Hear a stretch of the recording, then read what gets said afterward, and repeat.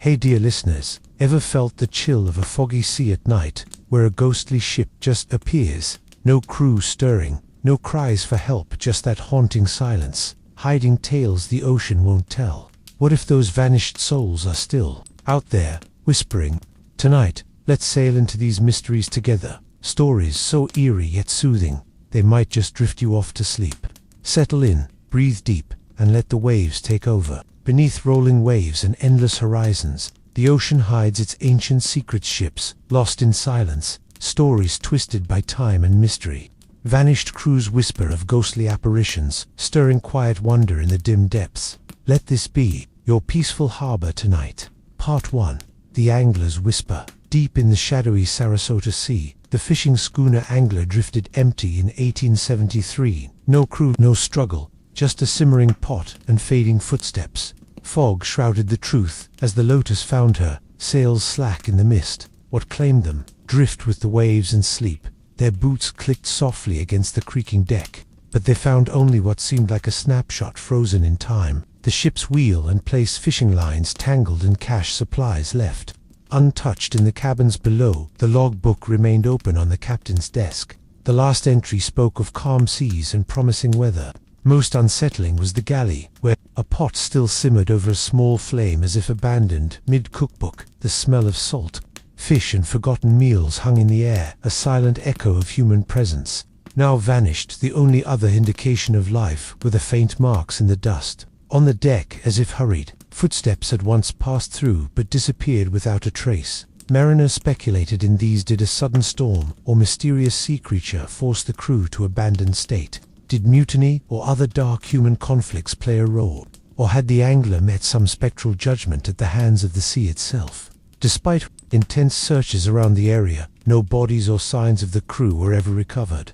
Further mystique arose from the ship's name itself, a cryptic symbol. The anglerfish, a deep-sea creature known for all luring prey, with an eerie glowing appendage, often associated with darkness and traps. The angler was doomed as a namesake, drawn into a nautical puzzle too complex to unfold over the years. Deploying sonar and submersible vessels have returned to the wreck's resting place, but old decay and deep seagrass beds guarded fiercely. The angler remains more than a wreck. It is a monument to unanswered questions, the kind that make nightfall on even the bravest watchkeepers. The legend teaches us that sometimes the most profound mysteries aren't how someone is lost, but how the silence afterward can speak volumes. Whispers carried on the tide's forever stirring surface but hiding what lies beneath. And so the ghost of the angler lingers on, inviting those who drifted close to ponder the moment when ordinary day on the sea turned into an eternal enigma. Part 2. The phantom silence of the Rang Maiden. In the murky waters of the Strait of Malaga, a region steeped in maritime legend and shadowed by countless shipwrecks, lies a story cloaked in chilling mystery. The tale of the Rang Maiden, unlike most incidents grounded in solid factual records, the fate of this Dutch schooner has woven itself tightly into the fabric of ghost stories told in hushed tones throughout Southeast Asia. It was in 1947 when a distress signal cut through the static of maritime communication, a message so fragmented and eerie it would haunt radio operators for decades. The transmissions were brief, filled with desperate fragmented phrases. All officers died lying in the chart room and bridge, possibly the whole crew dead. Shortly after it came a final incomprehensible scream, and then an ominous silence that immediately set alarms ringing across the shipping lanes, responding to the eerie call. A nearby United States Navy ship, the Silver Star, altered its course, raced toward the Rang Maiden's last reported coordinates. What awaited the responders was a scene out of a macabre dream, a silent tableau of frozen horror. As they boarded, the schooner of the crew found an unbroken calm resting on the surface, the eerie calm typical of a sea that holds its breath. Every member of the Rang Maiden's crew lay dead, their faces twisted in expressions of pure terror. No visible wounds, no signs of struggle, no external injuries to explain the sudden and mass demise. The captain was found on the bridge, slumped over the wheel, his eyes wide open and mouth fixed in a silent scream. Nearby officers collapsed near the chart room, their last moments seemingly etched onto their features like a ghastly photograph. The dog, a faithful shipmate, was found dead on the deck, its body unnaturally rigid. The ship itself held no visible damage, and the air inside was reportedly thick with an unidentifiable bitter metallic smell that seemed to deepen the sense of unease. The Silver Star's crew, as they worked to investigate and tow the schooner to shore, reported strange occurrences, ghostly figures glimpsed in the shadows, unexplained drops in temperature, and an oppressive silent seat that blanketed the decks. Like a shroud soon after, as the tugboat was towing the Yang Median, a sudden explosion was reported. The schooner burst into flames and quickly sank into the depths, taking with it any chance of a full forensic investigation. Distrust and conspiracy theories arose in equal measure.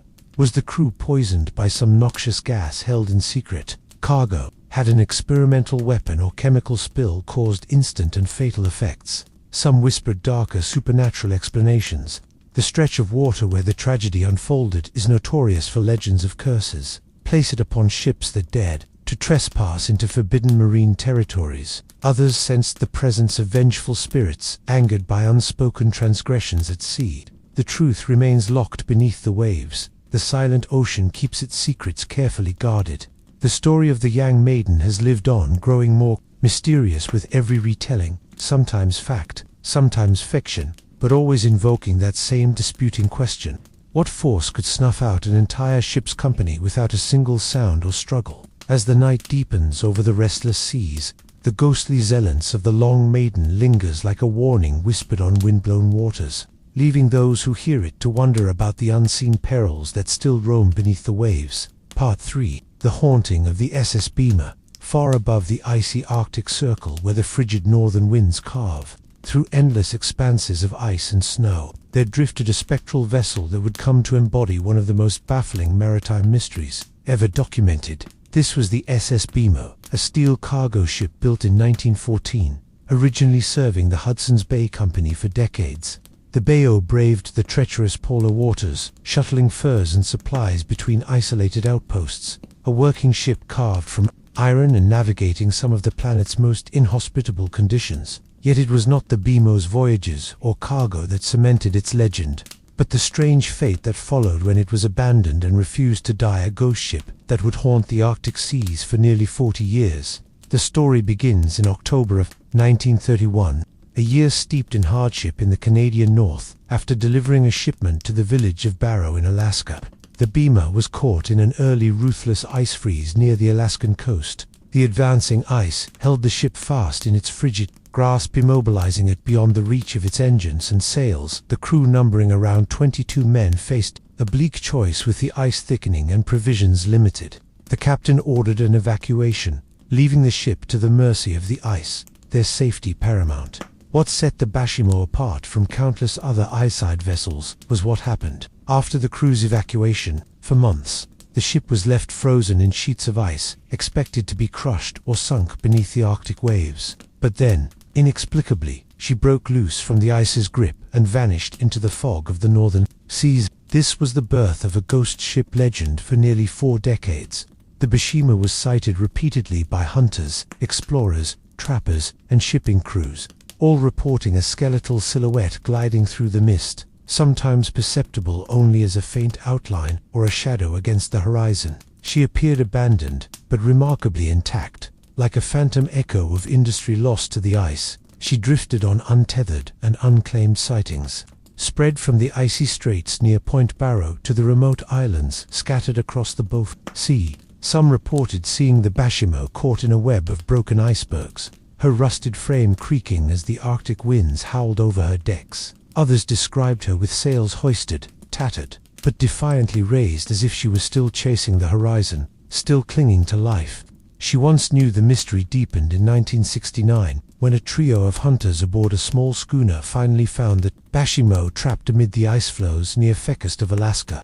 Once again approaching cautiously, they boarded the vessel, curious about the ghostly figure that had eluded them for years inside the ship, paradoxically preserved in abandoned cabins, worn by wind and frost, equipment coated in rust but untouched by human hands for decades. The only inhabitants were birds nesting in the rigging and seals swimming silently beneath the hull. Efforts to salvage the Bashima that year proved futile. The ice was relentless, the vessel slipping from grasp once more and disappearing into the swirling Arctic mists.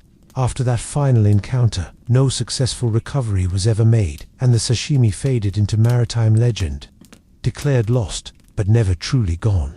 What caused Bashimo's uncanny survival and repeated returns to the surface? Some speculate mechanical anomalies, perhaps a build of ghostly momentum, or trapped air pockets keeping our buoyant far longer than any iron body should last in those waters. Others attribute it to the stirring of ancient spirits, guardians of the unforgiving north, refusing to surrender their charges to the deep. Moreover, the Bashimos, drifting throughout nearly 40 years, challenges all known truths about wrecks frozen in polar seas. It defies the expected fate of such vessels, normally crushed by ice, sunk by storms, or claimed by the ocean floor. Instead, Bashimo seemed to glide like a restless soul, unwilling to sink, a perpetual guardian of secrets. Beneath the aurora's dancing light, the ship's eerie reputation added layers to local Inuit folklore, blending with tales of powerful spirits and unpredictable forces hidden beneath the ice. For seafarers, hunters, and explorers who traverse these remote, harsh regions, the Bashimo became more than a ship, implied the unforgiving spirit of the Arctic itself. A reminder that some mysteries swim just below the frozen horizon, as elusive as the shimmering northern lights. The haunting saga of the SS Bashimo is a tale that stirs a quiet fascination. The image of a lone steel ghost, adrift on endless ice and sea, untouched by time, fearlessly drifting in a realm where man is merely a visitor. To gaze upon her silhouette through the mist was to glimpse the boundary between the known world and the unfathomable, between life and its whispering afterlife on the ocean's silent stagger. Legend whispers in the cold northern winds, to this day, carried wherever the ice flows and the chill bites deep, a haunting reminder that sometimes the ocean, coupled with the endless Arctic ice, refuses to let go. Part 4. The silent voyage of the Mary Celeste, amid the vast expanse of the Atlantic Ocean, where the waves stretch endlessly beneath. A rolling sky drifts, a maritime enigma that has captivated imaginations and haunted seafarers for more than a century. The story of Mary Celeste. This American brigantine, a sturdy merchant ship built in 1861, set sail on what should have been a routine voyage, only to become a chilling testament to the sea's unfathomable mysteries. On November 7, 1872, the Mary Celeste departed from New York Harbor, bound for Genoa, Italy, with a cargo of denatured alcohol packed in barrels, commanded by Captain Benjamin Briggs, a seasoned and respected seaman. The vessel carried his wife and young daughter aboard, along with a crew of 7 experienced sailors. The departure was marked by clear, hopeful skies and a smooth breeze that promised a steady passage across the Atlantic. Shifting moods stayed later. On December 5th, the British merchant ship Datada, navigating near the Author's Island, spotted the Mary Celeste drift, and without any sign of life. The ship's sails hung limp, the deck empty of movement, as if caught in a frozen moment between worlds. When the Diaz crew boarded, they uncovered a scene overwrought with eerie stillness and silent questions. Mary Celeste appeared, seaworthy, her hull intact, her cargo untouched, yet not a single soul could be found aboard. Captain Briggs's family and the crew had vanished without a trace. The ship's logbook told a steady tale until 10 days prior, when the last entry was made by the captain, mentioning calm seas and fair weather. Thereafter, no clues were left behind to signal what had gone wrong. The lifeboat was missing, but curiously there was no sign of a struggle or emergency. The ship's provisions were nearly untouched, food and water supplies sufficient for weeks. Personal belongings lay scattered, but not in haste or disorder. Even the ship's instruments, compass, chronometer, and sextant were found in place or carefully stowed. The only distressing detail was a broken pump chain, which some speculated could have hinted at flooding. Scholars, naval experts, and investigators proposed countless theories to explain the disappearance of the crew. Was it a sudden violent storm that forced the crew to evacuate? But the ship showed no damage. Consistent with such an event, could a cargo leak have caused toxic fumes to drive the crew, sick and delirious? The theory found footing in the presence of denatured alcohol, but no proof ever emerged. Pirates or mutiny were dismissed due to the lack of signs of violence or theft. Other suggestions veered toward the supernatural. Some believed a sea monster had claimed the crew, while others whispered of ghost ships and curses stirred by angry waters. The ambivalence of the ship's abandoned presence Again, such a backdrop of mystery spawned legends that would echo into books, movies, and tales passed down through generations. One particularly haunting account came from the DGAD's captain, who recalled a strange feeling upon boarding the Mary Celeste. A heavy silence punctuated by an overpowering scent of alcohol. Shadows seemed to cling to the corners of the ship's cabins, and a chill lingered in the air as though the ship carried with it the lingering spirits of lost souls. The Mary Celeste continued to drift aimlessly in maritime folklore, symbolizing abrupt disappearance and the overwhelming unknown beneath the ocean's surface. Several attempts to explain or retrace the ship's final moments are only deep in the mystery, as the true fate of Captain Briggs and his crew remains lost to time, unanswered and unresolved. Even in the modern age of satellite tracking, sonar surveys, and oceanic research, the empty hull of the Mary Celeste has never been found, and its crew never recovered. They vanished as completely as if swallowed by the sea itself, leaving behind a ghostly silhouette, drifting endlessly in the collective consciousness of those who ponder the ocean's most confounding secrets. The story of Mary Celeste serves as a somber reflection on the vulnerability of man against the vastness and caprice of the sea, a reminder that sometimes the ocean does not just take lives, but it also takes away their stories, leaving only a whispering silence that stretches as far as the horizon. And so the ghost ship sails on in memory, a silent vessel, carrying the weight of unsolved questions across restless waters. Part 5. The vanishing crew of the Carol lay daring along the treacherous eastern coast of the United States, where the Atlantic Ocean meets the capricious winds of the Outer Banks. There lies a ghost story that has haunted maritime minds for nearly a century. The perplexing disappearance of Carol Deering. This 5-masted schooner, a proud vessel built in 1919 and once a marvel of commercial sailing, became the center of one of the most confounding and eerie shipwrecks. Mysteries of the 1920s. The tale begins with Carol A. Deering's final voyage. In the early summer of 1921, captained by Captain William Merritt, a seasoned mariner known for his steady hand and discreet demeanor, the schooner was chartered to transport a load of coal from Norfolk, Virginia, to the sugar plantations in Rio de Janeiro, Brazil. The journey promised both profit and prestige, just another routine passage on well-trodden waters, or so it seemed after leaving Norfolk. On July 28th, the Carol A. Deering was seen sailing steadily down the Atlantic coast, her sails catching the salty breeze as she headed south. Reports from passing ships confirmed her progress. The crew appeared healthy, and the ship in good order. Weather conditions along the route were fair, as she navigated the volatile maze of shores and reefs off the North Carolina coast. But then, something inexplicable happened on August 31st, nearly a month into the voyage, and well within expected range. The drain was spotted run aground, and abandoned on the shifting sands of Cape Hatteras, is a place notorious for its steadily shallow and erratic currents, known as the graveyard of the Atlantic. What made this sighting chilling was the absence of any living soul aboard the ship, as eerily silent sails, lowered navigation instruments, missing or vandalized, and no signs of recent struggle. Curiously, the vessel's log was nowhere to be found, and even the lifeboat was missing, providing haunting clues to a sudden and mysterious evacuation.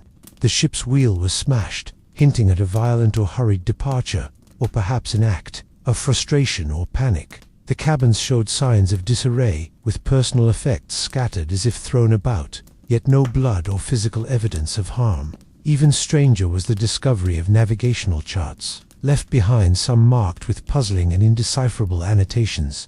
Efforts to uncover the fate of the Carol A. Deering's crew quickly spiraled into a labyrinth of theories and speculation.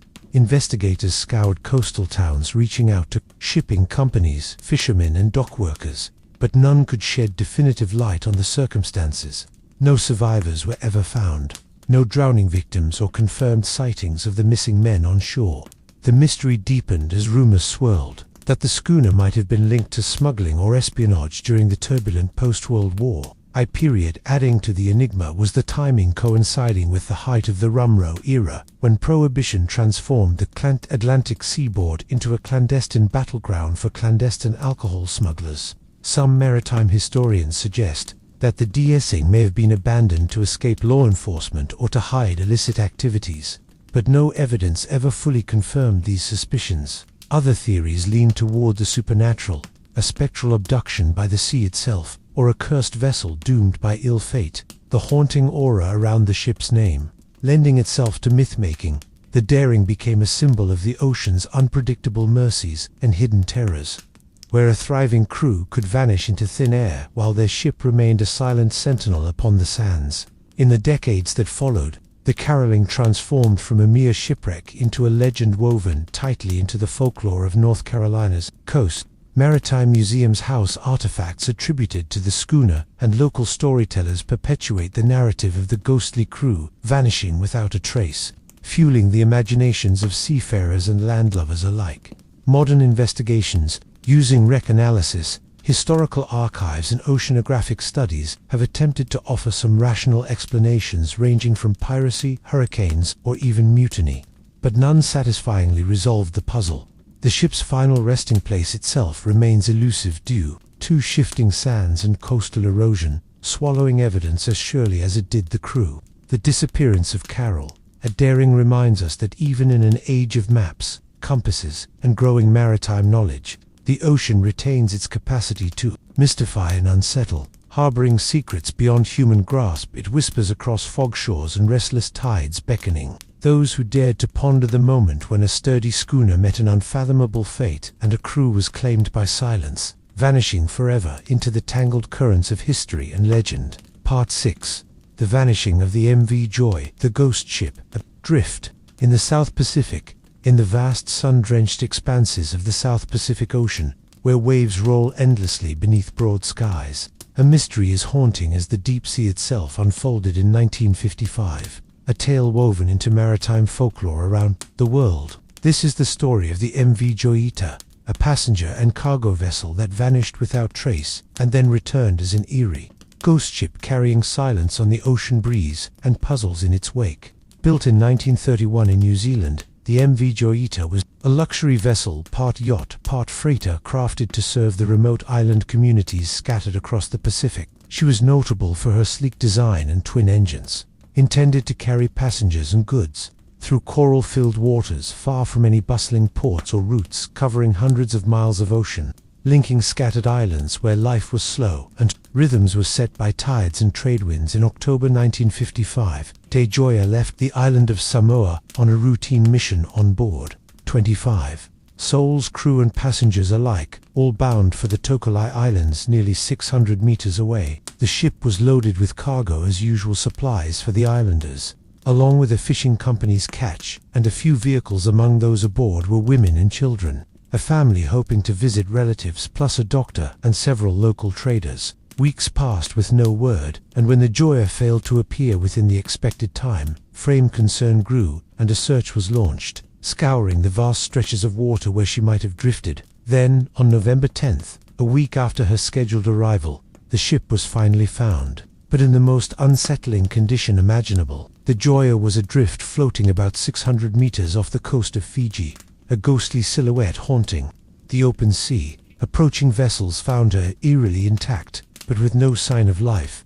The engines were dead and flooded radio equipment smashed and useless. Lifeboats were missing or lowered, and no one aboard the ship seemed abandoned. A vessel frozen in a moment of silent desperation. Boarding parties discovered that cargo was scattered across the decks, some stowed belligerently, some left neatly, while the galley held remnants of a meal. Abruptly interrupted personal belongings, a child's toy, a doctor's bag laid above cabins, but there was no evidence of panic or struggle. Oddly, the ship's logbook had vanished, and official records were incomplete or inconsistent. Medical supplies and food were plentiful, so hunger or illness seemed an unlikely culprit for the disappearance. The ship's steering gear was damaged, but not beyond repair. Repair bloodstains were nearly absent, and the few minor injuries observed were inconsistent with a violent event. The life rafts that remained were carefully secured, but empty, raising the fear that the crew and passengers had abandoned ship in a hurry and either perished in the water or were lost to some unforeseen horror. Theories about what happened swirled endlessly. Some suspected piracy, but the Joy's isolation in far-flung waters, combined with a lack of theft or ransom demands, rendered this improbable.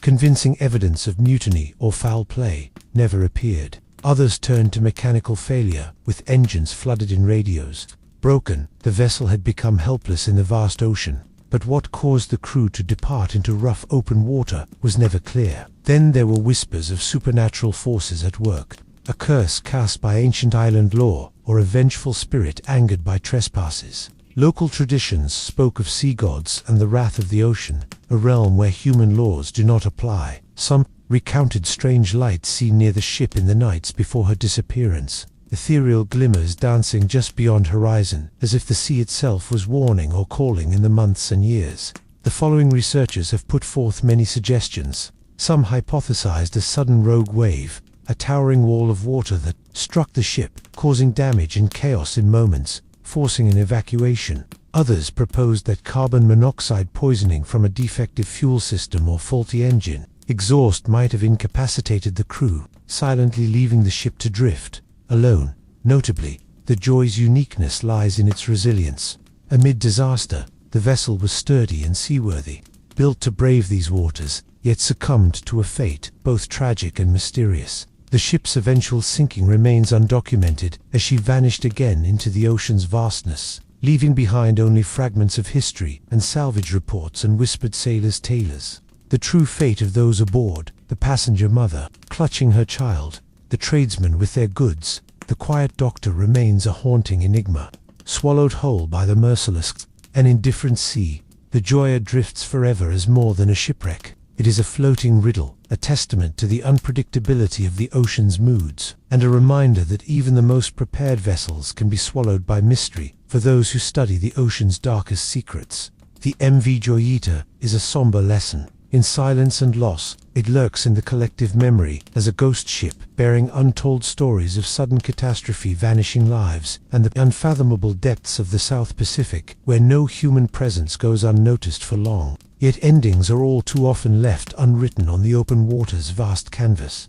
And so the Joy shadow sails on a spectral vessel, adrift in the endless blue, a quiet guardian of forgotten whispers, inviting reflection on the ocean's vast unyielding embrace and the fragile human hopes that drift with every tide. Part 7. The ghostly voyage of the ESA water, the southern shores of Africa, where the cold banal current meets the vast expanse of the Atlantic Ocean. There lies a story submerged, not just by water and waves, but by time, silence, and relentless mystery. The tale of the SS Water, a grand passenger and cargo steamer. The Warrior was often called the Titanic of the South due to her impressive size and tragic disappearance.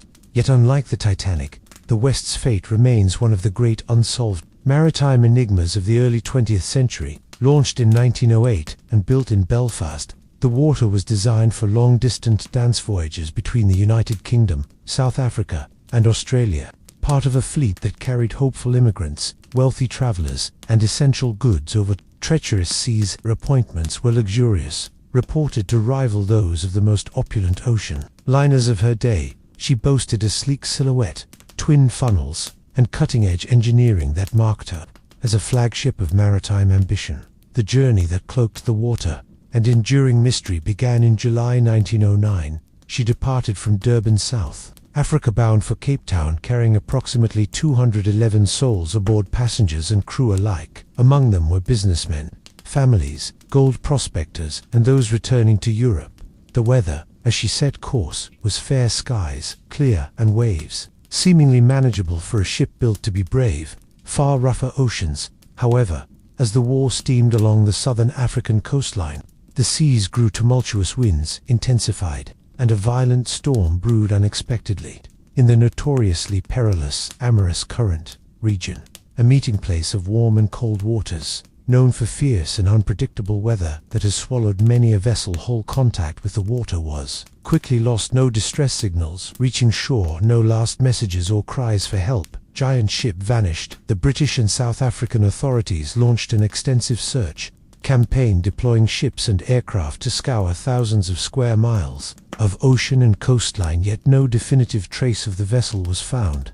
No wreckage washed ashore, no survivors or bodies recovered. Only scattered pieces of debris presumed to belong to the war to air were ever identified, and even those were few and far between. The mysteries surrounding the Warrior's disappearance has puzzled historians, nautical engineers, and explorers for more than a century. What could cause such a mighty ship considered stable and well built to simply vanish without a trace? Examining the records from her few previous voyages, some noted mechanical issues and concerns about instability, but these were never officially confirmed as factors. Was it structural failure or a rogue wave that overwhelmed her decks? Or was there something more sinister lurking in the dark waters of the Agora? A hidden reef, shifting sands, or a sudden whirlpool? Multiple eyewitness accounts dating from the period described sightings of a large ship battling massive seas, flinging up torrents of spray and struggling against relentless into the storm. Some survivors from nearby vessels recalled hearing distant muffled cries and seeing flares fired into the darkening sky, but all proved inconclusive. Speculation was rampant. Some suggested a catastrophic design flaw caused the ship to capsize in the heavy swell. Others believed sabotage or mutiny might have played a shadowy role, while a few entertained darker notions of the ship being swallowed by the oceans.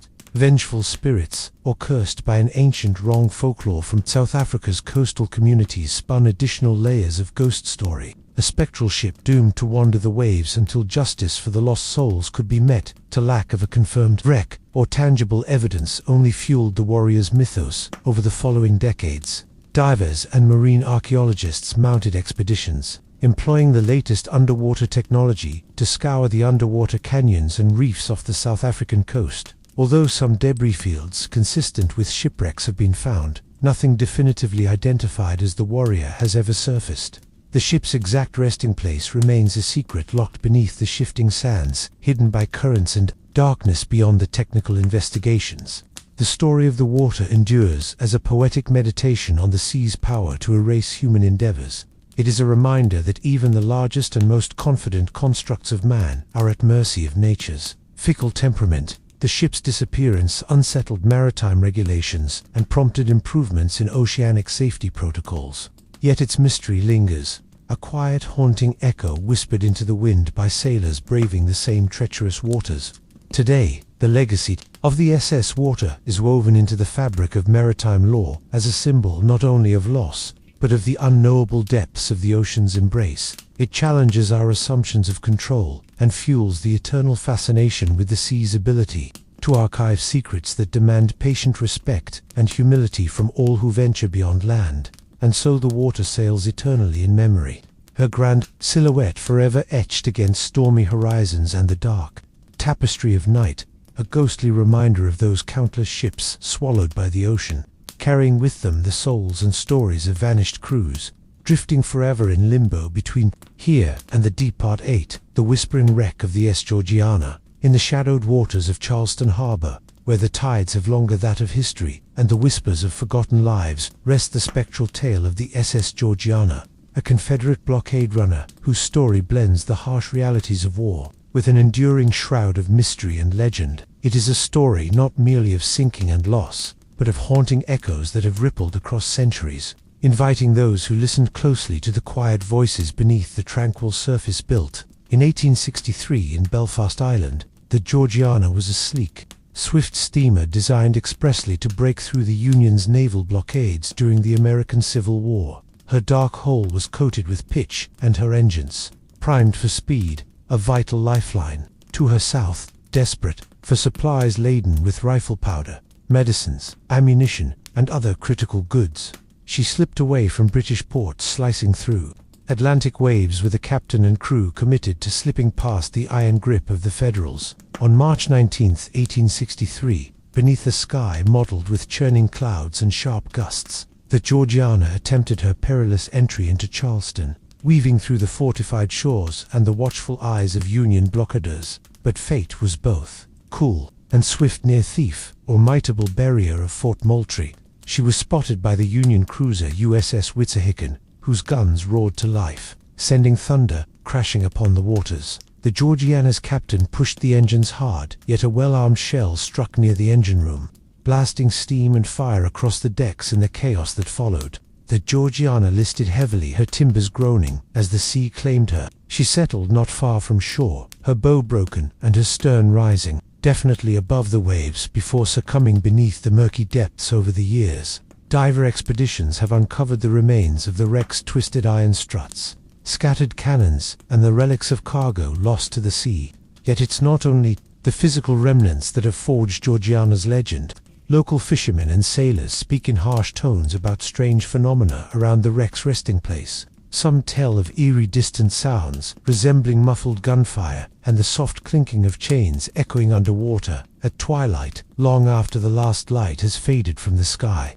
Others recount ghostly lights dancing just above the waterline, when fog rolls in a faint glow like lanterns carried by unseen hands. A few harbor workers have claimed to glimpse shadowy figures, moving beneath the surface, glimpses of sailors, forever trapped between worlds, forever bound to a ship that once tried to slip through the jaws of war. The most enduring mystery concerns the whispered legends of those who went down with the Georgiana. Accounts from surviving witnesses speak of a frantic evacuation with some crew saved by passing boats, but others swallowed whole by the murky depth. Shaver folklore suggests that not all souls found peace. They say faint haunting hymns drift upwards from the sands on some nights, a plain of sea shanties sung as a lullaby for restless spirits.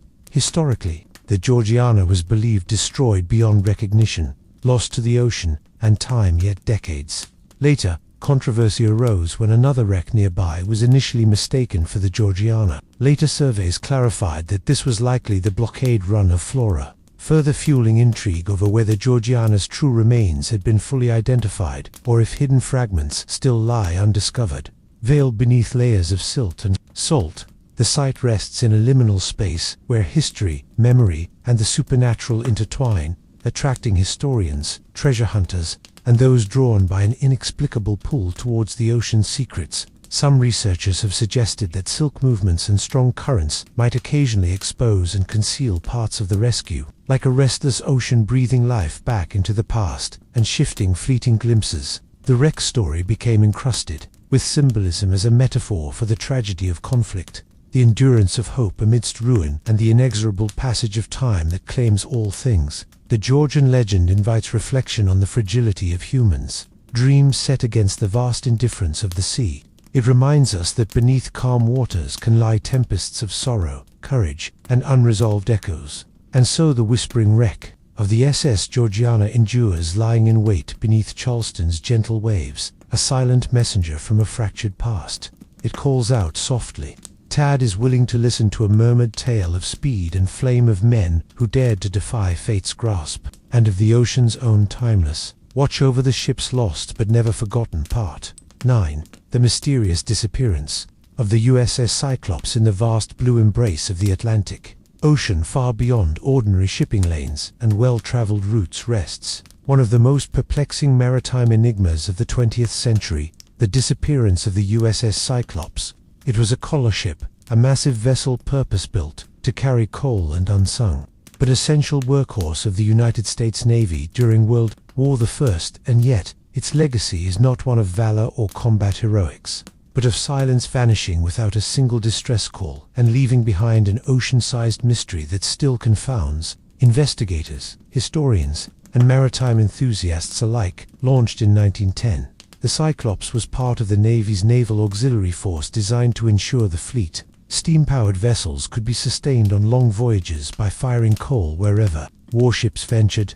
This colossal carrier measured over 540 feet in length and displaced more than 19 tons of steel and engineering. Yet in 1918, it would become the largest non-combat vessel ever lost at sea. Without explanation, her final mission began on February 16, 1918. Departing from the Corey port of Newport News, Virginia, bound for the island of Barbados in the West Indies, aboard with 309 men, including a complement of officers, enlisted, sailors, and civilian crew members filling every corner of the ship. The cargo, an enormous load of manganese, or a crucial mineral in steel production and war machinery. Manufacturing the seas were calm, weather reported as clear, and the route chart neatly over the well-mapped expanse of the western Atlantic. Yet, after sending routine radio messages shortly after departure, the Cyclops simply vanished. No distress call came, no mayday cry or harrowing broadcast. Communication ceased entirely, as if the ship and all hands had been swallowed whole by the ocean.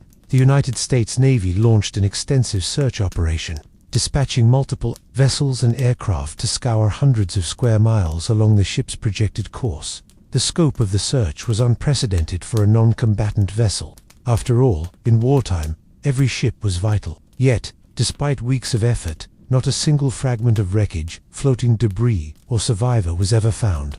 The disappearance of the Cyclops remains the single largest non-combat loss of life in U.S. Navy history. To add to the mystery, many of the passengers were naval reservists, engineers, and international laborers, their fates forever entwined in the depths of a silent sea. The theories attempting to explain the loss are as vast as the ocean itself, none fully satisfying nor conclusive. One possibility points to structural.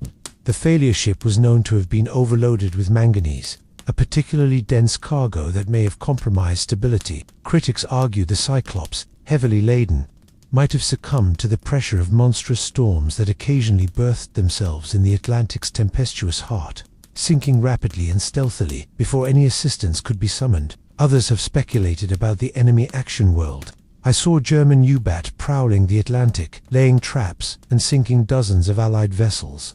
Could the Cyclops have been torpedoed in secret? Yet no submarine claimed to kill. No evidence of an underwater explosion or wreckage, consistent with a violent detonation, was never recovered. The U.S. Navy's own post-war reviews discounted enemy involvement due to the lack of corroborating proof, adding layers to the mystery.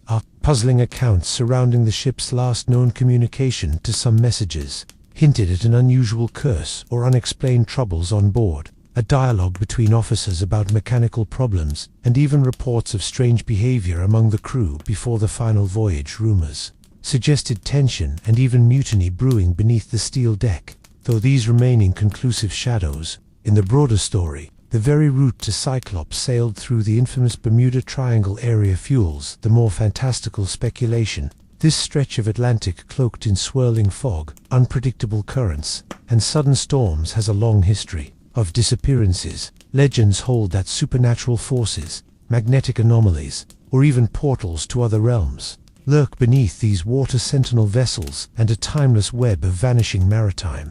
Mystics posit that the Cyclops' cargo of dense manganese, or could itself, have interacted mysteriously with the Earth's magnetic field, creating a compass-busting effect and causing navigational errors that led the ship into dangerous reefs or whirlpools, places from which rescue was impossible. Others believed the ship was overwhelmed and sunk by an immense anomalous wave, the kind of monstrous rogue waves recorded but dismissed by sailors of earlier generations. But despite exhaustive investing in decades of speculation, the final resting place of the USS Cyclops remains. No sonar imaging nor deep-sea expeditions have definitively located the wreck. The oceans, seemingly indifferent, protects its secrets with an immense and silent authority. The tale of the Cyclops invites contemplation on the fragility of human endeavors. Against nature's vast canvas, it reminds us that even the mightiest of ships can vanish without trace. Consumed by the restless sea, the disappearance ripples across time, a haunting absence where over 300 lives were lost.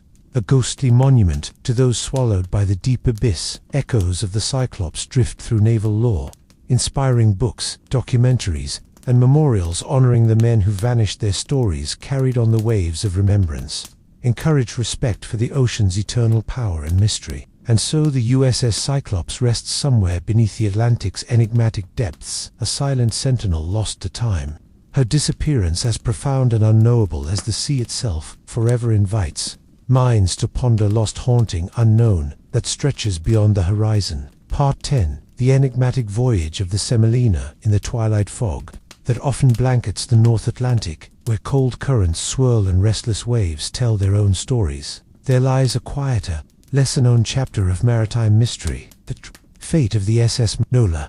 This British merchant steamer, built in the early 20th century, was no stranger to the ocean's indifference. Yet her story is one of abrupt disappearance, haunting cargo, and questions that linger beneath the salt air like an elusive whisper.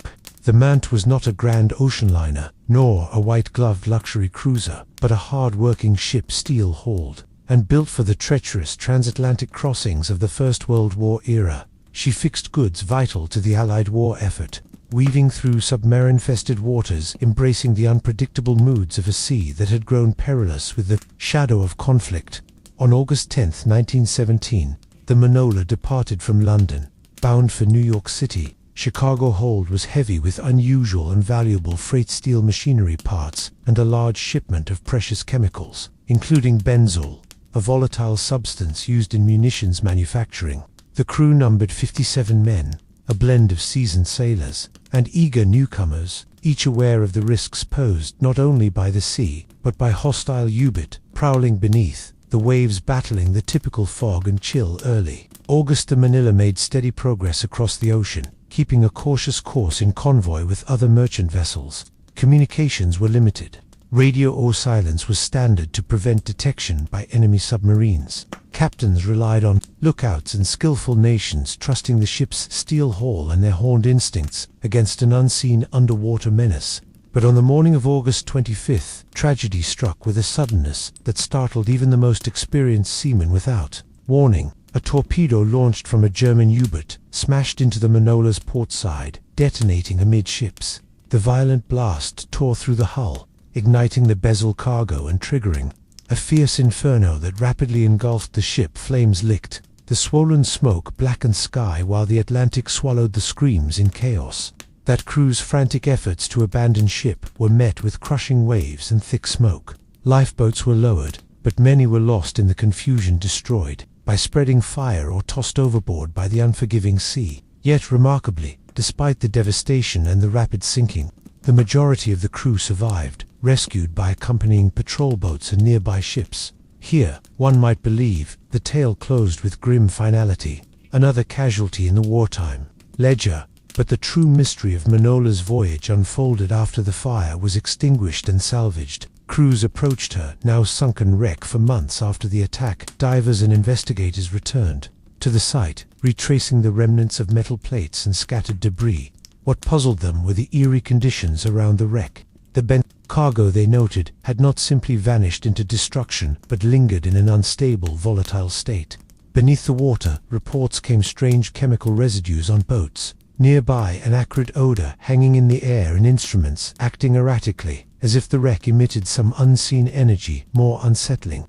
Still were ties from salvage divers who worked at the site, described feeling watched by unseen presences, shadow slipping just beyond the edge of vision.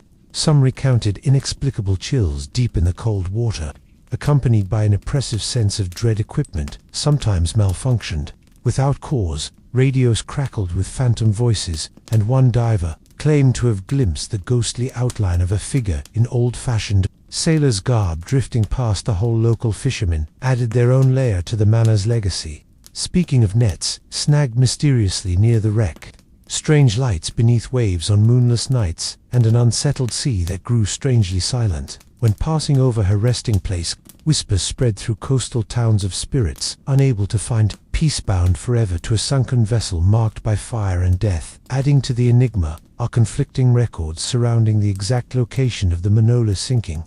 Some official logs suggest one set of coordinates, while survivor testimonies place it miles away, implying the ship may have drifted or sunk in an unexpected spot. This discrepancy has complicated efforts to fully map the wreck and uncover lost artifacts, turning the site into a submerged puzzle box at the mercy of shifting sands. And current researchers and marine historians continue to debate the man's place in maritime lore. Some view the strange diver's experiences as psychological effects of stress and hazardous diving conditions, while others suggest the benzochemical properties might create odd sensory phenomena that confuse human perception. Still, no explanation fully accounts for the reports of phantom sightings or the eerie lingering presence. Many attest to more poetically the Mento can be seen as a symbol of the invisible dangers that accompany war at sea. Silent threats hidden beneath the waves, both physical and metaphysical. The ship's fiery end and the ghostly resonance that followed serve as a testament to the ocean's unpredictable power to transform not only matter, but memory to those who probe deeper into the eerie phenomena. The SS Manola is more than a sunken steamer lost to history. It is a spectral monument to lives saved and lost, volatile relating secrets within its shattered hull and burning cargo. A shipwreck that, despite her watery grave, refuses to sink quietly into the past, in the dark, undulating waters of the North Atlantic, beneath nights brushed with pale stars and veiled in drifting mist. The ghost of the Manola lingers, ever waiting, ever whispering her story to those who dare listen. A solemn echo of flame and shadow riding the restless tides. Part 11. The unsolved mystery of the MV High Aim in the vast tepid waters of South China. See, a vessel named the MVH High 6 etched itself into maritime dark history not through its grandeur or pioneering voyages, but through an eerie disappearance cloaked in whispers and suspicion. This Taiwanese fishing trawler, modest in size but sturdy in build, became the subject of international intrigue and supernatural speculation in the early 2010s, remembered not only for what was lost but for the chilling questions left unanswered. The Haim 6 was a typical tuna longliner, a workhorse of the ocean designed for the demanding task of venturing far into open waters, setting long lines with baited hooks and returning with valuable catches for markets across Asia. Her crew, a mix of seasoned fishermen from Taiwan and Southeast Asia, were accustomed to the risks inherent in their trade: endless horizon, shifting weather, and the silent dangers of the sea. Yet nothing in their experience prepared them for the strange. Away from AIM 6 on a routine voyage departing from Carlson Harbor in August 2012, the tower set its course for the abundant fishing grounds near the contested Scarborough shore, a disputed but bountiful area in the Western Pacific. The crew, numbering 14 men, relayed routine communications for several days. Their broadcasts are marked by steady reports of weather and catch sizes. Nothing in their messages hinted at any trouble, but then the High AIM 6 ceased all transmissions. Several days passed with radio silence, sending ripples of concern through local maritime authorities and the families, waiting expectantly for news. What followed was a search operation involving Coast Guard ships, naval patrols, and private vessels scouring the apparently endless waves. Eventually the mystery deepened rather than solved itself. The High IM 6 was found in a drift near the infamous Philippine Sea Trench, a region known for volatile currents and steep underwater topography. The vessel bore no signs of damage, no ransom notes or distress. Flares the engine room hummed faintly. Fuel was ample and supplies lay undisturbed. Yet every single crew member had vanished. No bodies, no life rafts, no trace. When boarding parties explored the tower, they encountered a scene frozen and disquieting. Normally, personal belongings remained. Jackets hung neatly over chairs. Fishing paraphernalia lay scattered, but not in the frenzy one might expect from an emergency departure. The galley table was set, with half-finished cups of tea and utensils half placed on plates. Even the deck dog, a small companion, left to guard the ship, and the crew's absence was gone without explanation. Investigators combed every inch for clues. The ship's log showed no abnormal weather, no mechanical failures, no signs of attack. Satellite tracking data hinted that the ship had altered course before coming to rest, but no signals indicated broadcast distress. The digital logs stored inside Diva's navigation systems were wiped clean, deepening suspicions among officials. About foul play, rumors rippled beyond the factual, spiraling into the realm of the supernatural and the geopolitical. Some whispered of pirate attacks, not uncommon in South China, though piracy experts dismissed the possibility given the lack of theft or sabotage. Others speculated that military collisions or secret detentions had occurred amid the contested waters rife with diplomatic tensions. Yet none of these theories held concrete evidence. Local fishermen near the search area spoke of odd happenings, strange lights flickering on moonless nights, voices faintly carried on the wind, and an inexplicable stillness in the water where the ship drifted, kind of oceanic silence that pressed down upon the senses. Some elders murmured of the seas, taking a phrase passed down for generations to describe the seas. Mysterious claims of those who dared to make far more sinister conjectures arose as the crew was lured off by deep-sea currents to shadowy depths, or taken by unknown sea creatures.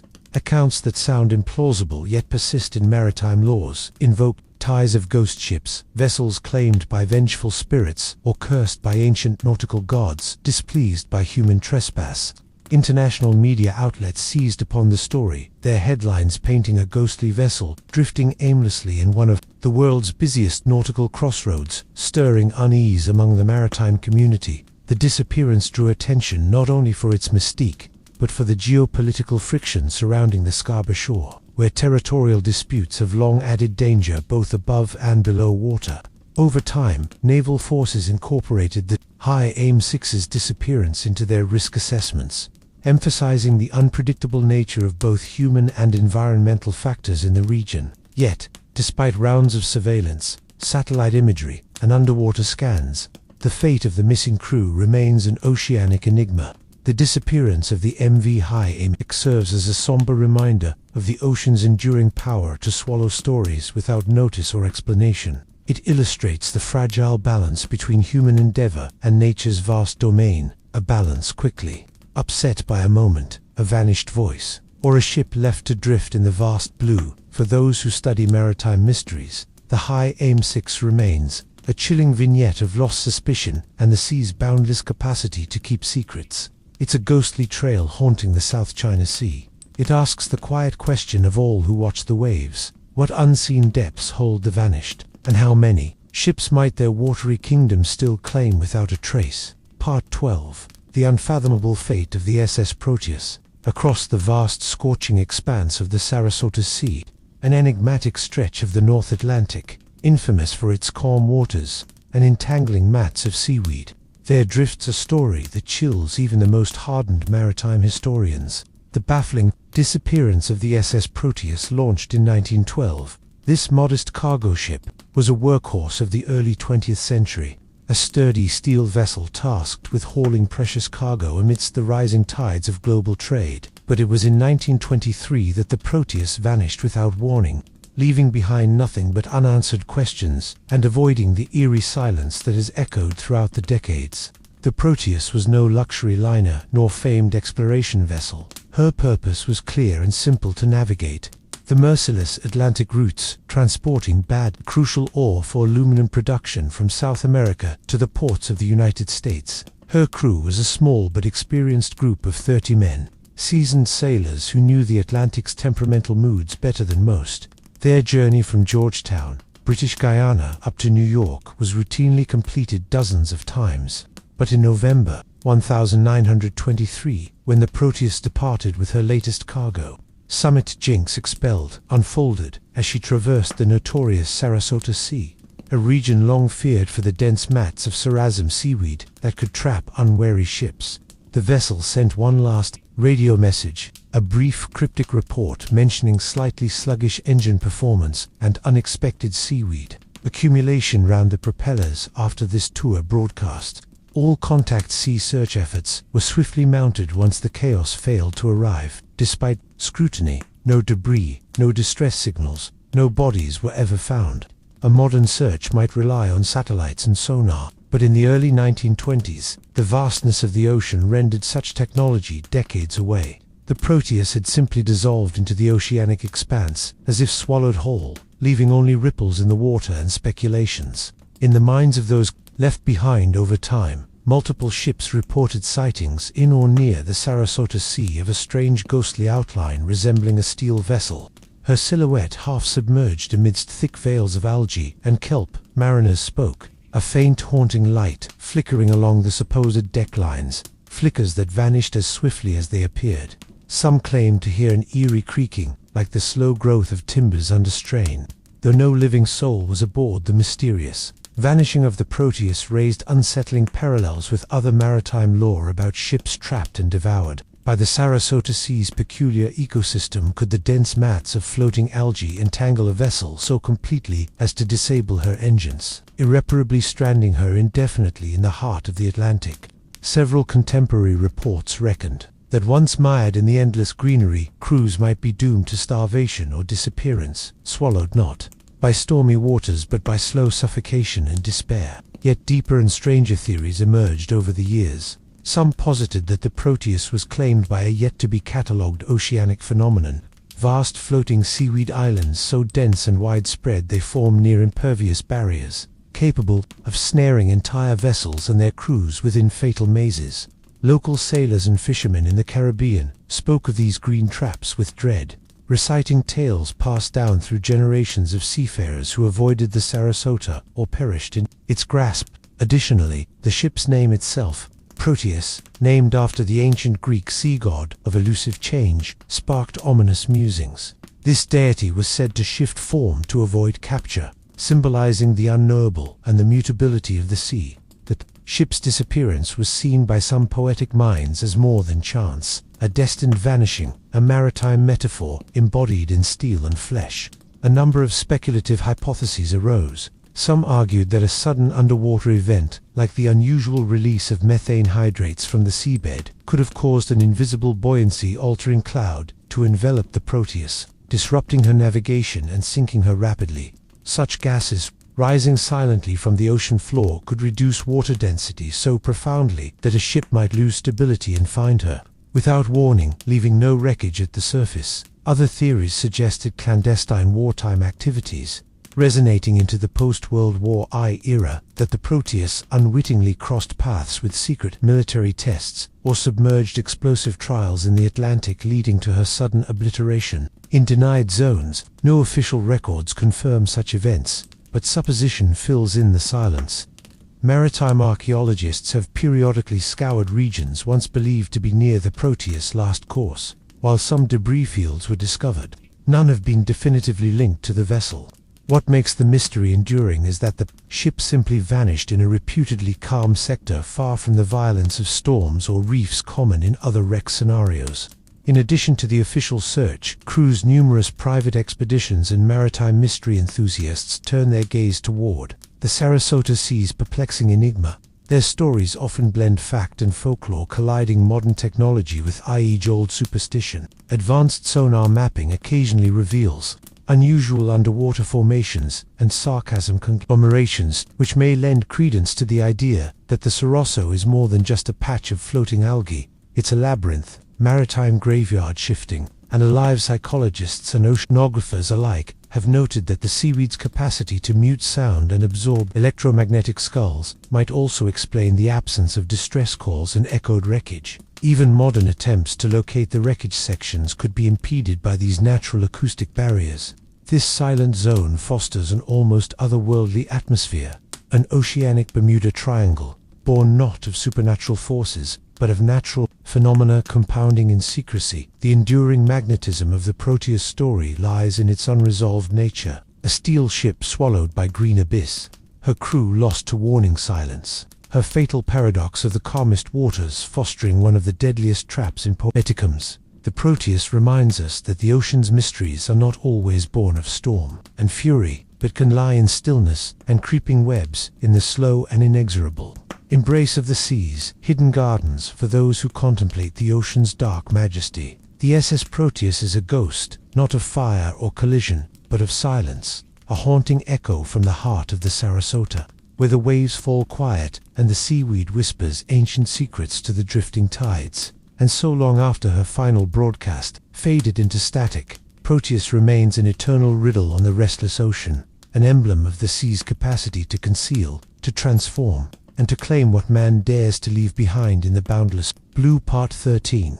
The ghostly legend of the MV, joyous far across the cerulean expanse of the Indian Ocean, where trade winds whisper ancient secrets. The passing vessels drifts a story seldom told, lingering in maritime whispers, the haunting tale of the MV Joyce. Unlike the grand liners or warships whose fates blaze across history's stages, the Joy was a modest cargo ship, a humble connector of far-flung ports laden with spices, textiles, and the hopes of distant lands. Yet in the year 1958, this unassuming vessel became the center of a baffling maritime enigma that still ripples through the ocean's layered myths. Built in the mid-1930s, the Joy was a sturdy steel cargo ship, registered in mashes designed primarily for coastal runs throughout the Indian Oceans, an archipelagos with a respectable capacity and an experienced crew. The ship carried goods essential to the island economies from Madagascar to the ports of Zanzibar and Bayan. She was beloved in local waters,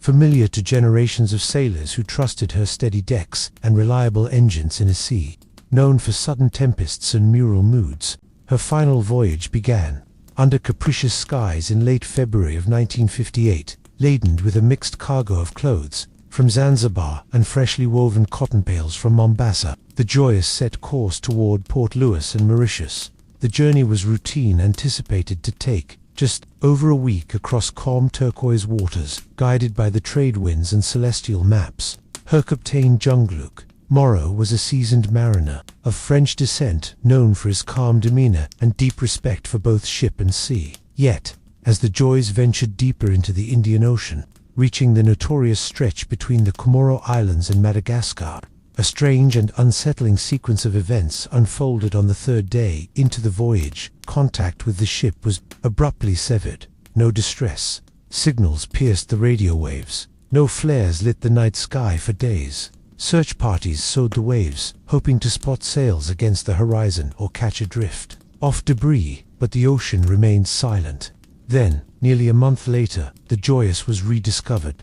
Adrift off the coast of Reunion Island, ships from nearby ports approached cautiously, almost hesitant. As if drawn by the ghostly echo of a ship long lost, the Joyous floated, as if caught in a spell. Her hull intact, sails, furled, engines cold. But with one chilling difference: no one remained aboarding parties. Found a ship hauntingly preserved in mid-journey. The galley showed signs of an unfinished meal.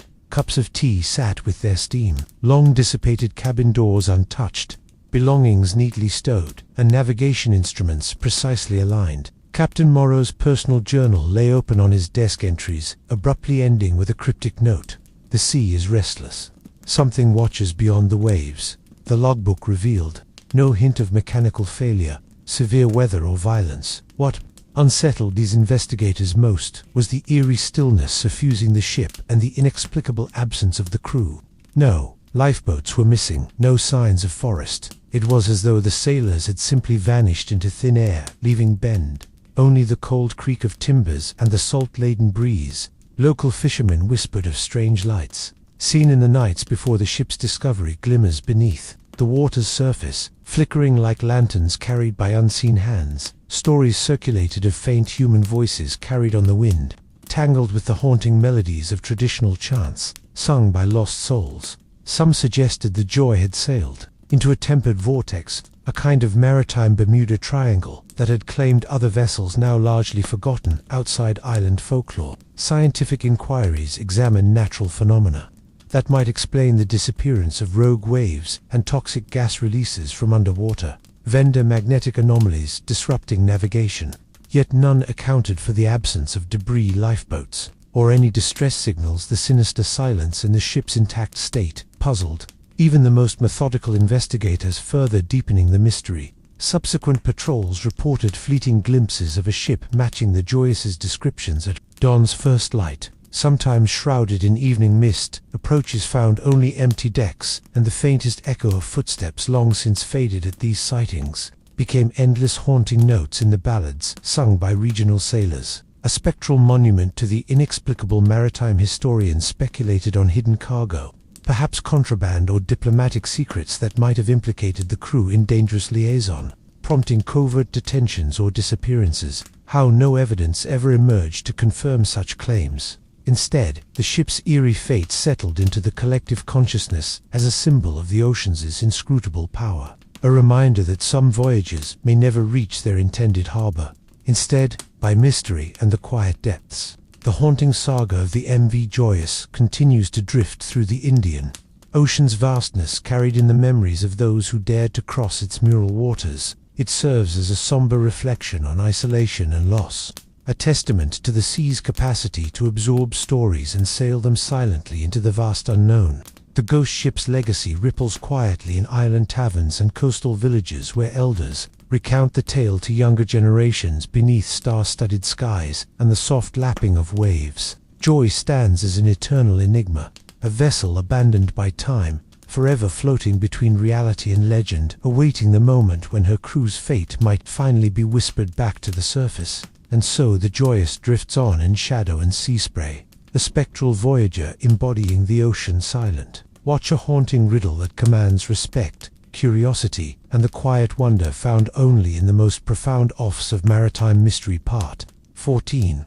The bewildering vanishing of the MV Joyous sister ship, the SS Valencia, along the rugged Pacific coastline of North America, where restless waves crash against jagged cliffs and dense fog often blankets the shores. There lingers an unsettling maritime legend tied close to one of the ocean's most haunting mysteries: the disappearance of the SS Valencia, a passenger steamer whose fate has puzzled historians Ghost stories and confused explorers for over a century. Constructed in 1883, the Valencia was a sturdy iron-hulled steamship designed for both cargo and passenger service, intended to navigate the treacherous coastal waters stretching from San Francisco up to the ports of Seattle and Vancouver. For years, she was a reliable vessel, trusted by countless travelers, daring to brave the Pacific's temperamental moods and blustery winds that beaded the region.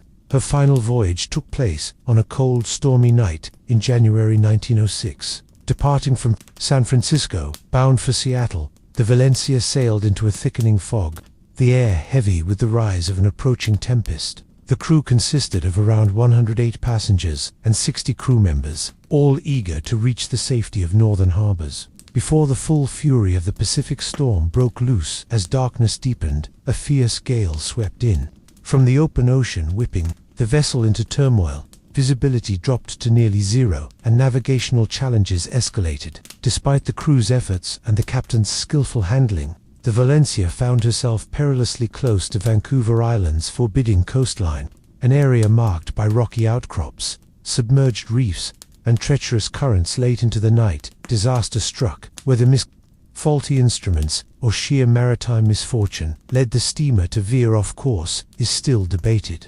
But before dawn, the Valencia slammed violently onto the rocky shore near Cape Bell. The hull cracked and the ship began to break apart, battered by relentless waves that mercilessly tore at her timbers. The ensuing wreck was catastrophic. Passengers struggled to launch lifeboats into violent seas. Many were swept away before ever reaching safety between exposure, drowning, and injuries. Survival was bleak. Local indigenous communities and rescuers worked tirelessly, rescuing those who could be found amid floating debris in the shroom shoreline. Despite these efforts, over 100 souls were lost, marking the Valencia sinking as one of the deadliest maritime tragedies on the Pacific coast. However, the story deepens beyond the tragic shipwreck itself. Over the years, numerous reports emerged painting the Valencia not merely as a wreck, but as a ghostly presence haunting the coast. Mariners passing near Cape Bell spoke of spectral lights flickering from the shoreline, the Valencia's lanterns glowing faintly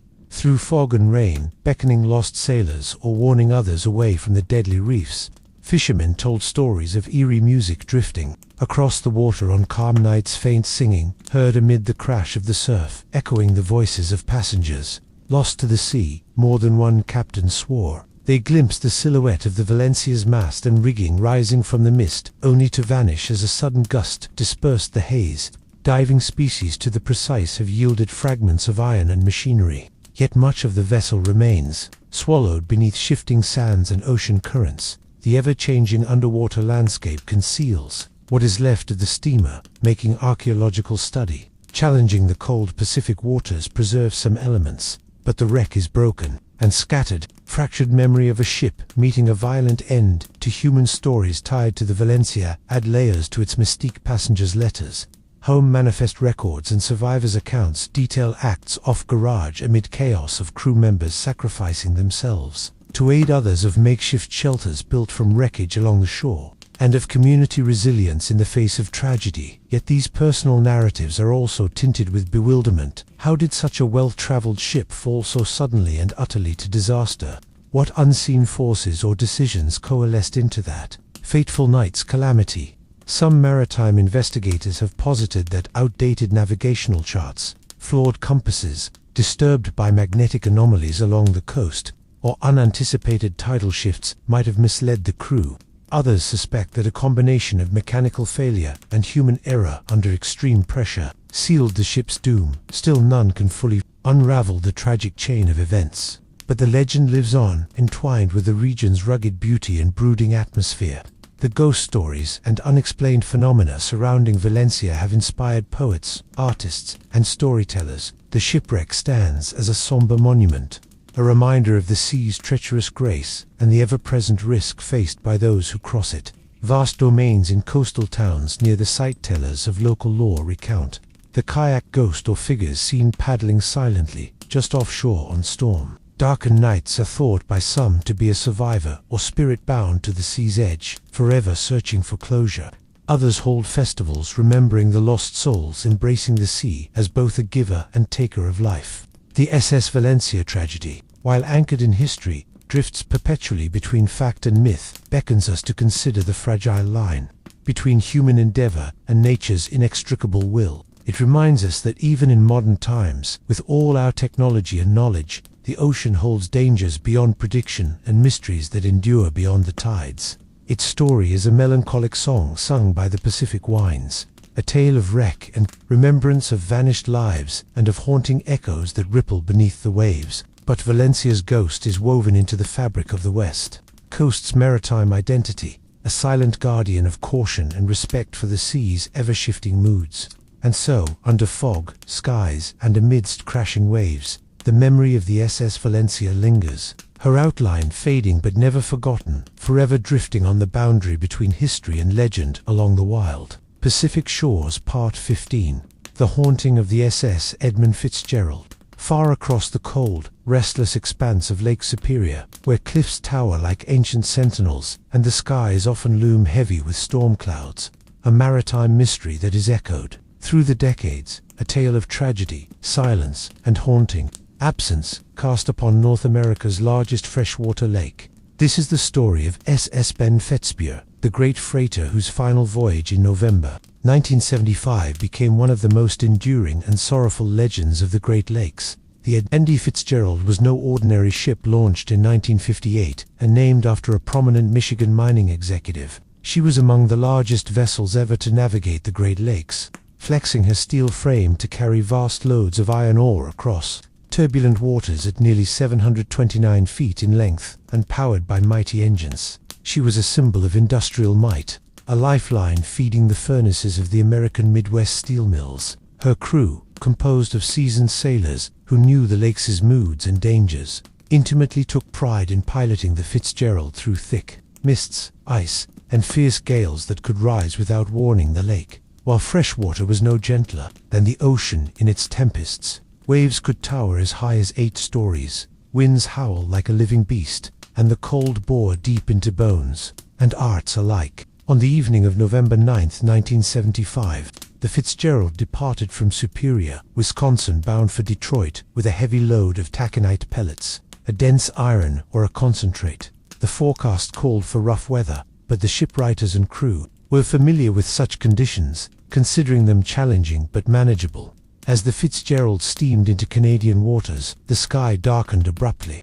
A late-season storm unleashed itself with relentless fury. Winds escalated to hurricane speeds, waves smashed indiscriminately against the hull, and visibility dropped to near zero. Radio communications became fragmented messages laced with warnings and tours updates amidst crackles of interference. Witnesses on nearby vessels recalled the Fitzgerald sending distress calls, frantic transmissions, briefly reporting that her radar and radio systems were failing, her pumps struggling against flooding, and the ship listing precariously to port. Minutes later, all contact was lost. Fate of the Edmund Fitzgerald was sealed beneath Lake Superior's icy surface. When search and rescue teams scoured the storm-battered waters, all they found was scattered debris, floating sections of wreckage, a lifebuoy, and personal effects gently bobbing in the waves. The colossal vessel and her 29 crew members had disappeared with a trace of survivors or a definitive cause. Salvage attempts failed to locate remains or the ship's black box, leaving investigators to piece together what little evidence was available. Amid the raging lake, some accounts suggested that rogue waves, possibly reaching heights of 30 feet or more, had overwhelmed the Fitzgerald in a sudden onslaught. Others pointed to structural weaknesses or mechanical failures aggravated by travel schedules and the pitiless storm. The mystery deepened with conflicting reports and theories, including speculation about the shifting cargo load causing instability or a failure of the watertight doors leading to rapid flooding. Some crew testimonies from prior voyages described the ship as having moments of peril, yet none predicted an end so swift and absolute in the after-inspired sailors and the public alike, immortalized by Gordon Lightfoot's haunting ballad, The Wreck of the Edmund Fitzgerald, which cast the ship's ghostly silhouette into the collective consciousness, a symbol of the Great Lakes' perilous beauty and unforgiving thirst. Today, the wreck lies in approximately 530 feet of water, its silhouette mapped but largely untouched, considered a gravesite and protected from salvage. The lake with all its frozen quiet and turbulence holds The Fitzgerald closed its depth, preserving the silence of the final hours locals and mariners tell ties. Even now, of strange lights hovering above the waters near the final resting place, luminescent glows said to be the souls of the lost, crust sailors' lanterns guiding fellow seafarers through fog and dark. Others speak of the lake's voice, a mournful moan carried on northern winds that chills the marrow, a whispered lament for those claimed by the deep. The story of Edmund Fitzgerald is more than a tragedy. It is a somber meditation on human courage in the face of nature's indifference. It speaks to the precarious balance between progress and vulnerability, resilience and fate for those who drift across Lake Superior's vastness. The ship's haunting legacy remains a constant presence, a shimmering wake of remembrance, caution and reverence for the deep waters that both feed and forever claim those daring enough to cross them. And so beneath the ever-changing skies and the lake's restless waves, B.S. Edmund Fitzgerald drifts eternally, a silent giant resting in the dark, a spectral echo of steel storm and the enduring heart of mariners lost to the ocean's fresh water. Embrace Park 16, the vanishing of the MV Joyet's ship, the SS Regina, in the vast and unpredictable waters off the coast of Newfoundland, Canada. A story quietly echoes through maritime history, one of Sutton's disappearing strange phenomena, and unanswered questions that have confounded sailors and investigators. This is the tale of the SS Regina, a sister to the MV Joya in its ghostly renown, yet its fate is equally haunting and remains shrouded in mist and speculation to this day. Built in 1920 in Scotland, the SS Regina was a sturdy steel cargo passenger steamship designed to ply the cold and often treacherous routes along the eastern Canadian seaboard. She carried everything from supplies to settlers venturing into remote coastal communities, to distressed fishermen navigating the North Atlantic's unforgiving waters. Her purpose was practical, reliable, and vital. In Taiwan, maritime travel was the lifeblood of isolated towns. Regina's reputation was born not from grandeur, but from her resilience, weathering storms that would unseat lesser ships, braving heavy fog banks, and navigating the labyrinthian passages between islands where charts were scant and danger simple and real. Her crew was seasoned mariners, familiar with the biting winds and ice that painted the ache decks in winter frost, well versed in the art of survival on waves that could grow taller than a house. The fateful voyage commenced on a chilly September morning in 1930, carrying a mix of cargo coal, fresh fish barrels of molasses and machinery parts. Regina charted her course from Quebec toward the bustling port of St. John, Newfoundland. On board were roughly 75 souls, a modest number of passengers, mixed with the hard-working crew. The skies were clear, the sea calm, and as the ship slipped into the Atlantic's embrace, nothing seemed to miss days passed uneventfully as she followed her plotted path along the shoreline and out into open water. But then, just as she approached the outer edge of the Graham Banks, a region notorious for fog, sudden storms, and sometimes inexplicable whirlpools, the Regina vanished. No distress signals were sent. No mayday calls interrupted the radio static. Her communications grew silent as though swallowed by the vast ocean itself. What followed were concerted search efforts by the Canadian Coast Guard, private vessels and naval forces. The expanse to cover was daunting waters, cold and treacherous, but no immediate wreckage or survivors came to light. Eventually, debris was found scattered over a wide area of broken wooden crates, fragments of the cargo, a life preserver painted with her name, but no sign of the ship's hull or the people who had sailed it. Whispers quickly spread among the maritime communities familiar with the Newfoundland waters. Some fishermen claimed they had seen a ghost ship drifting atop of the mist, an apparition mirroring the Reginina's silhouette sails, tattered lights, flickering weakly against the fog, vanishing as suddenly as it appeared. Others told of hearing the faint strains of a ship's whistle on calm nights when the fog crept in close to the shore, a haunting melody without source. The mystery surrounding Regina deepened with contradictory reports. Some witnesses spoke of seeing remnants of the ship coiled within a whirlpool large enough to swallow vessels whole, while others suggested a sudden and violent storm had erupted without warning. Yet no meteorological data fully supported these. Cliff weather logs indicated calm seas when the ship disappeared. Rescue crews uncovered details that only added to the enigma. Life jackets found undamaged and still charged in their storage racks. Lifeboats were intact but absent from the water, and the ship's logbook recovered weeks later. intact up to the day of disappearance, yet ending abruptly mid-sentence. The last notes reference strange electrical interferences, unexplained navigational anomalies in magnetic readings, and a growing fog bank that seemed to cling unnaturally, defying. Even the wind enters the thread of darker speculation. Some maritime mystics pointed to the Grand Bank's reputation as a place of maritime ghost zones where compasses spin wildly, instruments fail, and time itself appears to distort, a mysterious vortex that plays tricks on man's contraptions and senses. It was said that ships crossing this water limbo could be trapped between worlds, neither fully lost nor fully found. Others leaned on more earthly, but no less perplexing explanations. The Regina's disappearance had been the work of early 20th century rum runners, forced off course and abandoned by fleeing smugglers. Or was it the victim of wartime mines, or leftover explosives from the First World War negligently left in shipping lanes? Long after the armistice, modern researchers have revisited Regina's case with fresh eyes, applying sonar mapping and underwater archaeology to the song. Her last known route echoes on sonar occasionally return ambiguous shapes, anomalies that may hint at large objects buried beneath layers of silt or hidden by shifting currents. Yet no confirmed wreckage has ever been precisely identified. The human angle remains as poignant as ever. Descendants of the missing crew and passengers still gathered to recall their ancestors' holy memorial services, sharing letters and recounting tales passed down as cherished family lore. Regina's disappearance stands as a somber reminder of the ocean's merciless indifference, its power not only to erase physical presence, but to consume entire stories, leaving behind only whispers carried on salt winds. This tale, less known outside of the Canadian maritime fraternity, embodies all the eerie qualities that define history's most haunting shipwrecks: sudden vanishing, preserved mystery, contradictory evidence, and that compelling sense of silence following tragedy. An oceanic void where human understanding fades into the depths. The SS Regina lingers, still legend cast upon the North Atlantic's brooding waves. A silent vessel lost between fog and current, sound and absence.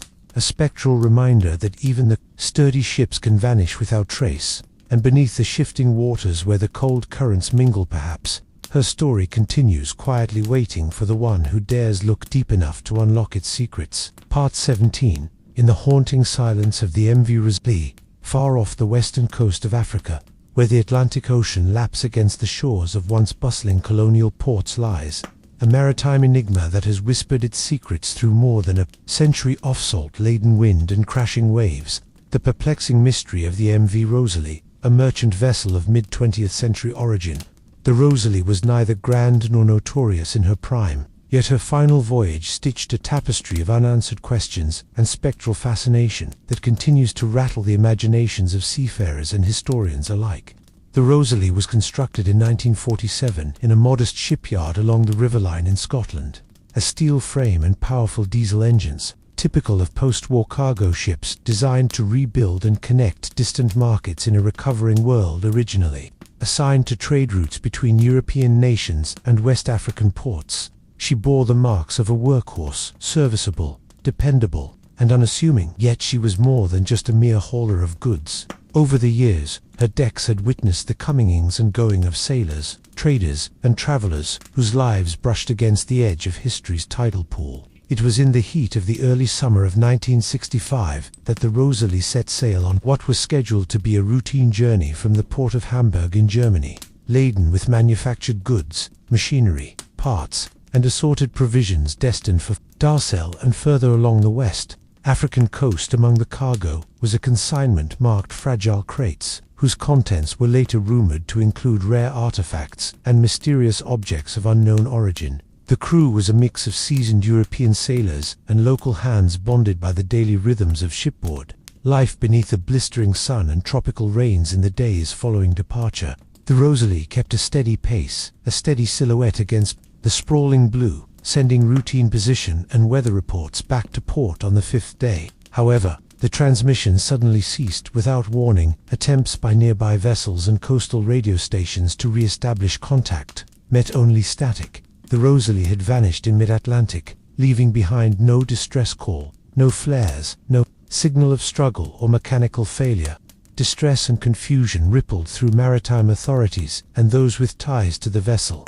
An extensive search was launched, probing the sprawling waters between the Azores and the Cape Verde Islands, but no wreckage surfaced. No floating debris, fields, or oil slicks betrayed the fate of the ship. No lifeboats or survivors were sighted. The vast and indifferent ocean had engulfed the Rosalie without a trace months past, and the story might have faded into the usual annals of lost vessels had strange phenomena not begun to coat the edges of the mystery with a darker hue. Local fishermen, captains and coastal residents along the West African shoreline began to report sightings of a ghostly ship far from any known shipping lanes. The vessel matched descriptions of the Rosary steelhold, with one funnel and deck structures weakly illuminated by a pale, otherworldly glow. These sightings were often accompanied by eerie silence. No engine noise, no crew voices, just the sound of gentle waves lapping against phantom holes. Sometimes the ship was seen moving steadily through calm seas, at other times appearing stationary, as if caught in some watery limbo. Attempts to approach met with failure by the time rescue or investigative boats drew near. The apparition dissolved into mist or vanished behind a curtain of rolling fog. More unsettling were tallies told in off-the-record whispers by the region. Suffers accounts of unexplained electrical malfunctions aboard vessels near the sightings, compasses spinning wildly, and radio static erupting into unintelligible voices that hinted at final moments of distress.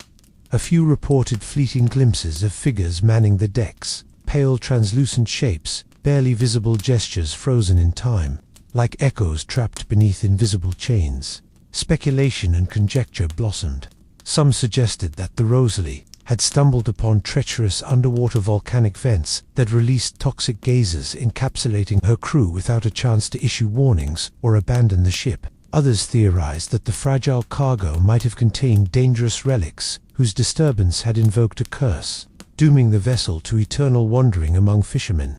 Old legends stirred ties of the veiled vessel, a ship condemned to wander the sea until her debts were paid in full. Secret buried once more in the depths. An influential hypothesis, while lacking concrete evidence, was that Rosalie had encountered a rare and fearsome phenomenon.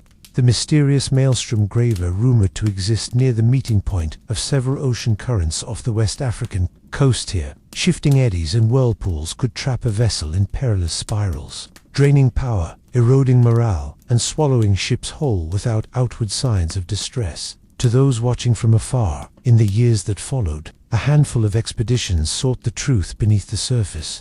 Equipped with modern sonar and submersibles, crews combed the ocean floor. In legacy search efforts probing dark contours, sunken mountains and the slopes of underwater canyons in hopes of locating the Rosalie's final resting place.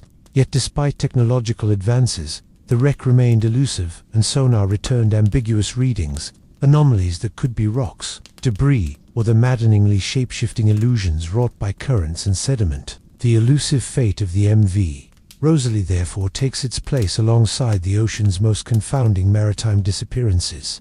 A ship lost not only to the water, but to time and memory. Her ghostly presence, reported long after her disappearance, serves as a poetic reminder that the seas are animated not just by waves and currents, but by the echoes of lives once lived upon her restless surface. The sailors who vanished aboard the Rosalie remained forever etched in the ocean's silent canvas. Their story is a cool breeze stirring in the night air, a lullaby sung by waves to lull the dreaming into peaceful wonder for all who hear the tale. The Rosalie's haunting silence is both an invitation and a warning that beyond the horizon lies a realm where ships may vanish, voices fade, and the line between life and shadow blurs beneath the eternal watch of the sea. And so in the endless dance of tides and stars, the Rosalie glides forever, an apparition of steel and sorrow, a drifting question mark on the vast, mysterious ocean part, a silent drift of the MV Luba in the cold, relentless waters of the North Atlantic. Far from the warm shores and bustling ports drifts a chilling relic of maritime history. The MV Luba was once a proud Soviet cruise ship. She became something far stranger after her final voyage, transforming from a symbol of post-side ambition into a ghost ship, adrift in the unforgiving ocean. Her fate is a tale steeped in mystery, silence and the eerie whisper of waves against rusted steel. The Lubova was built in 1976, a sleek and modern, vessel designed explicitly for pleasure cruises along the icy coast as the Soviet Union, and later, Russia, carrying holidaymakers on voyages through Scandinavia, Greenland, and the Arctic Circle. With her white hull and multiple decks, she was a floating palace of leisure, the vibrant epicenter of music, dance, and exotic exploration, an emblem of a war-torn nation's cultural renewal. Yet, as the political tide shifted and the Soviet Union dissolved in the early 1990s, many stories fell away with it. The Lyubova, caught in the web of economic turmoil, changed hands. Several times, her voyages growing less frequent, her maintenance neglected as operators, struggling to keep her afloat in a market that had abruptly turned wild and unsettled by the early 2010s. The once glorious cruise liner had fallen into disrepair and was sold to a Canadian scrap company with plans to dismantle her.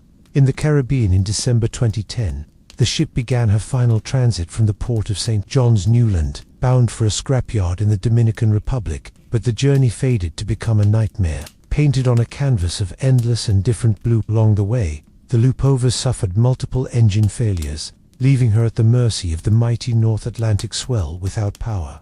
The ship became vulnerable to storms that ravaged the region, in winter buffeted by winds and currents that would turn any vessel into a fragile wandering soul. Eventually, the tug crew escorting the Lyubova abandoned her, citing safety concerns and mechanical troubles that rendered the ghost vessel uncontrollable, thus alone and powerless. The Lyubova was set adrift, left to wander the ocean currents. As a massive derelict, drifting barge of rust and forgotten dreams, from that point on, the ship's trajectory became a maritime enigma.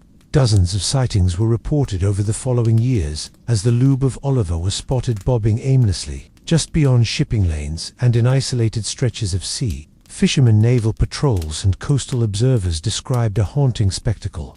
The ship's skeletal silhouette looming through fog or mist, her once proud Holino scar-hard windows, blown-out decks, overtaken by the relentless advance of corrosion, and the sea's own slow reclamation. The ship was silent. No lights, no radio calls, no crew drifted on a floating monument to neglect a ghostly remnant of a bygone era floating toward the void. Fear roamed among maritime authorities over the potential danger. She posed a massive unmanned ship, floating perilously close to busy shipping routes. It's a ticking hazard ready to cause an accident or disaster. To make matters more perplexing, rumors and theories swirled about what might have become of any crew still aboard during her final days. Some speculated that the tugboat personnel left the Lyubova all over hastily, fearing mechanical failure or even sabotage. Others whispered dark tally stories, hinting at sabotage, illegal cargo, or even paranormal influence that kept the ship wandering beyond its lifespan. Investigations into satellites, images, and radar pings tracked pieces of the ship's slow, unpredictable path. Sometimes she appeared to be stuck in eddy currents off the Grand Banks, swept alongside fishing fleets or near islands, legendary for Sifa as superstitions ed. Other times she vanished beneath the waves, only to re-emerge as if catapulted back to the surface, casting long broken shadows that chilled onlookers' imaginations. What made the story unbearable in its tragedy was the ship's eerie condition when eventually located by rescue and salvage teams below the waterline. Her hull was hauled in places, the superstructure weakened, decks flooded by storms, and interiors ruined by salt and time. But within her empty cabins, no evidence offering human presence was ever found, only the omnipresent signs of dereliction and decay. Marine biologists who studied the ship's impact noted an unusual microecosystem forming on and around her hull. Monocles, algae, and fish seeking shelter in the labyrinthine corridors of the once grand vessel. The Lyubova had become part of the ocean's living fabric, a spectral reef teeming with silent life amid the cold Atlantic waters. As years passed, the ship's ghostly wanderings continued to inspire awe and anxiety. Sailors dreaded crossing her path for fear of collision, while ghost ship enthusiasts and mystery hunters traded ties of her spectral appearances and fog-swathed morning warnings, often accompanied by reports of strange electromagnetic disturbances and unexplained compass malfunctions aboard nearby vessels. Delving deeper, some maritime psychologists speculated on the collective human fascination with derelict ships like the Lyubova. Too many, she represented not just oblivion, but symbolic lost the decay of ideals, the unstoppable march of time, and Theseus' merciless capacity to erase human ambition. A lonely drift echoed primal fears of isolation, abandonment, and the unknown, depths that mirror our innermost uncertainties. Finally, in late 2013, after years drifting without guidance, the Lubov all over vanished from the transponder screen, swallowed by the Atlantic's vastness at unconfirmed coordinates, likely claiming her place among the forgotten shipwrecks resting beneath it. Waves, whether she broke apart silently in stormy seas, were carried beneath tumultuous waters, or settled gently on ocean floor remains, unknown. The tale of the MV Lube all over is a haunting chapter in maritime history, a story of transformation, from human creation to ghostly wanderer of abandonment, and the ocean's indifference of silence that speaks louder than any distress. She drifts now only in memory and legend, a silent testament to the ocean's power to claim all things, and to the sea's haunting promise that nothing escapes its embrace forever, not even the pride of a nation or a vessel. Once named for a shining star in Soviet culture, a speckled Atlantic, current swirls endlessly past forgotten shores. The spirit of the Lubov all over lingers like a melancholic sigh on the wind. A ghost ship whose mysterious silent voyage reminds us that at sea some endings are whispered rather than shouted, and some vessels sail forever lost between waves and time. Part 19. The silent voyage of the SSC Kamloops far across the cold, restless expanse of Lake Superior, where the northern winds carry whispers of untold tales, and the waves often rise with a relentless fury, drifts the haunting story of the SS Kamloops, at Great Lakes fighter whose final journey has wrapped itself in mystery, sorrow, and quiet legends that persist even decades after her disappearance.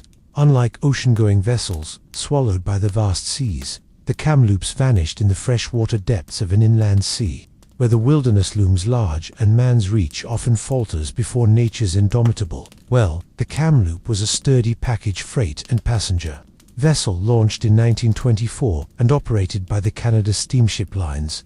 She was designed with the purpose of finding goods and travelers through the sometimes unforgiving conditions of the Great Lakes, enormous bodies of water that combined the unpredictability of the sea with the sharp bite of northern winters. At 250 feet in length, the Kamloops were smaller than the ocean giants, but no less vital to supply chains and communities dotting the lake shore, carrying cargoes ranging from grain and coal to automobiles and mixed freight. Her final voyage began in early November of 1927, departing from Fort William, now part of Thunder Bay, Ontario, her goldfield with steel rails, boxes, and general merchandise destined for Port Arthur and other ports along Lake Superior's southern shoreline. The crew numbered 22 men, seasoned sailors and workers familiar with the lake's moods, but sometimes humbled by its sudden tempest. For weeks, the Kamloop sailed faithfully, threading her way through the narrow channels and open waters, braving the growing cold that foreshadowed the harsh winter months. But as November deepened, Lake Superior turned. Fierce storms whipped out of nowhere, turning the tranquil lake into a wild grey expanse. Winds howled, Arctic cold waves crashed like thunder against hulls and shorelines alike. It was during one such untamed night in mid-November that the Kamloop sent her last known communication, a tour-hurried message reporting severe weather and shifting course to avoid the worst of the storm's wrath. Then the cold silence swallowed her words. No further transmissions, no distress calls, no reported sightings. Search parties were swiftly organized, but the vastness of Lake Superior's open water and the obscuring mists hampered efforts. The lake's temperature plunged rapidly, and waves continued their assault. Days turned 2 weeks and hope faded. The Kamloops was declared overdue, presumed lost with all hands. Yet in an age before modern radar and satellite, tracking the precise location of her sinking was a cruel enigma. Wasn't until the summer months of 1928, when the lake's icy grip loosened and underwater visibility improved, that divers discovered the wreck resting in about 150 feet of water near Our Royale, a remote island sanctuary known for its rugged beauty and silence. The Kamloops lay mostly intact, her bow embedded in the sand, her wooden decks collapsing softly under the pressure of over 30 feet of water. Examination of the site revealed No obvious signs of collision or explosion, and the exact cause of the disaster remained elusive. What made the Kamloops tale all the more spectral were the stories whispered by seafarers and locals. Soon after the discovery, fishermen in the area spoke of hearing faint tapping like a Morse code message carried by the wind on misty mornings. Others claimed to see ghostly lights flickering on the surface, glowing without source, and vanishing as soon as a boat approached. Some recounted distant echoes of bell chimes or muted voices when passing near the wreck's coordinates, as if the ship's crew still sent messages from beyond these tales, fed into a rich tradition of Great Lakes maritime folklore, where the boundary between life and loss often blurs beneath the fog and spray. Negative voyage legends speak of water spirits that guard the lakes, sometimes guiding lost souls, other times warning travelers away from danger of the Kamloops. Beckham entwined with these narratives a modern tragedy woven into a tapestry as old as the lake itself. Scholars and marine investigators have combed through historical weather records seeking clues. November 1927 was marked by intense cyclonic storms sweeping through the region with gusts surpassing hurricane force and wave heights, stretching up to 40 feet, enough to wrench steel ships from their courses and tear at their timbers. Some proposed that the Kamloops, though 30, were overwhelmed by this relentless assault, succumbing to flooding or structural failure. A stellic head and robe. Others have speculated about hidden navigational hazards, submerged reefs and sandbars near Isle Royale that in storm conditions could become deadly traps. There is no conclusive proof that the ship struck such an obstacle, but the possibility remains compounding. These are theories of sudden cargo shifts, steel rails, and heavy freight, if not properly secured amid violent motion, could have unbalanced the vessel's center into fatal rolls. Yet, no definitive cause was ever found, and the mystery only depended over time, enshrining the Kamloops as a classic ghost ship of the Great Lakes. Her disappearance remains one of the many grueling reminders that these inland seas demand respect equal to any ocean within maritime circles. The Kamloops is celebrated with solemn remembrance, memorial plaque ceremonies honoring the lost crew, and ties passed down through captains and families, assuring that their story is not forgotten beneath the waves.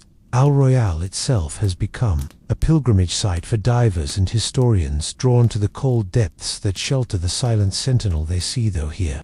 A vast freshwater lake still holds its secrets tightly. The Kamloops wreck is protected today as an underwater cultural heritage site, preventing salvage or disturbance. Visitors are encouraged to treat her final resting place with reverence, allowing her the peace denied in her past furious hours, in the quiet moments before sleep, when the wind carries the soft pulse of waves against lakeshore rocks, and the water gleams silver beneath a moonlit sky. The ghost of the Kamloops seems to stir a reminder of lives woven into the fabric of the lake, of journeys begun and never completed.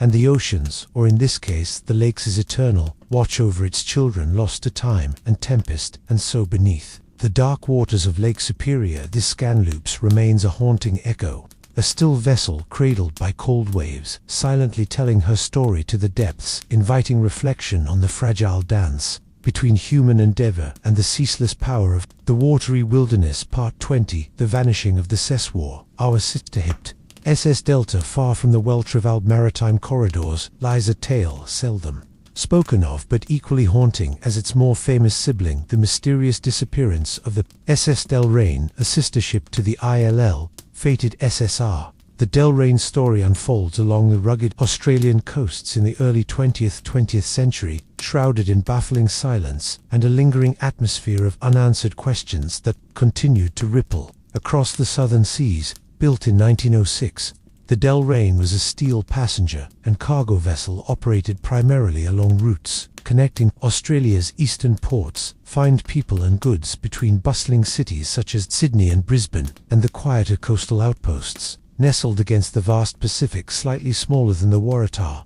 but of similar design and engineering pedigree, she was known for sturdy construction and reliable service during an era when the Australian maritime network was expanding rapidly alongside the nation's growth. Her final voyage began on a warm autumn day in May 1910. The Delrain departed from Newcastle, New South Wales, loaded with coal destined for overseas trade, along with a complement of 60 crew and a handful of passengers. The weather was marked by a clear soft breeze and an endless stretch of blue sky promising a typical passage. Along the eastern seaboard, port authorities and shipping companies monitored the vessel's progress with routine interest. Nothing appeared amiss, yet, as the Delrain pushed further north, reports grew sparse. Days passed with no radio messages of peculiarity, though not yet alarming given the period's limited communications infrastructure. When the ship failed to appear at its scheduled arrival point in Brisbane, authorities raised alarms, sparking a search across hundreds of nautical miles of coastal ocean and nearby islands. Despite the deployment of search vessels, scouring currents and reefs alike, the Delrain was nowhere to be found. No wreckage washed ashore, no floating debris field emerged, and most unnervingly, no distress signals or messages had ever been received.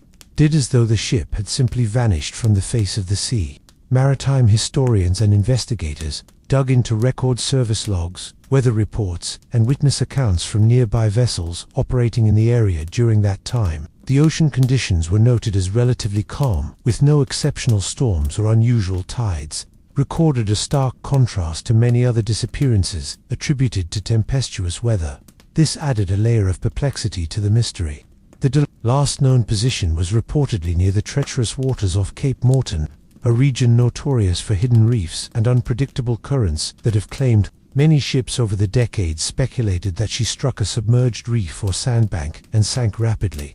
Her hull breached too quickly for a warning to be sent or lifeboats launched yet. No confirmed wreckage was ever found in these waters, and subsequent searches, including efforts as recent as the late 20th century, with improved sonar technology, yielded no definitive traces, adding to the enigma. More rumors are rising from coastal communities, fishermen, and lighthouse keepers along the Meadows, Queensland coast recounted strange sightings around the time the Delrain disappeared.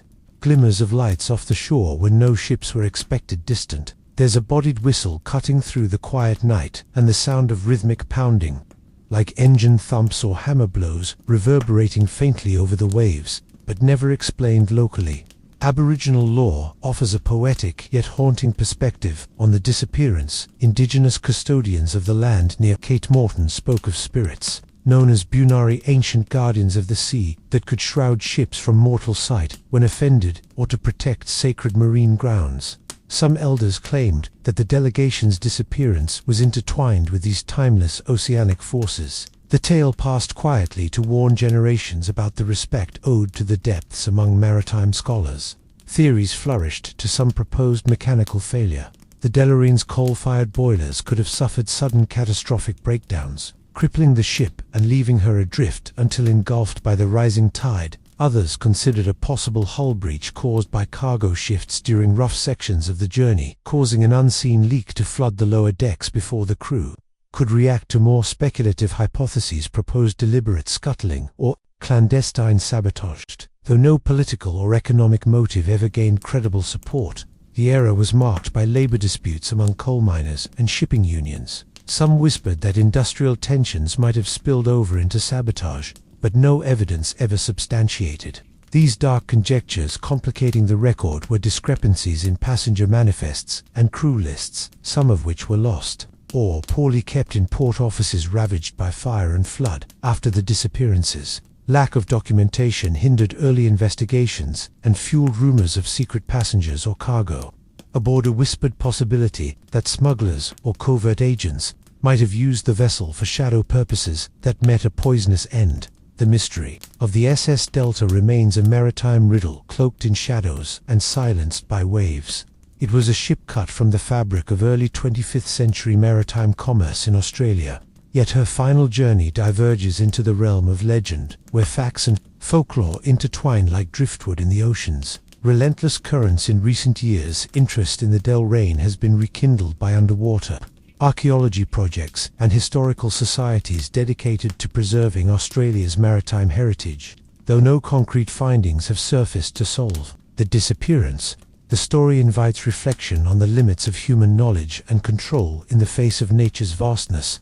The Delrain's tale teaches a quiet lesson that the sea holds many secrets, not merely through violent storms or crashing waves, but often through silence, absence, and the gentle eraser of presence. slowly fed to myth as ships drift beyond sight and mind, their stories left to the tides in time. And so, the ghost of the Estella Rain swims through the memory of Australia's coastlines and echoing silence, beneath the southern stars, a ship forever sailing the boundary between history and legend, where some mysteries will always remain, just beyond the horizon. Part 21. The silent return of the MV Tame Electron. Far off the storm-lashed coasts of Ireland and the rugged shores that cradle the Atlantic drifts, a mystery both haunting and whispered among sailors. The tale of the MV Tame Electron, an enigmatic vessel whose final voyage became a spectral monument to oceanic solitude and the inescapable grip of the sea's vast, relentless embrace. Launched in 1974, the Ramath Electron was a sleek monohull yacht designed expressly for one man's audacious dream to sail the world alone, unassisted in a fierce competition known as the Whitbread Round. The world race, her owner and Captain Donald Crowhurst was a man driven by ambition as much as by desperate hope, a businessman with a keen mind but limited sailing prowess who found himself cast into the unforgiving theater of the open ocean, armed with a fragile craft and a heart full of conflicting fears. The Electron was not a ship but a solitary vessel, modest in size but equipped with the cutting-edge technology of the day, a fragile sanctuary against the Atlantic's wrath, constructed with fiberglass and fitted with the latest navigational instruments. She was both a modern marvel and a vulnerable soul designed to endure months at sea, braving storms, loneliness, and the cruel whims of weather.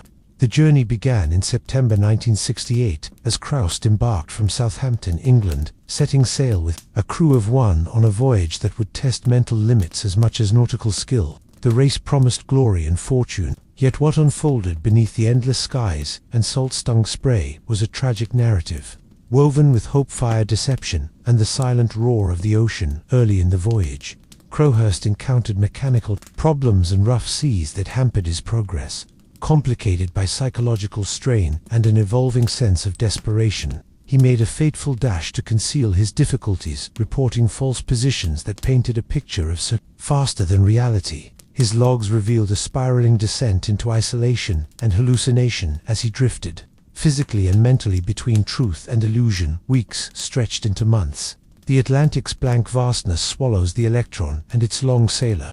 The yacht was last sighted weeks after growers reported positions faltered then as the world turned its eyes toward the race's progress and awaited news.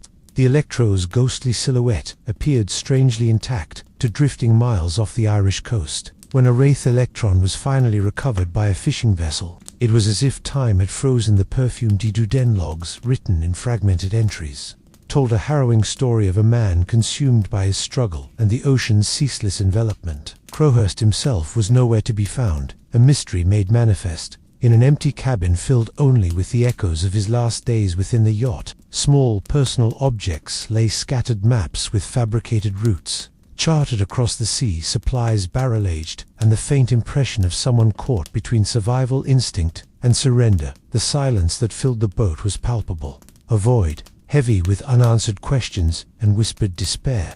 The Electric's recovery sparked myriad theories as Donald Cray lost to the sea by accident, drowning in an ill-fated attempt to right his course. Did he choose to end his voyage on his own terms, stepping quietly into the abyss to escape the crushing weight of failure? Or was his disappearance part of something more metaphysical, a man utterly claimed by the ocean's depths, becoming one with the spectral waters he so desperately sought to conquer? Maritime psychologists examined Crowhurst's logbooks and correspondences, concluding that prolonged isolation combined with the unforgiving environment induced a psychosis marked by confusion and fantasy as the boundaries between reality and imagination dissolved. Yet for many, the Electron was more than a vessel. It was a haunting symbol of human vulnerability. Confronted with the vast indifferent sea, the yacht itself, preserved for decades after its recovery, became an eerie artifact of tragedy and ambition.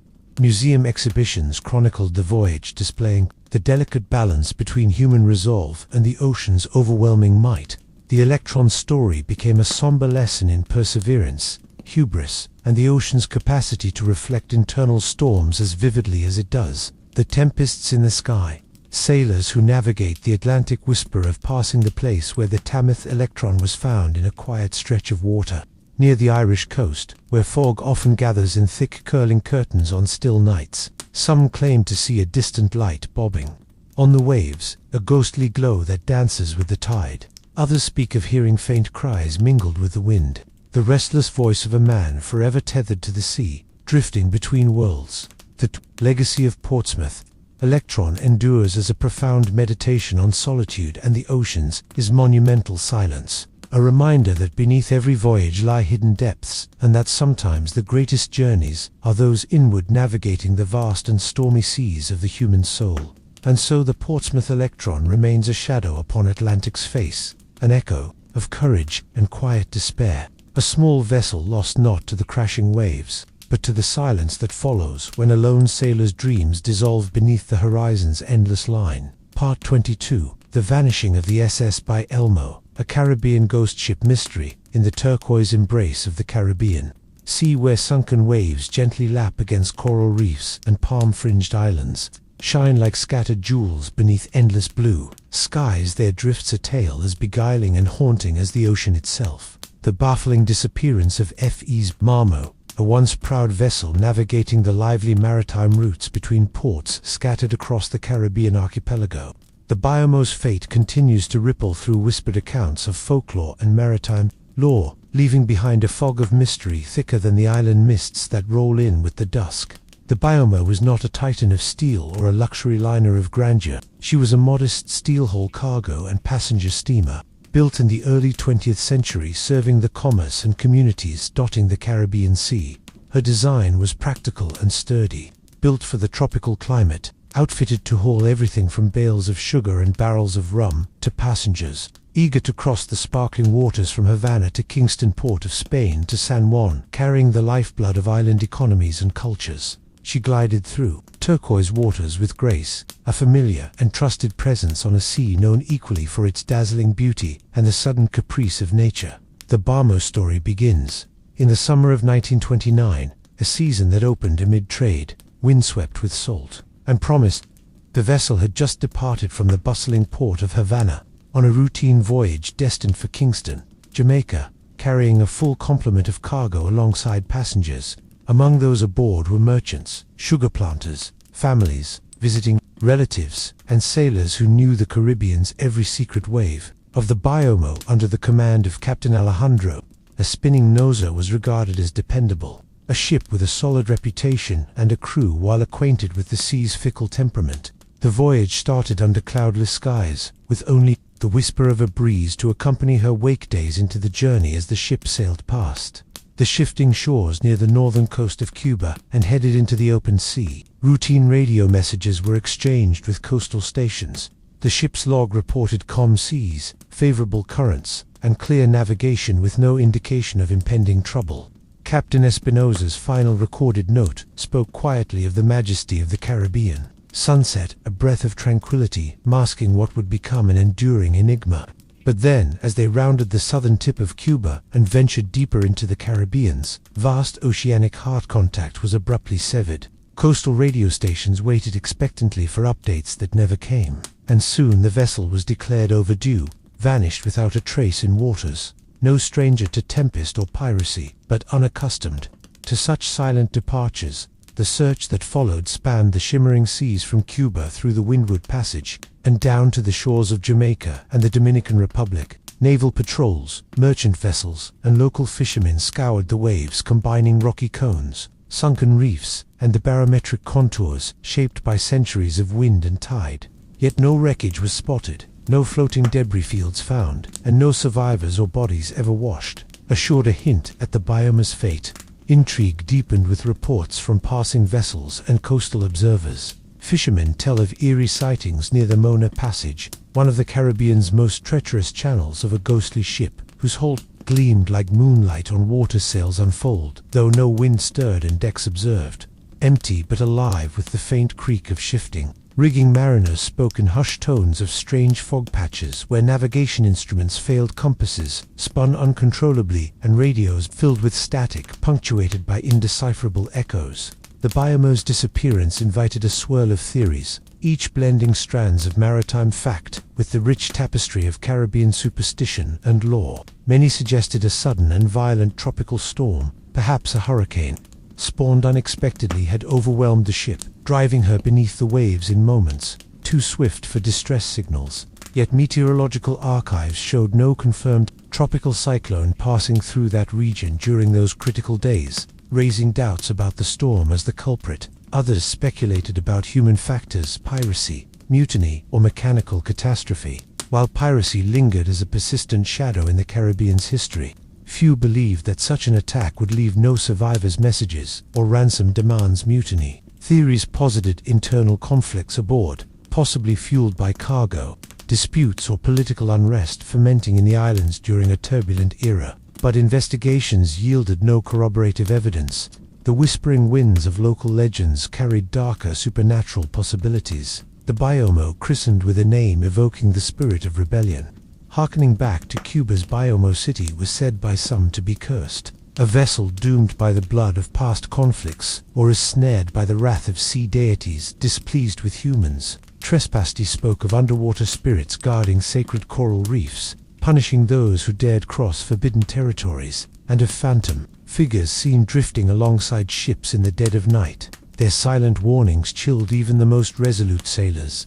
Scientific perspectives offered alternative hypotheses.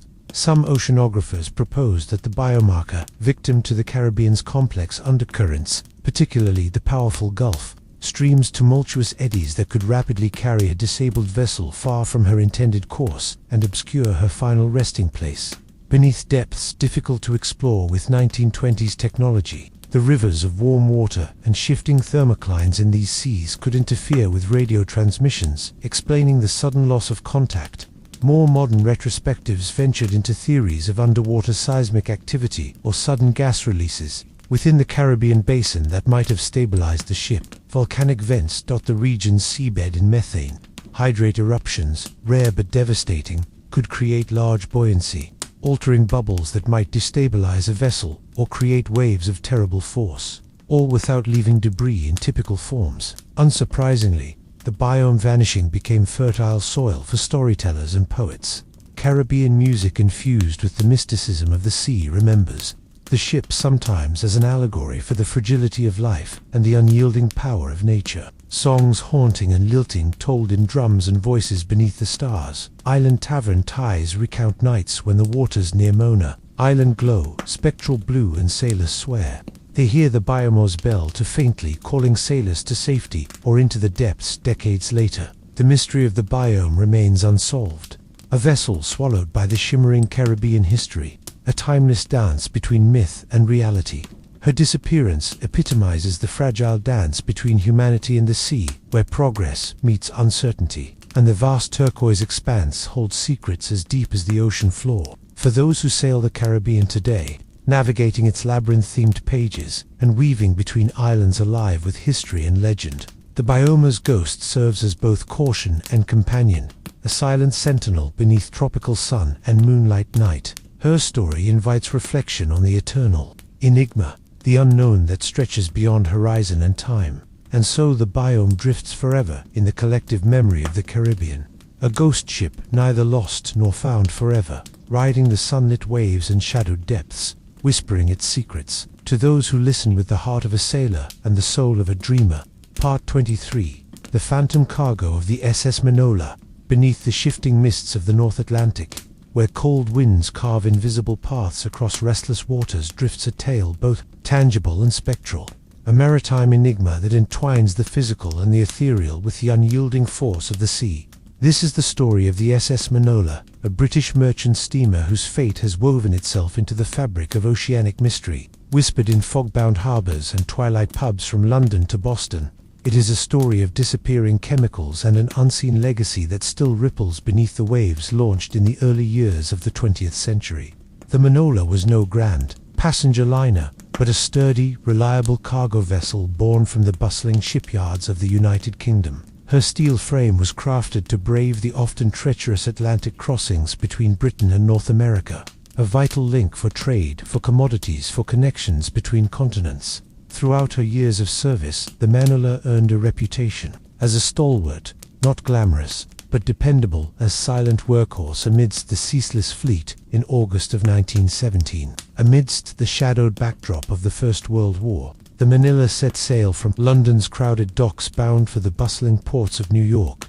Her hold was laden with curious and hazardous cargo machinery, parts and steel for war efforts, mingled with large quantities of benzene, a volatile chemical used in munitions manufacturing.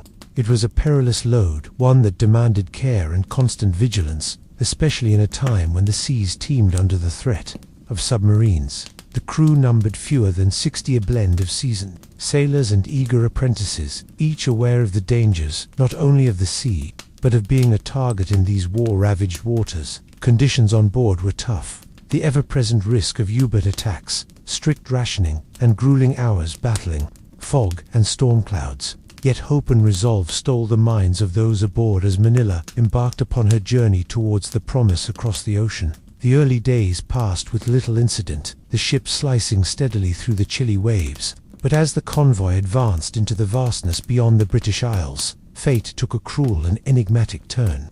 The men vanished, not in a violent explosion, or a sinking in fierce battle, but rather slipping from all contact like a ghost on board. The convoy pressed onward, but when the men failed to reappear, alarms echoed in distant ports. Investigations followed. Searches were mounted across ocean lanes. Naval patrols scoured stray wreckage, and submarine threats were reassessed. But no definitive trace of the Manila emerged. No debris fields, no floating cargo, no lifeboats found adrift in the swirl of wary waters. Years later, long beyond wartime, emergency underwater expeditions, using innovative sonar and diving technology sought answers beneath the Atlantic's dark blanket, yet the mystery persisted.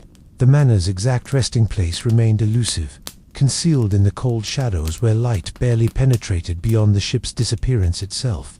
What has fueled Manila's enduring legend is the strange aftermath, whispered in seafaring circles and scientific corridors like divers who ventured near the supposed area of loss. Recounted unsettling experiences, reports emerged of unusual chemical residues affecting equipment, strange odor reminiscent of the onboard cargo shop, accurate lingerings seeping into protective suits and air supplies.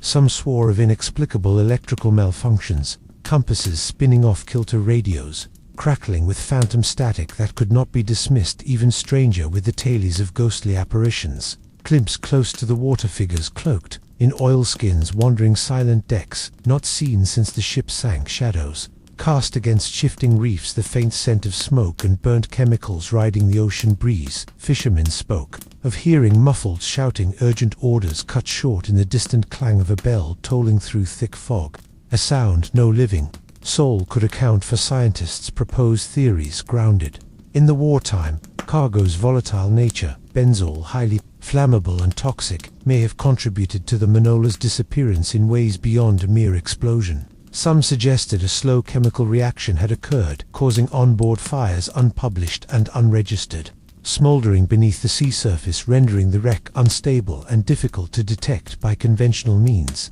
Others posited the chemical cargo could interfere with sonar signals, cloaking the Pacific depths like a spectral veil. Locals in coastal towns bordering the North Atlantic whispered darker possibilities. Manila was cursed, they said, a doomed vessel bearing the wrath of silent unseen forces stirred by man's tampering with nature's volatile elements. The ship carried Maran cargo. It bore a burden of fateful secrets that refused to rest, linking her fate to strange storms and unexplained electrical failures in naval convoys traveling the same routes. Years later, maritime historians fascinated by wartime mysteries note that the Manila's disappearance embodies the barrels of a sea stretched thin by war, a theater scarred not only by enemy fire, but by the very cargo crucial to conflict. The ship represents the blurred line between destruction wrought by human hands and the ocean's mute reclamation. Even the name Manila now evokes a whispered legend, a spectral emblem of vanished ships bearing dangerous loads swallowed quietly beneath waves that have neither mercy nor memory in quiet. Moments on a foggy night among the nations bordering the Atlantic, sailors still shared the story of the Manila. They speak of a vessel forever lost in a chemical haze, a ghost ship drifting silently beneath swell and silence. They tell of how the sea sometimes exhales, a bitter temps on the wind, a scent of benzol carried from the depths, and with it a haunting reminder that not all losses roar with thunder. Some disappear as whispers, as shadows beneath the restless surface, and so the mantra drifts in memory and myth, a spectral voyage through time and tide, a caution etched in salt and steel, forever navigating the cold secret waters where the ocean guards its mysteries, and we're human. Echoes fade into the endless dark. The sea claims her stories boldly, but some are softer, more elusive. The quiet fade that cloaks the moon to forever haunting the Atlantic's indigo vastness. Part 24. For the haunting mystery of the SS Manticore, deep within the shadow-laden corridors of maritime lore, lies the haunting tale of the SS Manticore, a cargo steamer whose final voyage draped the North Atlantic, an unyielding cloak of enigma.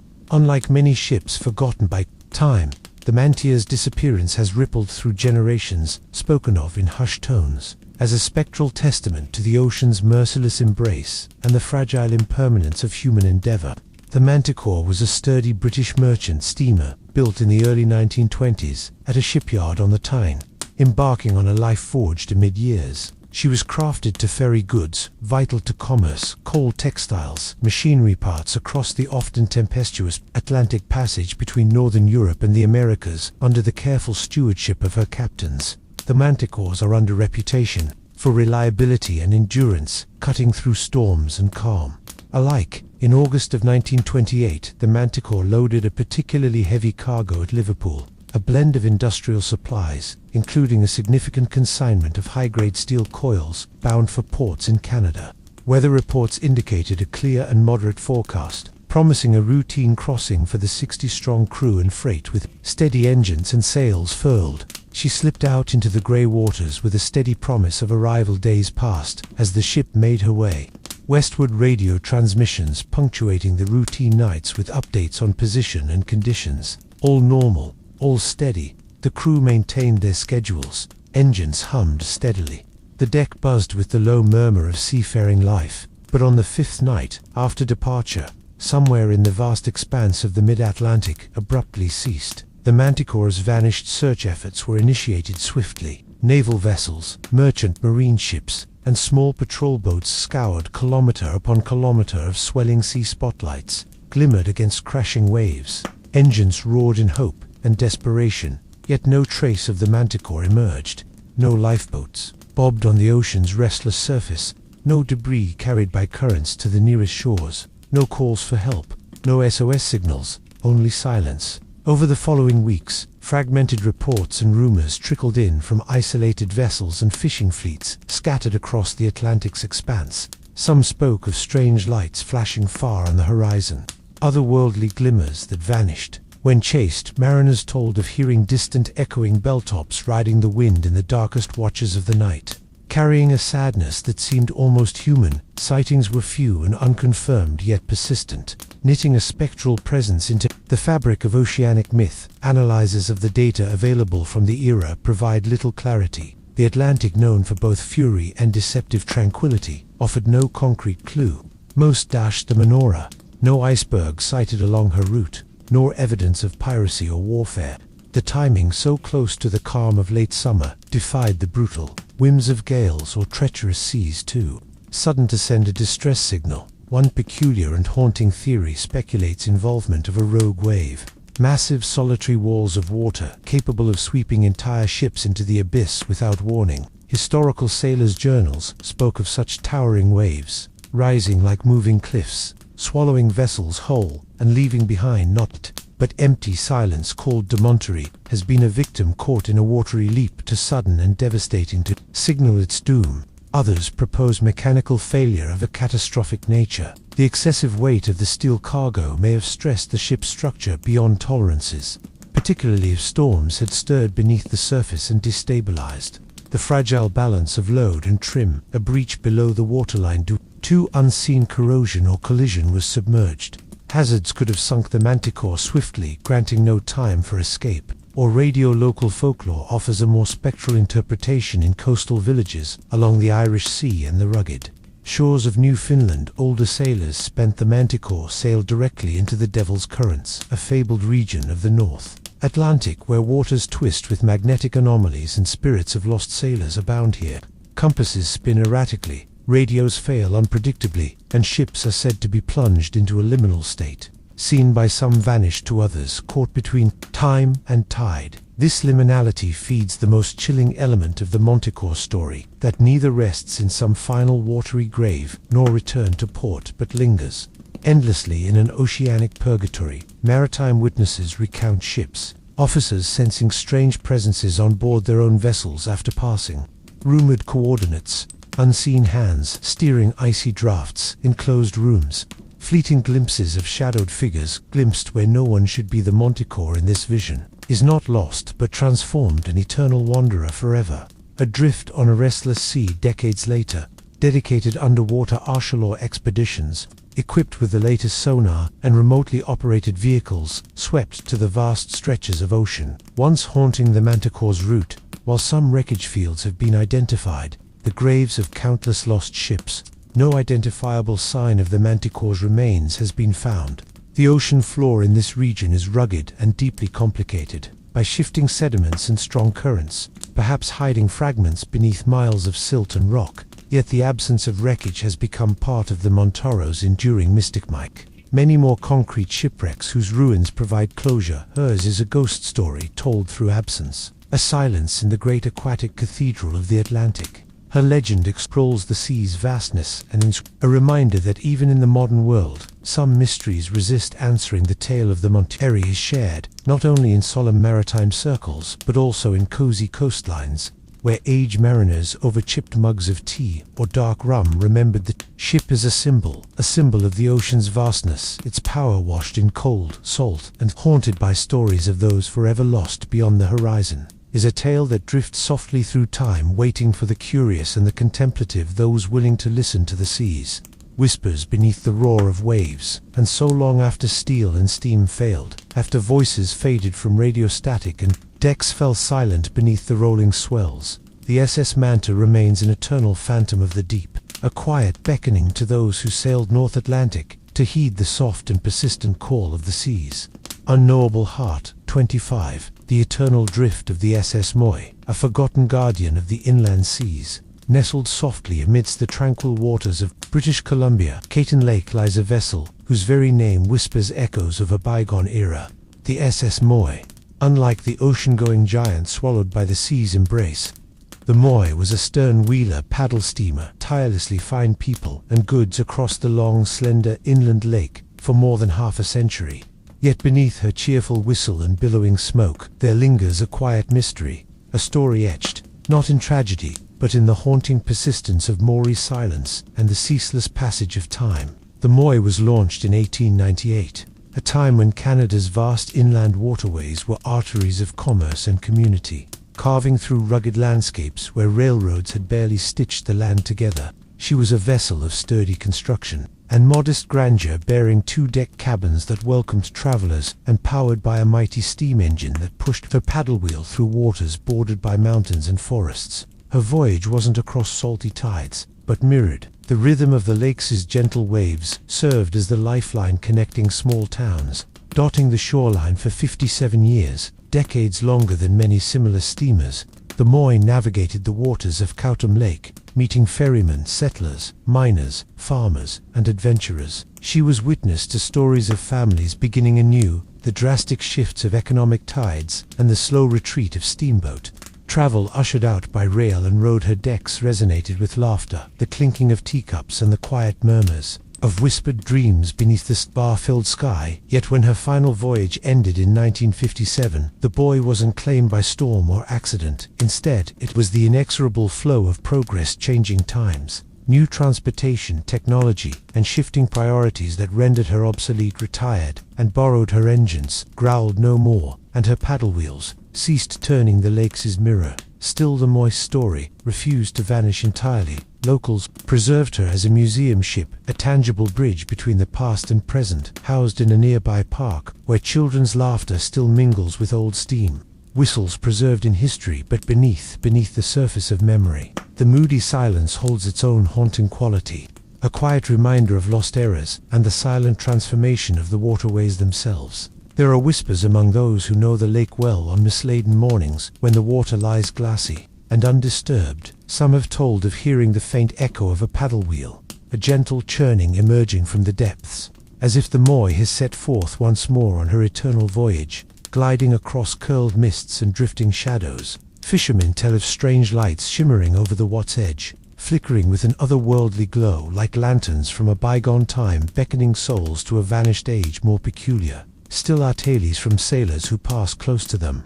Mois, birth after dusk. Radiation sometimes fills the airwaves, unexpectedly broken only by the distant mournful whistle of a steamer called to faint, too haunting to be anything but a ghostly echo. Some claim to glimpse shadowy figures on the decks, passengers dressed in turn-of-the-century attire silhouetted against the fading light, motionless but undeniably present.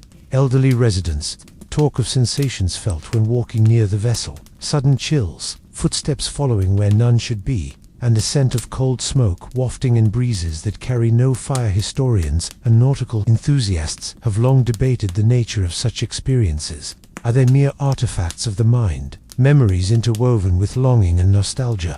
Or does the Moi carry with her an imprint, an indelible energy left by the countless lives intertwined with her wooden hull and iron heart? Some suggest that the vessel, much like the waters she sailed, has become a threshold, a space where history and the present blur, touched by specters of human endeavor and the enigmatic continuity of place. The Moi's enduring charm lies not in spectacular disaster or oceanic mystery, but in the profound quietude of endurance, the way a ship can outlast storms, economic tides, and cultural shifts to become a lingering symbol of passage and change. Ghost is not a harbinger of doom, but a guardian of stories that would otherwise slip beneath the surface of fading memory. Local storytellers uphold the notion as more than just a museum piece. She is a sentinel of the lake's soul, a silent witness to the rhythms of nature and human endeavor. Festivals on Kudma Lake celebrate her legacy, weaving music, dance, and storytelling into the cool evenings and homage to the vessel that once connected isolated worlds with her steady, unfaltering heartbeat in quiet moments. Those who dwell near the lake speak of sitting on the shore, gazing across the shimmering water as daylight retreats, and there just at the edge of vision, when mist curls like gentle smoke and the night carries its soft breath, they sometimes imagine the SS Moyo paddle wheel turning a new gentle whisper upon the lake's surface, an invitation to remember that some journeys never truly end. The story of the SS Why remind us that maritime mysteries are not solely the domain of tragic loss and violent seas. Sometimes they reside in the soft murmur of time, the echo of steam whistles through the haze, and the lasting imprint ships leave, not only on water, but on the hearts and histories of those who watch over them. And so that Moi drifts forever in gentle remembrance, a quiet ghost of the inland waters, a steadfast guardian of forgotten voyages, and a timeless echo of the human spirit navigating the currents of change beneath tranquil skies. Part 26. The ghostly silence of the Shokimo's vanished sister ship, the Coronado. Far beyond the familiar shipping lanes and distant from the bustling ports of trade, there lies a maritime mystery wrapped in the endless white desolation of the Arctic's frozen frontier, a tale not only of survival and loss, but of a haunting silence that has echoed across icebound waters for nearly a century. This is the story of the SS Coronado, a steel cargo steamer whose fate became intertwined with the unforgiving polar ice and the quiet secrets of a sea that knows no mercy. Built in 1910, in a Scottish shipyard, the Coronado was designed to brave some of the world's harshest maritime environments. A stout and reliable vessel, she was commissioned initially for transatlantic cargo routes, but swiftly found her calling in the ice-draped corridors of the far north. For decades, the Coronado plied between remote Arctic outposts and coastal hubs in Alaska and northern Canada, finds supplies vetted to settlers, hunters, and the burgeoning mining industry. Her steel hull was reinforced against pounding ice, her engine stout, her crew seasoned by countless nights beneath the shimmering aurora borealis. The early 1920s marked a pivotal time for Coronado. With the Arctic seen as a land of both peril and promise, the ship was tasked with transporting precious goods, furs, supplies, and mail across routes blanketed by ice floes and treacherous shifting currents. Year after year, she pressed north, through labyrinths of frozen wilderness, charting courses that near ice sheets had claimed. Time and again, Yet, in the summer of 1923, an ominous chapter began leaving the port of Vancouver. The Coronado set forth with her holds laden, bound for the northern settlement of Nome, Alaska. The weather was deceptively fair. The skies painted a bright blue against the icy horizon, and the crew spirits held as firm as the ship's keel. But the Arctic was playing a deeper game, one of patience and quiet. Designed by early July, as the Coronado advanced beyond familiar stops near the Bering, strike conditions shifted an unusually early freeze. More brutally, the meteorological forecasts had anticipated push through the region.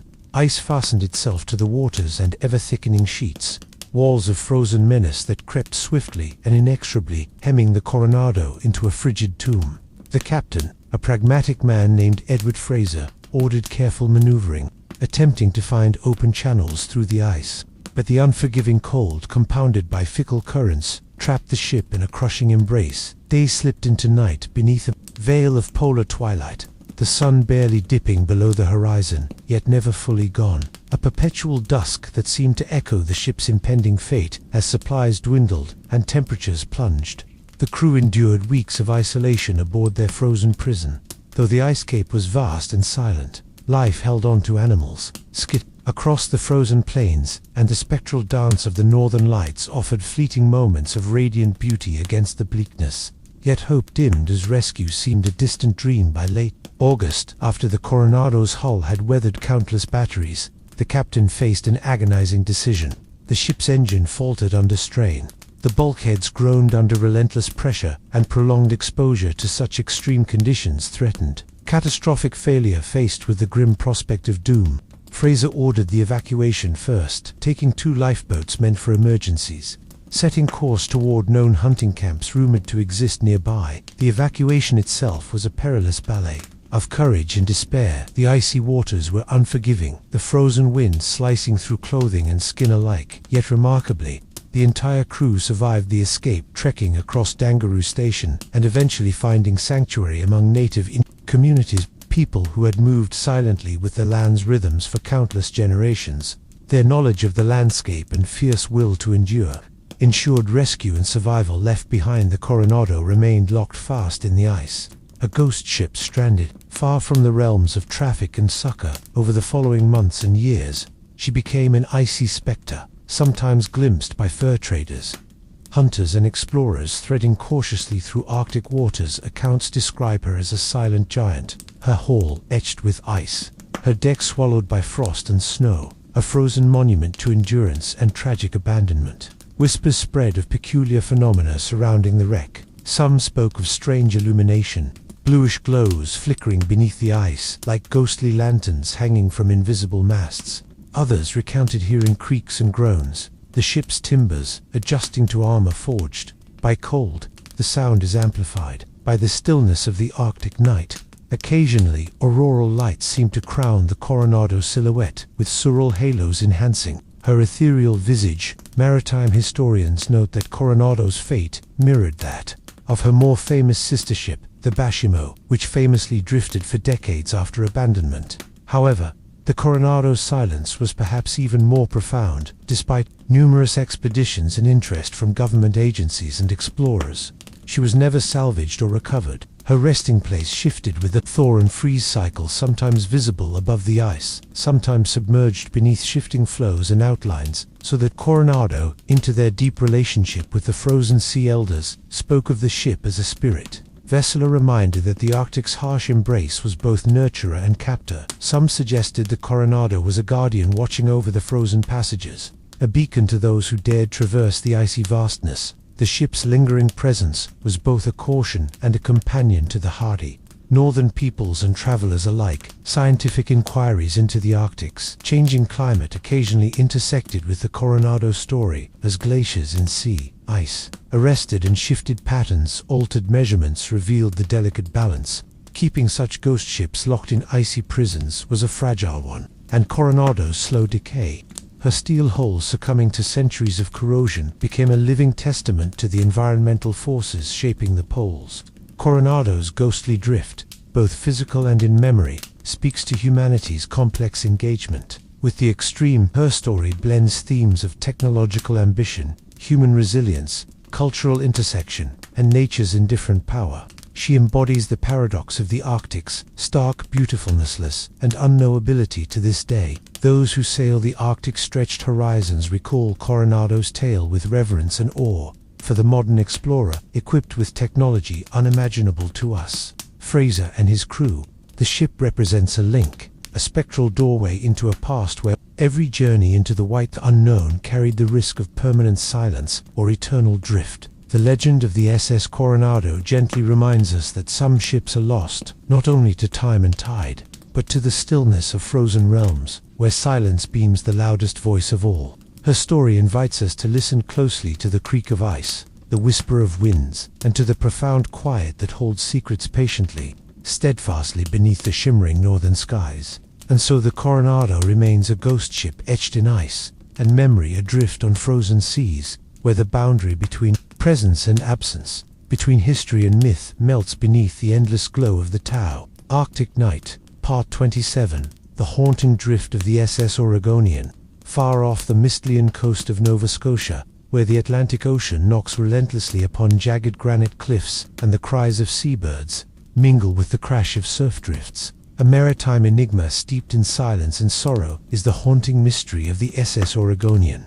A once proud cargo steamer that traversed the world's oceans, the Oregonian's final voyage became a ghostly odyssey, one marked by unexplained vanishings, spectral sightings, and a lingering sense of loss that reverberates through maritime history like the fading echo of a foghorn in the night. Built in 1916, the Oregonian was a British cargo ship of substantial size and powered by formidable engines. Tasked with finding goods vital to the post-war recovery effort for over 2 decades, she plied routes between the United Kingdom, North America, and the far reaches of the East Indies, a workhorse commanded by crews who braved everything from storm coasts to tropical squalls. Her decks bore witness to countless lives intersecting across continents, a microcosm of an era when the sea was the highway of hope, commerce, and often calamity. The Oregonian's reputation was mocked. Though generally reliable, she bore scars from numerous close calls, a collision in foggy waters near the English Channel, a near grounding off the rocky shores of Newfoundland, and battles with fierce gales off Cape Farewell in Greenland. Her robust construction made her resilient, but some whispered unease among the crew of inexplicable malfunctions and just escaped dangers that seemed to follow her voyages. Her last documented journey began in the autumn of 1941. A time when the Second World War cloaked the Atlantic in danger. The Oregonian departed from the port of Liverpool, laden with a vital payload of steel, machinery, parts, and raw materials meant to bolster the Allied war effort. Her route was charred across treacherous waters, patrolled by lurking U-boat, and the ship was part of a convoy designed to shield valuable cargo and lives.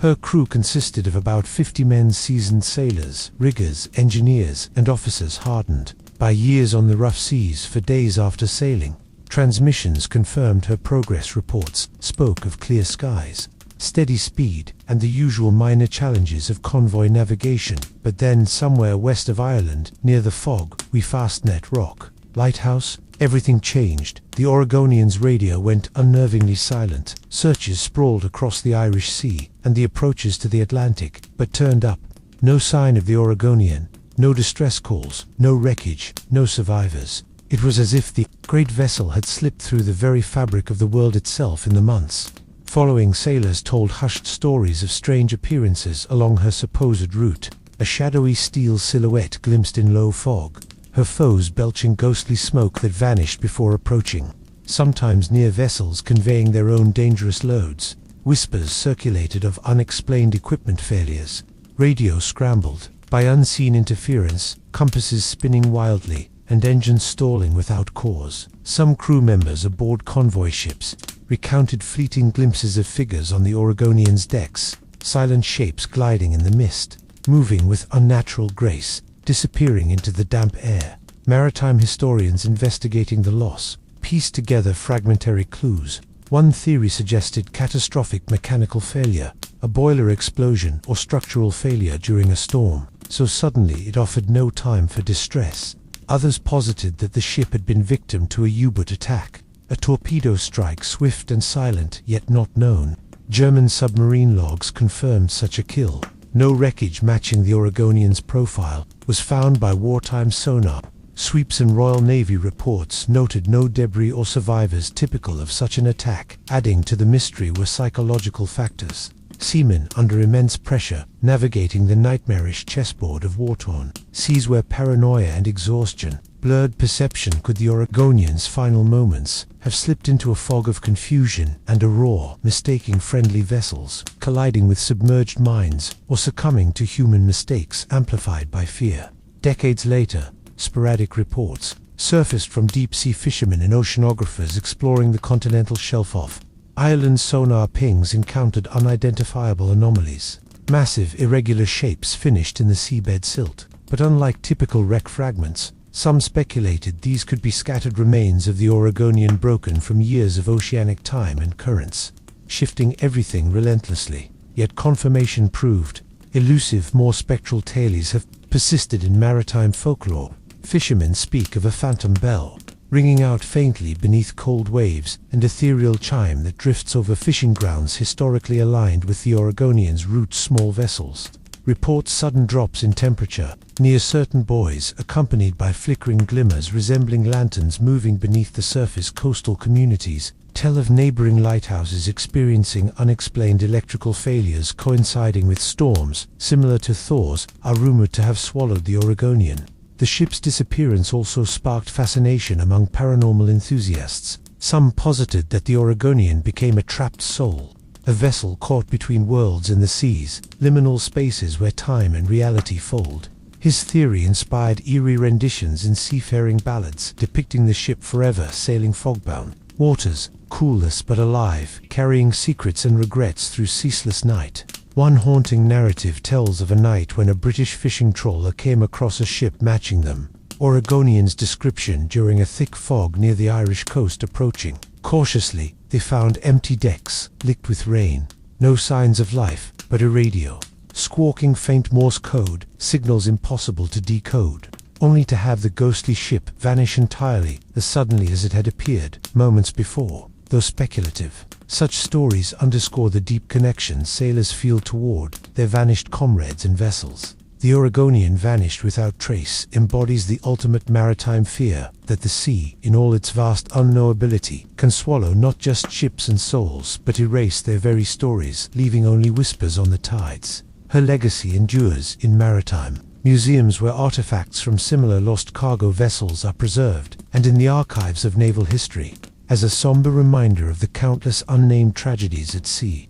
The Oregonian's haunting drift serves as a metaphor for all those lost to the dark waters, an emblem of absent silence, and the ocean's relentless claim. Occasionally, when autumn fog rolls thick and soft over the North Atlantic, mariners crossing those waters speak in reverent tones, recalling warm firesides and the shimmering glow of lighthouses. They tell one another to listen carefully to the distant whisper of waves, to the faint toll of a lost ship's bell carried on the night wind, and to the silence where the achievers, to the faint toll of a lost ship's bell, carried on the night wind, and to the silence where the fives, to the silence where the silence of the silence where the stole of a lost ship's bell car. Oregonian sails forever in memory, a spectral guardian of the storm, tossed Atlantic forever, lost, forever, haunting, and forever part of the ocean's infinite mystery. Part 28. The eerie drift of the SS Bolly's far off the rugged and often unforgiving coastline of Newfoundland, where weather shifts with little warning, and the fog rolls in thick as wool over churning waves. There lies a maritime mystery that has long haunted sailors and those who cherish the legends of the sea. The story of the SS Bali, a steamship once famed for both its steadfast service and enigmatic disappearance. The boss carries a ghostly legacy etched into the cold Atlantic waters, a tale whispered in fishing lodges and coastal towns from St. John's to the far-flung fishing outpost of Labrador. The BIS was a merchant steamer built in the late 19th century lawn shed from a bustling shipyard in Glasgow, Scotland, designed with a rugged steel frame and powered by a dependable triple expansion steam engine. She was intended for the demanding North Atlantic routes, a lifeline for cargoes vital to commerce and community. Her holds carried coal, salted fish, timber, and other goods between the British Isles, Canada, and the far reaches of the maritime provinces. Over the years, the Barley's earned a solid reputation. Among mariners, her decks were no strangers to bitter winters and storms that seemed to rage without. And across the North Atlantic in March of 1903, the Barley set sail from Liverpool, destined for the fishing ports of Newfoundland and Nova Scotia with a cargo of manufactured goods and supplies, aimed to sustain the remote settlements through a harsh spring and summer season commanded by Captain Samuel Harave, a man known for his calm demeanor and impeccable seamanship. The ship carried a crew of 35 experienced sailors, all accustomed to the ocean's moods, prepared for the perils of this northern passage. The voyage began under promising skies as the buoys navigated the rough waters off Ireland and entered the vast reaches of the Atlantic.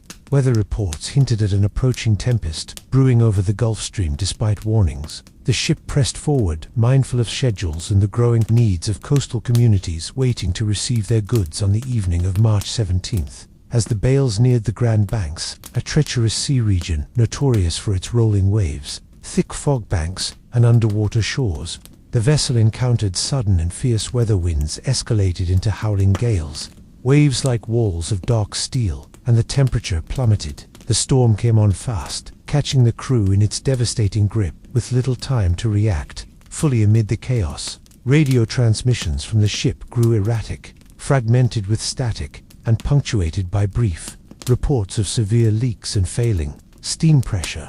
Then, as suddenly as they had begun, the signals stopped and the Barleys vanished in the days that followed. Rescue efforts deployed from ports across Newfoundland, Nova Scotia, and the British Isles, mobilizing. Veselto scoured the open sea in a desperate search for survivors or wreckage, but the ballast seemed to have been swallowed whole by the merciless ocean. No distress flares pierced the sky. No lifeboats were found drifting. The only clue was a brief transmission intercepted by a passing Cunard liner, an unintelligible plea for assistance lost among crackling white noise. Weeks later, as the seas calmed and search parties scoured the shoreline, fragments of debris bearing the ship's name washed ashore along the rocky coasts near Cape Race and at Placentia Bay, a stark reminder of the tragic fate that had befallen the vessel. There were no survivors, and the crew's fate remained enigmatic, wrapped in silence and the cold embrace of the Atlantic's depths. But the Barley story did not end there. Fishermen, sealers, and coastal lighthouse keepers soon began reporting unsettling encounters on fog-laden nights. Vessels would come upon a ghostly ship drifting offshore, an apparition matching the ballast's profile, brown steel hull faintly illuminated by lantern light, its decks deserted, sails shredded, faint creaks echoing through the mist. Radio operators on fishing schooners claimed to pick up fleeting signals dazzling the Barley's SOS messages, whispers lost amid the static of the stormy night. One particularly chilling account came from the crew of the schooner Eileen Ellie, who, while navigating near the southern tip of Newfoundland, encountered a silent vessel eerily resembling the schooner's captain described, steering closer only to witness shadowed figures moving slowly on the ghost ship's deck, motions too deliberate for waves or wind. But as the schooner drew nearer, the spectre dissolved into fog, leaving nothing but icy spray and the lingering melody that some aboard swore was a sea shanty from another age. Maritime folklorists and historians have since woven the Barleys into a tapestry of sea legends, reflecting mankind's fragile hold over nature's vastness. Some view the ghost sightings as manifestations of collective grief, a subconscious echo of the lost souls at sea, as if the ocean itself mourns the disappearance, replaying fragments of final moments to attentive witnesses. Others speculate on more esoteric explanations. The Grand Bank's reputation for mysterious natural phenomena, including magnetic anomalies and sudden fog formations, has fueled theories that the Barley was caught in an uncharted vortex or oceanic slimming, a hidden pocket of calm in the storm, a liminal space where ships become trapped, suspended between worlds. Here, compasses spin erratically and time feels distorted. Even instruments fail to pierce the veil. There are also whispered tales of the sea's darker guardians, spirits or ancient forces believed to patrol these remote and perilous waters, exacting silent retribution for trespassing or preserving balance. Amid chaos, the Barley, some say, sailed doublingly into their domain, claimed not by nature alone, but by forces beyond understanding. Scientific inquiries attempting to unravel the mystery with emerging technologies, Sonar sweeps of the Grand Banks today reveal scattered debris fields and underwater anomalies, yet no wreck has been conclusively identified as the B's ocean currents, and shifting sands may have concealed her remains beneath layers of sediment and silt, hiding physical evidence from human eyes. Weather historians analyzing the March 1903 storms affirmed the suddenness and ferocity of the tempestas, the most likely catalyst, an overwhelming force that could have swiftly incapacitated even a well-built steam ship like Bolly's, unsecured cargo brittle hull plates, fatigued by harsh winters or compromised steam systems might have hastened the ship's demise, leaving no chance for escape or rescue. Yet despite these insights, Bali remains a symbol of uncertainty, a vessel lost not only to the sea but to time and memory. Her ghostly legacy endures, carried in songs sung by Newfoundland fishermen and tales told beside hearthfires and in the watchful eyes of those who sailed the North Atlantic's trailing edge. The ballast reminds us that the ocean holds stories untold and secrets buried deep beneath the waves, mysteries of lost hope and silent endurance amid the ceaseless swell. It invites the listener to imagine those vanished souls, voices carried forever by the wind and waves, their tale whispered across the endless horizon. And so the soul lies, drifts eternally, in legend, in shadow, a ghost ship whose eerie silhouette haunts the foggy shores, a solemn testament to the ocean's power to both give and claim, leaving behind only the softest echo of creaking timbers and the mournful song of the sea. Part 29.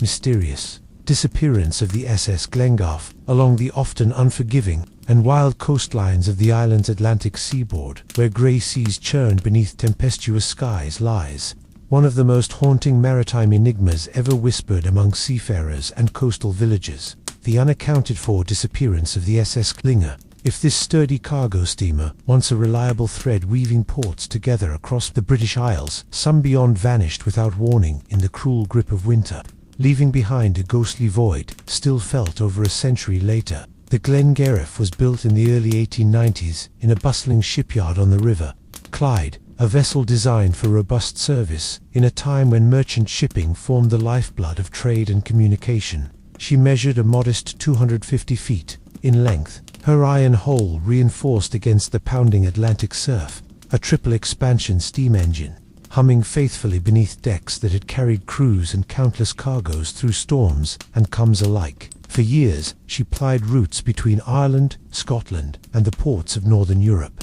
Her schedule tied her run's routing, her importance unquestioned. The final voyage of the Glengarve began on a bitter November morning in 1904, laden with coal intended for factories and homes. She departed from Glasgow headed for Gay, her decks bustling with crew burdened by cold and the ever-looming pressure of punctuality.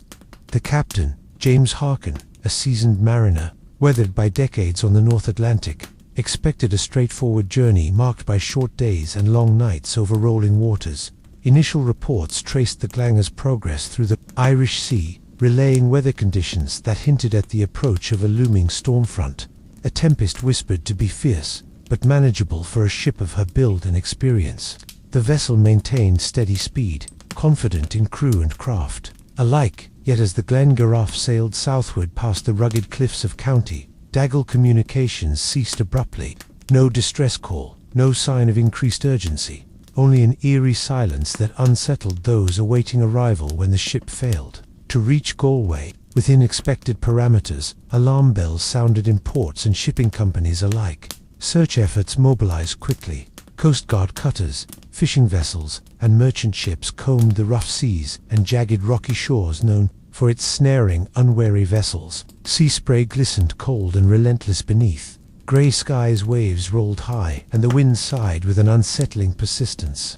Yet no trace of the Glengarve was found, no wreckage aligning the shore, no drifting cargo or lifeboat to mark her passing. She had simply ceased to exist or vanished beneath the Atlantic's capricious embrace. This void birthed a multitude of theories among maritime experts and storytellers alike, none conclusive, but all tinged with the uncanny. Some blamed the fierceness. November storms are known to sweep the west coast of Ireland with sudden fury. These tempests could rise with little warning, spinning vicious whirlwinds and towering seas that had claimed many a ship despite the utmost caution given the coastal geography. sharp headlands submerged, reefs and tumultuous tidal currents. The Glengarriff may have fallen prey to an unforgiving wave, or driven onto hidden rocks where she broke apart swiftly. And yet, such disasters typically left debris or survivors. The total absence raised questions.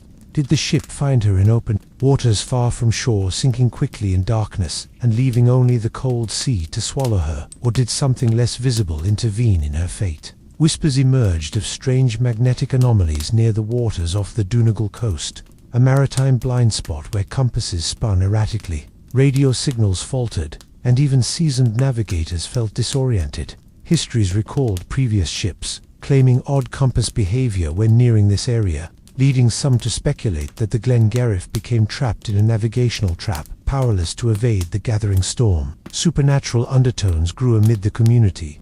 Locals told tales of the phantom gale, an otherworldly wind said to rise from the depths without warning, lashing ships with spectral fury before vanishing as mysteriously as it appeared. Countless legends spoke of the lost mariners of the West, ghostly crews doomed to sail forever along the tempestuous coast, their vessels shrouded in mist visible only fleetingly before disappearing like shadows swallowed by the waves. Fishermen recounted ghostly sightings in the years after the Glengarriff's disappearance, a towering silhouette cutting across fog-drenched waters, a lantern's faint glow bobbing steadily at sea, the mournful creak of rigging carried on the night breeze. One account told of a young boy watching from a rocky outcrop as a ship's whistle echoed across the bay long after no steamer should have passed, a sound so poignant it brought tears, despite its spectral source. From a practical angle, some maritime historians have suggested the possibility of structural failure exacerbated by overloading, a known hazard during intended commercial periods.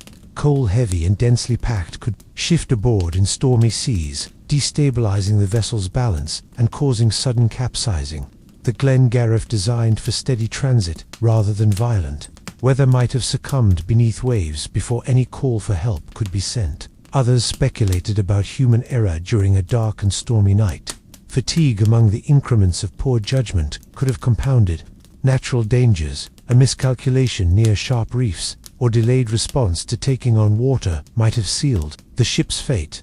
The absence of a distress signal, though, remained perplexing. Did some disaster unfold too rapidly to allow any communication? More conspiracy-tinted theories surfaced in later years. Some suggested secret cargo or clandestine operations related to political tensions in the period. A ship shadowed by whispers of smuggling or espionage silenced before those secrets leaked. While no official archives have substantiated such claims, the veil of suspicion only deepened intrigue. The Glengarriff's final resting place remains undiscovered despite modern sonar scanning and divers.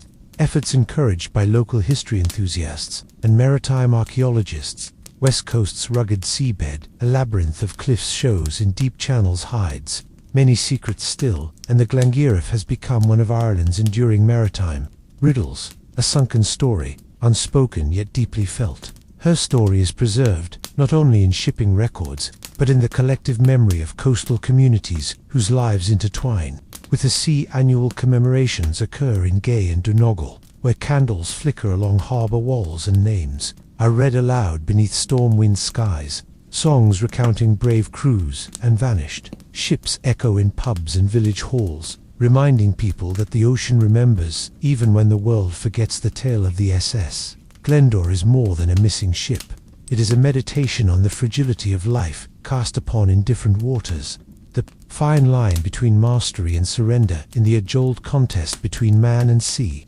It speaks to the silent stories beneath waves, the unseen struggles swallowed by currents, and the haunting persistence of hope amid loss for those who stand watching. Wild Atlantic waters on a brooding November evening, the Glengarriff becomes an emblem, a spectral voyage forever underway, a faint beacon guiding present and future voyages to respect, to remember, and to listen closely to what the sea murmurs in its restless depths. Part 30. The silent passage of the SS Allan Cannon in the chill and often tempestuous waters of the Irish Sea, where dark waves lap against rocky coasts and mist shrouds the horizon in a soft grey veil. There lingers a maritime mystery that has captivated generations, a story of disappearance, whispered warnings, and the ocean's quiet but uncompromising claim. This is the haunting tale of the SS Allan Cannon, sometimes called the Isle of Man's ghost ship, whose final voyage in the waning days of 1909 became one of the most tragic and enigmatic chapters in the history of the British Isles. Coastal shipping. The SS Ellen Vannin was not a grand ocean liner, nor a mighty steamship built for transatlantic crossings. It was a humble package steamer, a small but vital ferry tasked with carrying passengers, mail and cargo between the Isle of Man and the port of Liverpool. Constructed in 1883, the vessel bore the hallmarks of a sturdy coastal steamer, a single funnel painted bright red gleaming brass fixtures, and a reputation for reliability and steady service in a frequently fickle sea.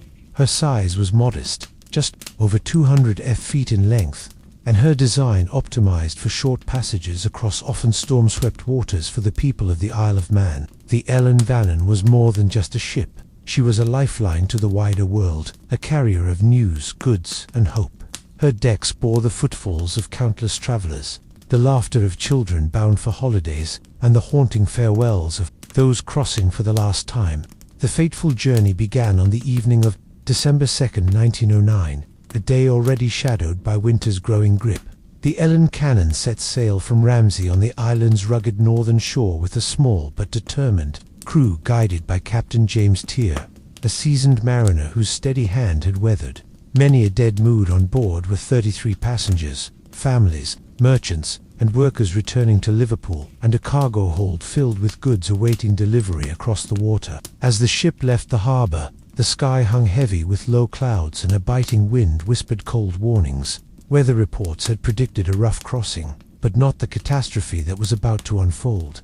The Irish, seeing notorious for sudden storms and treacherous currents, were ready to cast their darkest shadow shortly after departure conditions worsened. Dramatically, a fierce storm brewed along the western coasts, driven by cyclonic winds, whipping into howling gales, lashing the sea into towering waves that crashed endlessly over the steamer's bow.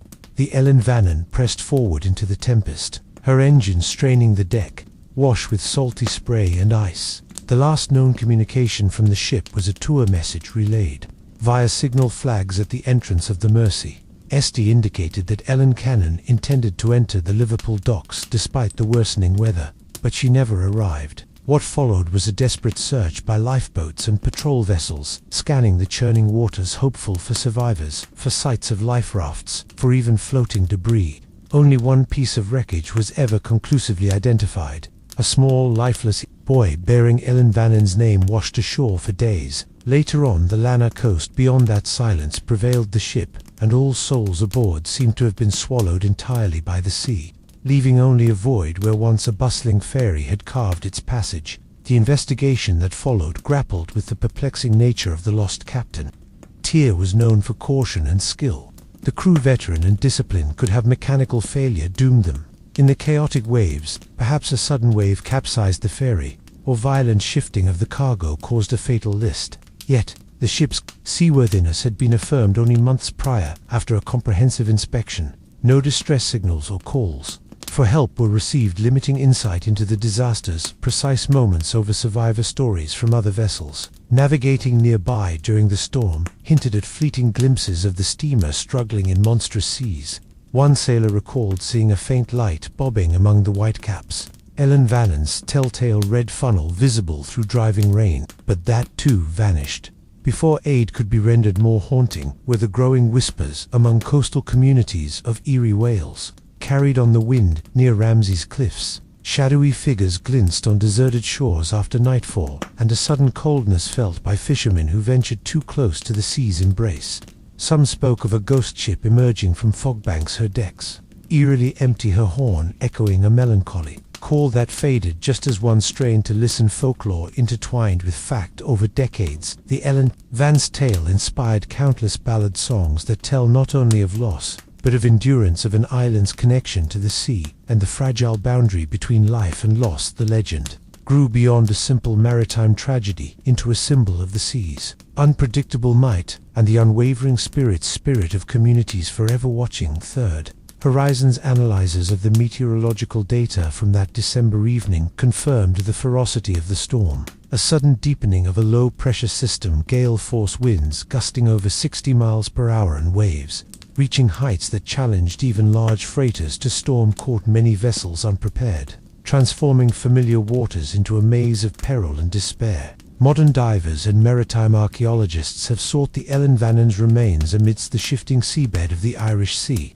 complicated by strong currents and sediment layers. While some promisings in her images hint at possible wreckage, the exact resting place remains elusive, concealed beneath layers of mud and time. The ship's disappearance also raised questions about maritime safety. The tragedy of the Ellen Vannen contributed, along with other maritime disasters of the era, to advancements in life-saving equipment, radio communication protocols, and storm forecasting that have since saved countless lives. Yet, the human impact remains the story's core. Dozens of families on the Isle of Man and in Liverpool mourned loved ones, swept away in darkness and storm. Their memory is safeguarded in plaques, museums, and the collective heartbeat of island life. Every December, commemorations honor the passengers and crew whose lives were claimed by the sea's unyielding grasp for seafarers navigating the Irish Sea. Today, the story of the Ellen Vannen serves as an eternal touchstone, a reminder that even the shortest voyages bear the weight of vast uncertainty. Affair's ghostly image still surfaces in conversation and dreamlike tales, blending hard facts with the sea's natural poetry. And so, beneath winter's grey skies and thick coastal mists, thus Ellen Vannen journeys eternally, her passage marked not by triumphant arrival, but by quiet disappearance. She sails forever through storms and silence, a spectral fairy cradled by the Irish Sea's endless tides, whispering softly to those who listen to lives lost of mysteries deep as the ocean and of the fragile line that separates the known from the unknown.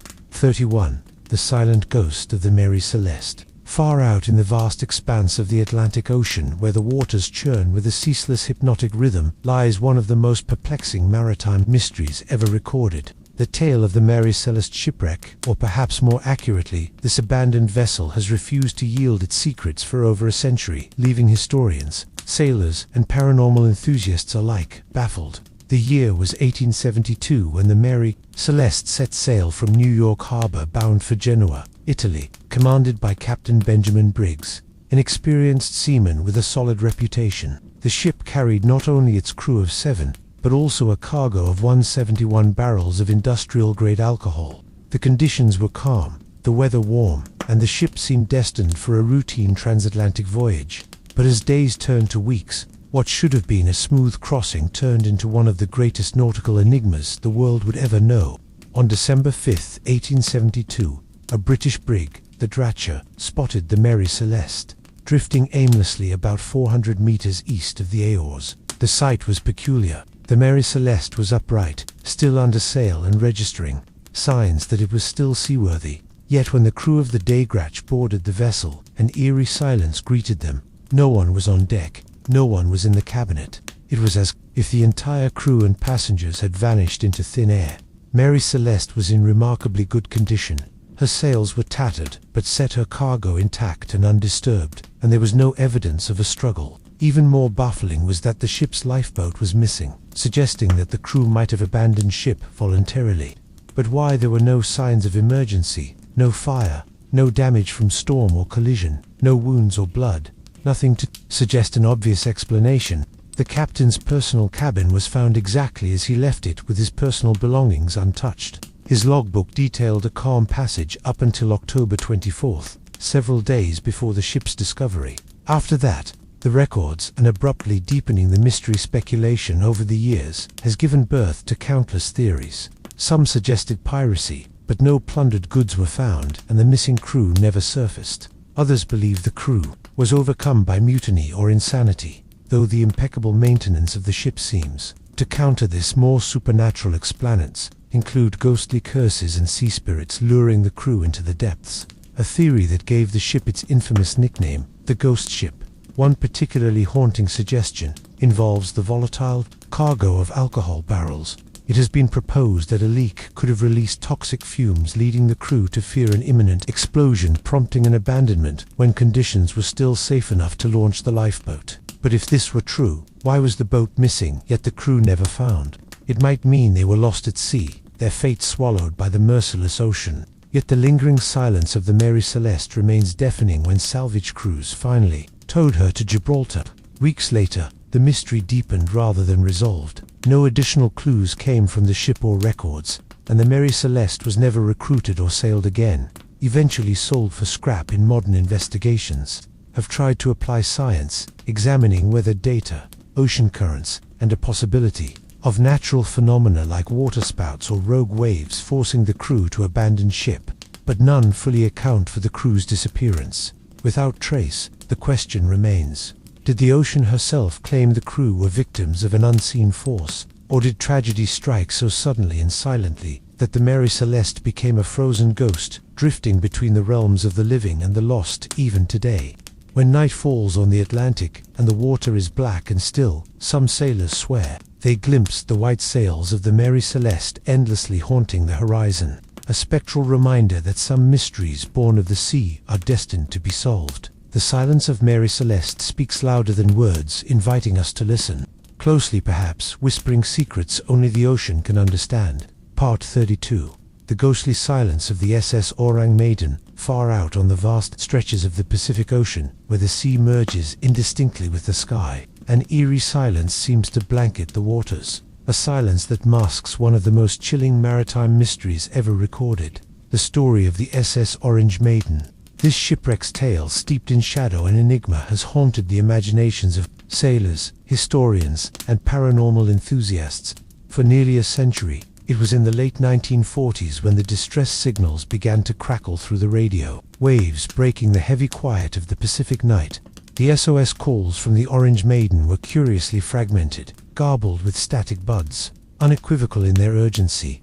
The operators in nearby ships and coastal stations picked up a chilling message, one word spoken repeatedly, and with a desperate edge: SOS, rang Maiden. All officers dead, crew dead. I died. No sooner had this harrowing message been transmitted than it faded into silence, leaving those listening in suspended disbelief, and dreading a relief ship was immediately dispatched, cutting through the endless waves with determination, intent on unraveling the source of such a ghostly plea for help. When the rescue crew arrived at the coordinates, the chilling reality unfolded. The Orange Maiden floated eerily, still, its decks bare and silent. Beneath the moonlight, there was no sign of life aboard.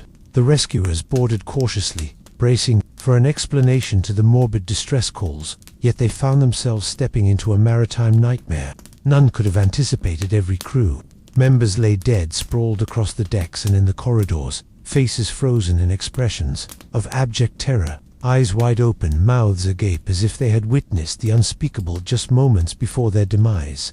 What was most confounding and disturbing was the absence of any visible injuries or evidence of a struggle. No wounds, no signs of poison, no blood, only the stark, eerie stillness of death that gripped the entire vessel in the captain's quarters.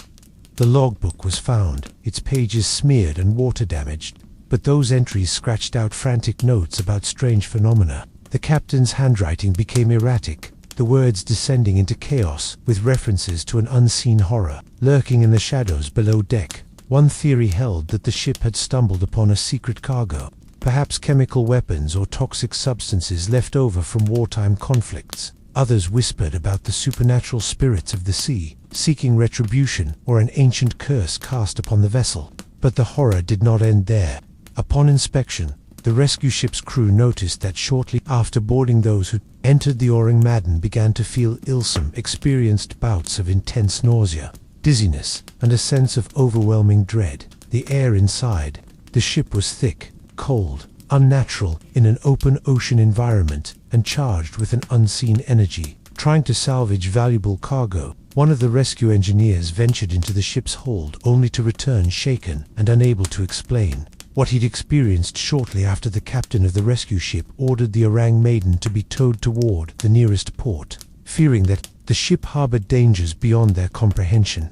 But fate had a cruel design. During the tow, Bang Main suddenly caught fire and exploded without warning, burning fiercely before sinking beneath the waves, taking with it any further clues to unlock the mystery of its ghostly demise decades later. The SS Orang Maiden remains a whispered legend among seafarers. Its wreck has never been definitively found, despite occasional sonar pinks and submarine explorations in the rough Pacific terrain where it was last seen. The ship's story has echoed through time as a haunting testament to the unfathomable darkness that can dwell beneath the ocean's calming surface? Was it a tragic accident born from toxic exposure, a clandestine military secret gone wrong? Or was the Orange Maiden claimed by supernatural forces, long denied by human reason?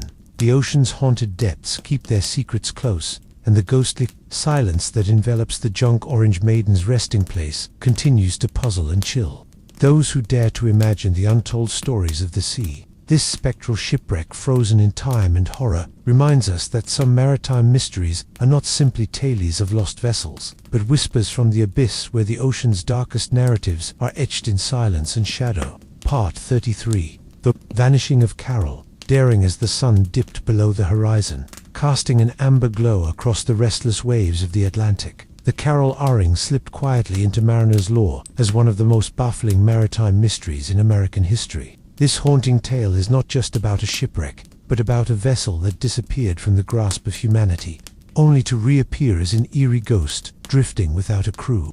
A chilling gene that continues to ripple through the minds of those who study vanished ships. The Carol was a 5-masted schooner built with promise and strength. In the early 20th century, it was designed to carry cargo along the east coast of the United States and into the Caribbean. She was once lauded as one of the largest sailing vessels built in the United States, a proud symbol of American craftsmanship and the enduring age of sailor. Reputation was one of reliability and steady service as she transported goods between ports, weaving through the ocean's mercurial moods with a stoic grace. But her final voyage cast her into the shadows of maritime mystery forever. In the summer of 1921, the Carol Daring left the port of Norfolk, Virginia, bound for Rio de Janeiro with a full cargo of coal. The ship's last log entries wound down to a routine passage until something inexplicable unraveled her story when she was sighted near Cape Hatteras in North Carolina. She was inwardly calm and outwardly intact, yet no crew was aboard. It wasn't her disappearance that immediately stunned observers, but the eerie discovery of the ship drifting aimlessly along the coast. Fishermen first noticed the sails flapping limply in the wind, the rigging tangled and the decks deserted when authorities boarded the Carol, fearing they found a ship utterly devoid of its crew. The cabins were abandoned but largely undisturbed. The ship's log was missing its final pages, and the navigational instruments were nowhere to be found. Supplies remained, food prepared but never eaten. Personal belongings scattered as if left in a hurry, without any explicit sign of violence or struggle. The mystery grew heavier. What could have caused an entire crew to vanish into the thin air, just as they neared the treacherous waters of the Outer Banks? Official investigations considered several possibilities: piracy, mutiny, storm damage, leaving the crew forced to abandon ship, or something stranger, namely the influence of the infamous Bermuda Triangle. Cape Hatteras, where the ship was found drifting, lies within that notorious expanse of the Atlantic, notorious for the inexplicable disappearance of vessels and planes.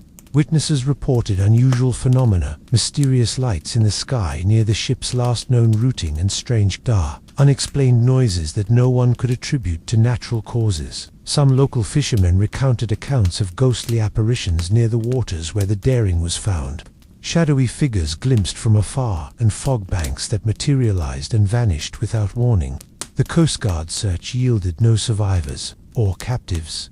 The crew's fate remains unknown over time.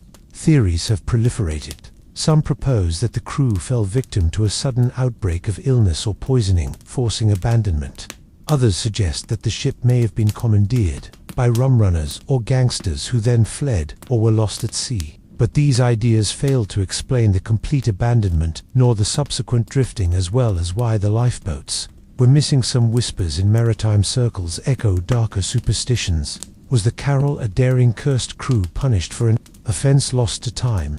Could they have been taken by something beyond mortal understanding, swept into an invisible dimension between sea and sky? When one immerses oneself in the eerie stillness of that desert schooner, it feels as if the ship itself is holding on to secrets torn from the realm of myth. Even more puzzlingly, sightings of the ship were reported months after it was officially recorded as missing.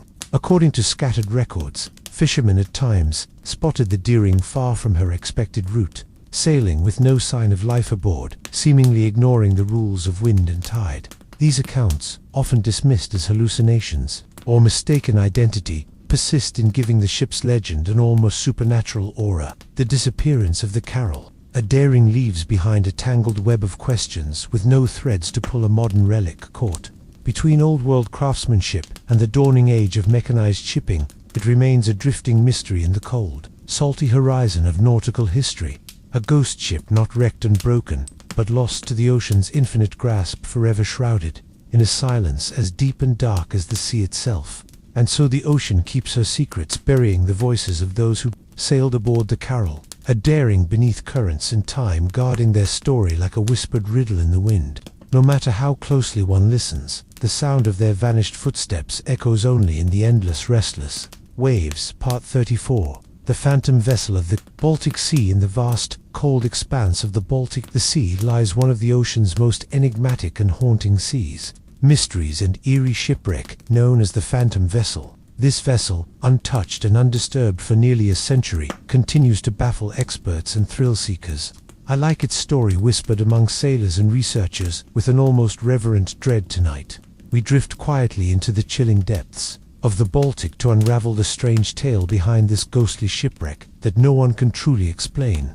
The year was 1927, a time when maritime travel was both a necessity and an adventure. The phantom vessel was a cargo ship named the SS Glenmore, a sturdy freighter that regularly transported goods between the bustling ports of Stockholm and Helsinki. In early November, the Glenmore set out on what should have been a routine voyage. Across a treacherous stretch of the Baltic Sea, veiled by dense fog and the cold winds that tore mercilessly through the water's surface, the ship's crew of 24, experienced and steady-handed, manned the vessel with assurances of their swift return. Yet, as the ship sailed into one of the most notorious fog banks of the region, had vanished without a trace. No distress signals were sent, no wreckage found. Families waited anxiously, and days turned into weeks without word, until finally hope was abandoned that the Glenmore had somehow succumbed to the merciless sea. Nearly 50 years later, in 1976, divers exploring a well-known shipwreck site in the Baltic stumbled upon something completely unexpected beneath layers of silt and cold dark water. They discovered Glenmore's remains remarkably intact, as if time had frozen around her. The timbers, masts, and even some of the cargo were perfectly preserved by the cold. Brackish waters give researchers an unprecedented glimpse into maritime history, but the deeper they explored, the more perplexing the mystery became. Unlike typical shipwrecks ravaged by storms or collisions, the Glenmore's hull had no visible damage. There were no signs of fire, explosion, or battle. Doors and hatches were found closed. Personal belongings remained undisturbed in the cabins, and the kitchen's pots still sat over the stove, cold but intact. It was as if the crew had vanished into thin air, an eerie snapshot frozen in time.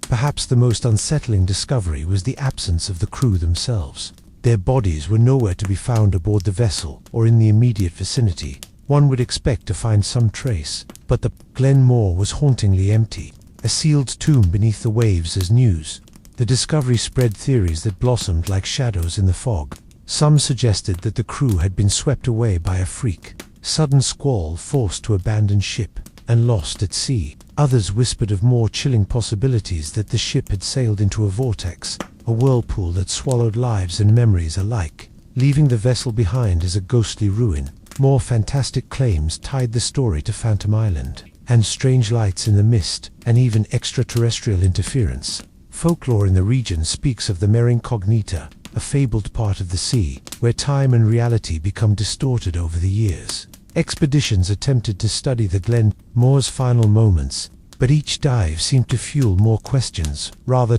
than answers. Instruments recorded inexplicable electromagnetic fluctuations around the wreck. Photographs captured fleeting shadows that moved independently of the divers' own.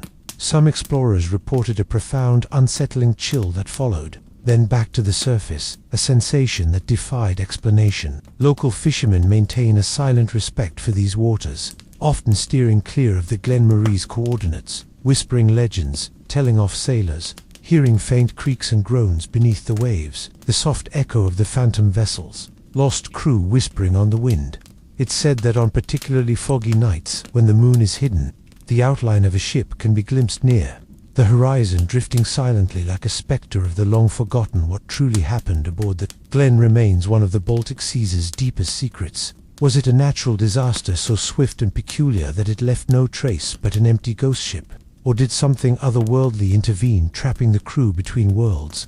The phantom vessel stands as a silent sentinel, a frozen echo in the cradle of the ocean's mysteries, inviting us to ponder the enigma beneath the waves. As you listen, quietly imagine the cold grip of the Baltic depths, the haunting stillness of a ship lost between past and present, and the unsolved riddle of a crew that vanished as if swallowed by the sea itself. The ocean holds many secrets, but the phantom vessel reminds us that sometimes its deepest enigmas lie not in the churning storms above, but in the frozen silence below. Part 35. The ghostly silence of the SS Oaring Maiden. In the chilling annals of maritime mystery, few stories echo with as much eerie silence and unexplained horror as the tale of the DSS Orang Medan, a ship whose name alone sends shivers through those who delve into oceanic legends. This was no ordinary shipwreck. It was a vessel enshrouded in sudden harrowing tragedy and an unfathomable secret that has confounded sailors, researchers, and paranormal enthusiasts for decades.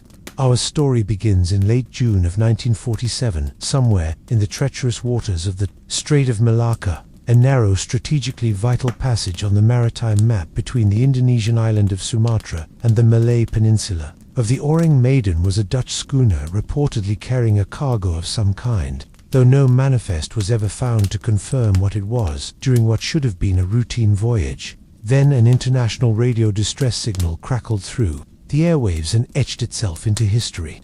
All officers, including the captain, are possibly dead, lying in the chart room and bridge. All the crew died. These chilling words were followed by an eerie silence, and the voice that transmitted them had the unmistakable sound of fear and impending doom. Radio operators from multiple stations received this desperate plea, trying to trace its origin, but the Orang Maiden itself remained a ghostly enigma.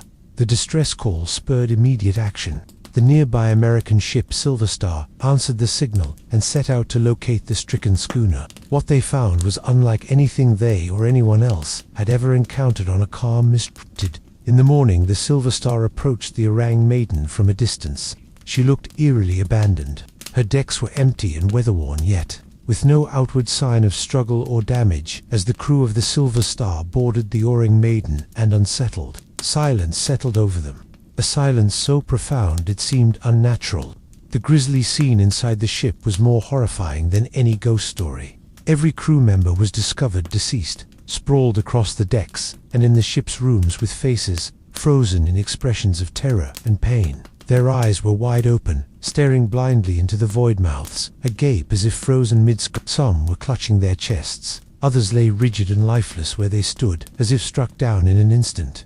None showed any visible wounds, no sign of external injury, no explanation for their sudden demise. The Silver Star's crew hurried to investigate the cause, but before they could make conclusive assessments, the ship itself betrayed them with another dark mystery. Minutes after boarding, a faint odor, a chemical stench, was noticed, sharp and acrid, enveloping the air inside the ship.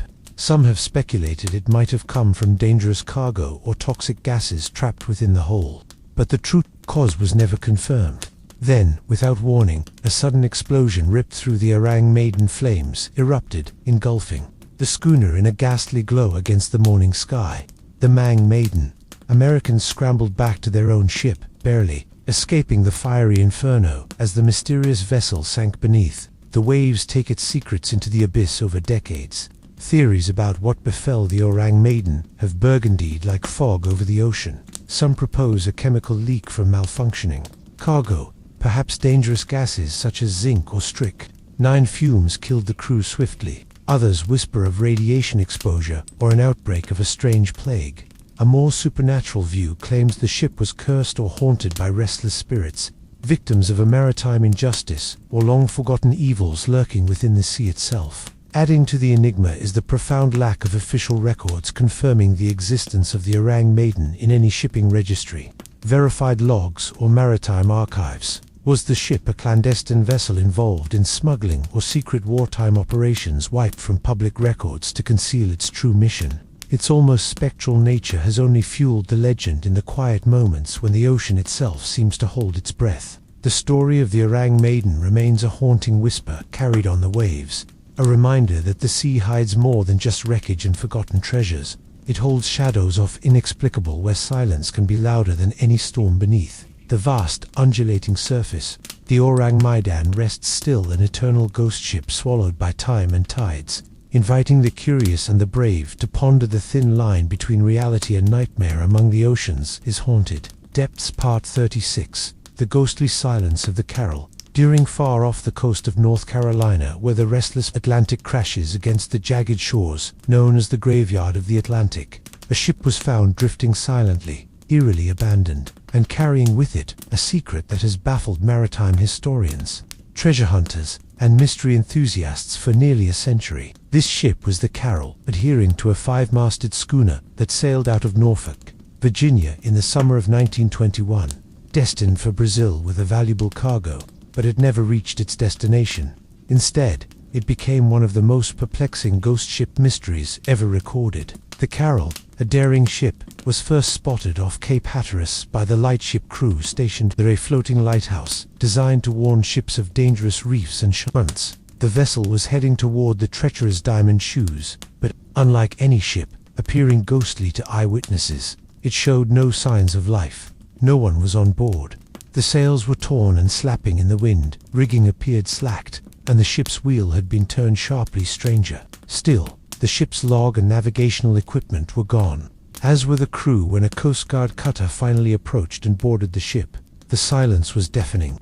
There was no sign of struggle or violence. The galley was in use. Fresh food was uneaten, and personal belongings were left intact. There was no sign of damage that could explain the disappearance of the crew. No injured bodies on deck.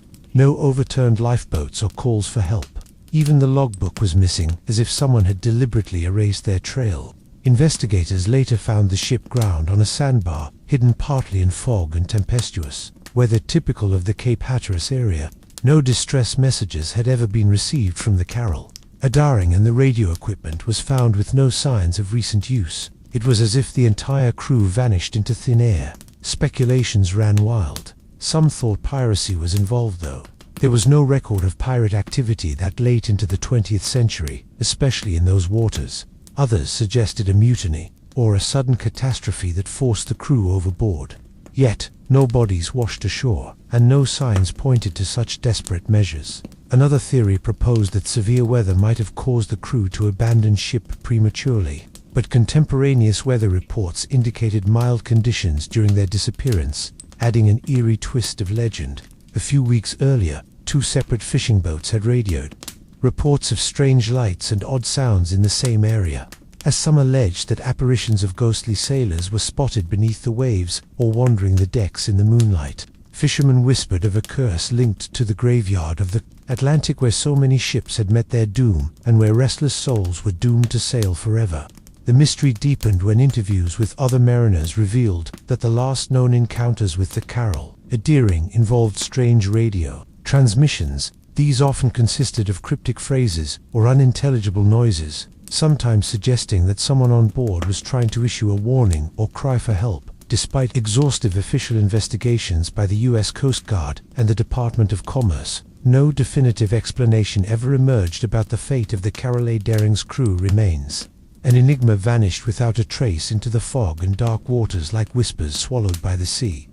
Over the years, theories ranged from human involvement, mutiny, kidnapping or foul play to supernatural explanations as sailors faced the terrifying lore of the ocean and its untold powers. Some paranormal experts likened the ship to a sort of maritime Bermuda Triangle. Victim, a vessel caught in a mysterious phenomenon that causes disappearance and disorientation. Deep below the surface, divers who later explored the shipwreck found Carol, adhering, lying upright on the seafloor, largely intact, but encrusted with decades of coral and ocean life. No clues were found there either, only the silent testimony of the ship's weathered hull and the cold ocean floor. The physical evidence was as silent as the ship's ghostly decks to this day. The Carol A. Daring stands as a chilling testament to the ocean's unfathomable mysteries and abandoned vessel lost to time and speculation, beckoning endlessly to those who seek to uncover the truth behind the silence of the sea. holds its secrets tightly, and the ghost ship off the coast of North Carolina continues to haunt not only the shots, but the imaginations of those who dare to look into the deep in the vast, restless oceans. Some ships were meant to tell their stories. The Carol Daring's tale reminds you that sometimes the most haunting tales are not those of monstrous creatures or violent shipwrecks, but of the quiet and inexplicable absence of explanation itself, where silence becomes the loudest voice of all. Part 37. The eerie silence of the Shipwreck Maiden. Deep in the annals of maritime lore lies a story shrouded in chilling mystery, unanswered questions, a tale so haunting that it has fascinated and baffled ghost story enthusiasts, naval historians, and oceanographers alike. This is the story of the SS Orange Maiden, a merchant ship. Sudden inexplicable fate has become one of the ocean's most enduring enigmas. The tale begins in the late 1940s, a time when international trade routes were bustling and the post-war world was still trying to find its rhythm. According to reports that surfaced from passing vessels, the Aurora Wong Maiden was an unassuming freighter traveling the Straits of Malacca, the narrow passage between the Malay Peninsula and the Indonesian island of Sumatra, a waterway infamous both for its strategic importance and its treacherous tides. One day, Anna Thornaby shipped the Silver Star and received a faint but deeply disturbing distress call on the radio. The voice on the other end was a fractured jumble of words. Pilots recorded the chilling last message. All officers, including the captain, are dead, lying in the chart room and bridge. I die. After a lengthy pause, the caller was heard murmuring helplessly, I die.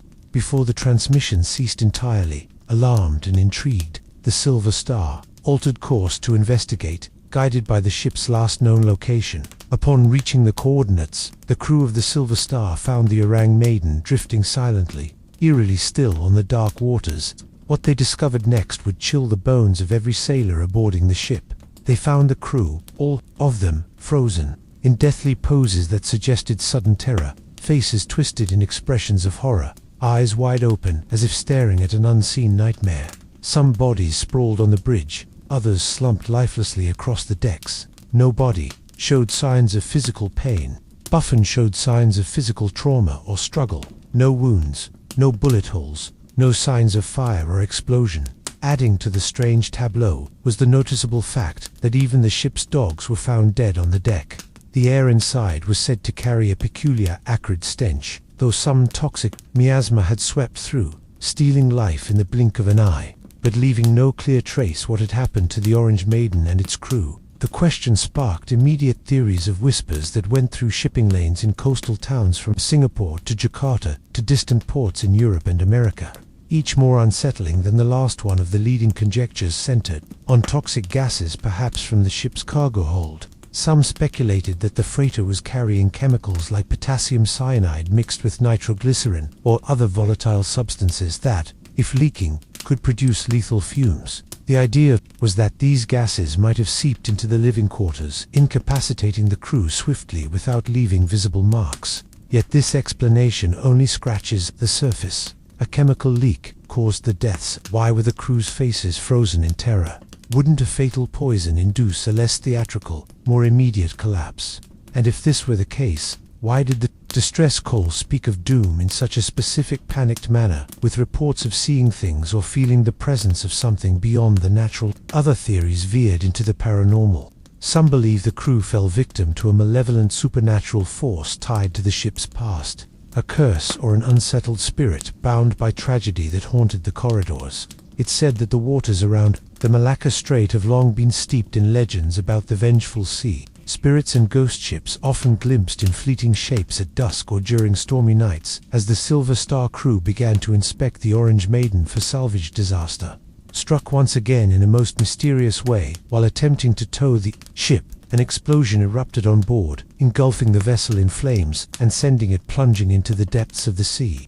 To this day, the wreckage of the Orange Maiden has never been conclusively located. It is a sifty ocean swallowed by the ghostly ship hull, taking its secrets and perishing souls with it over the decades. Some have claimed to have found fragments of hulls matching the Orange Maiden's description, but none could be definitively tied to the ship.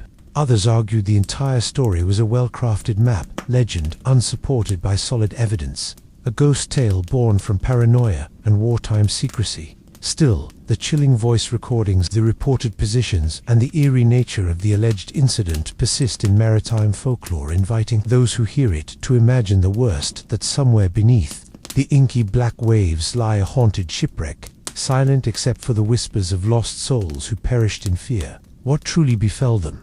I ran, madam. Was it a chemical accident, the supernatural visitation, or something even stranger?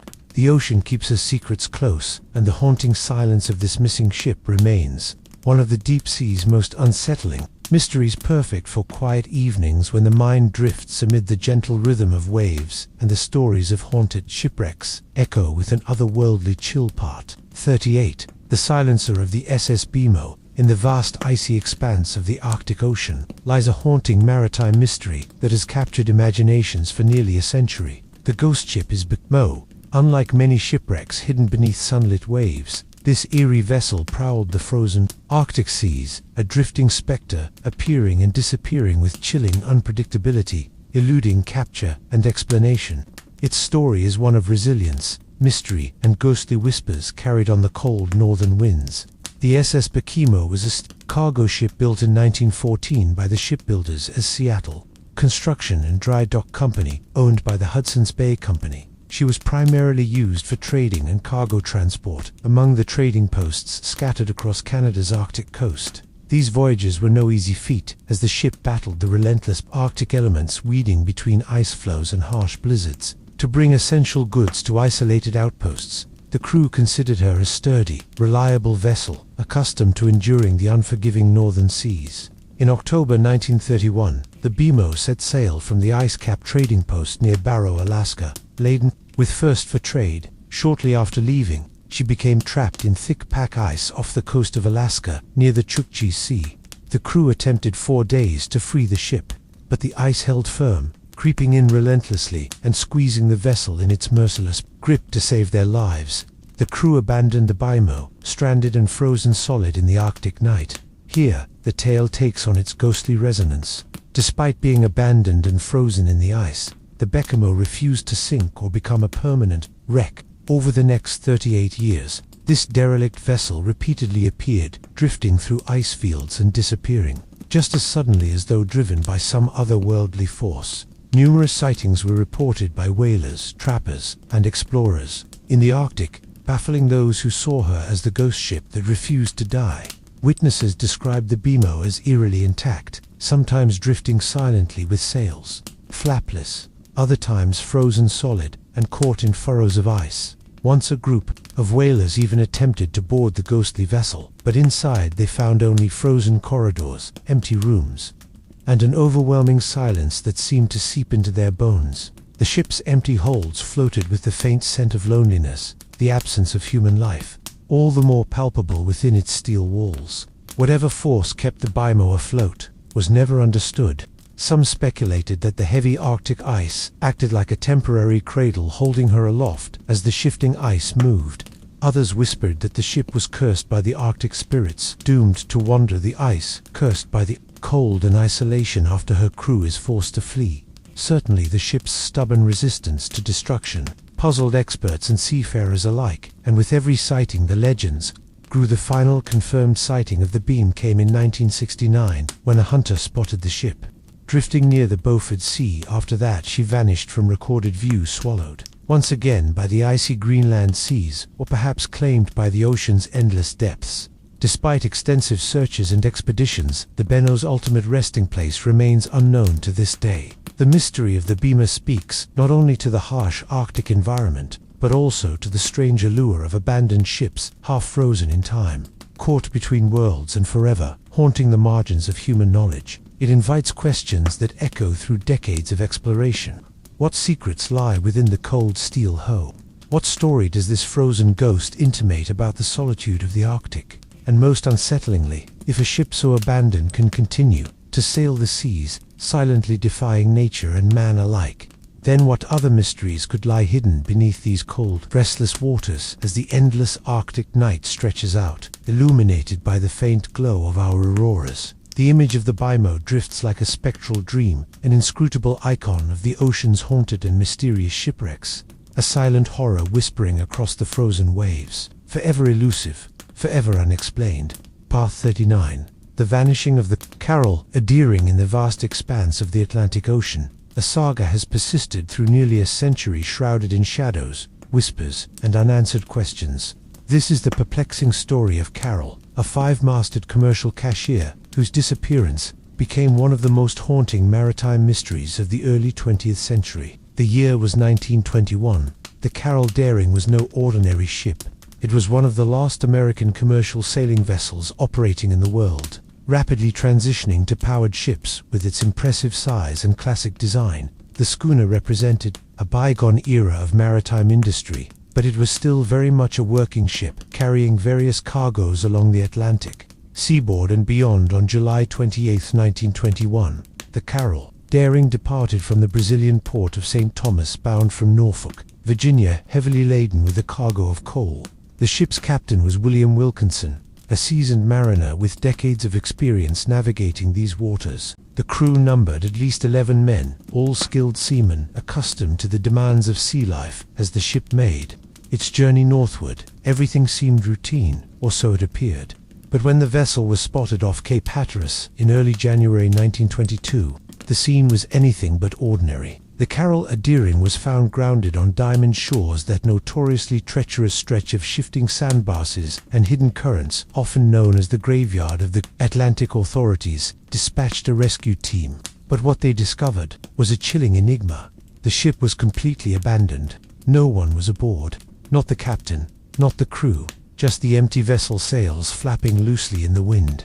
Navigational equipment intact, yet displaying no signs of recent activity. The lifeboats were gone. The ship's log was missing, leaving no direct clues to the fate of those who should have been on board. The story only deepened from there.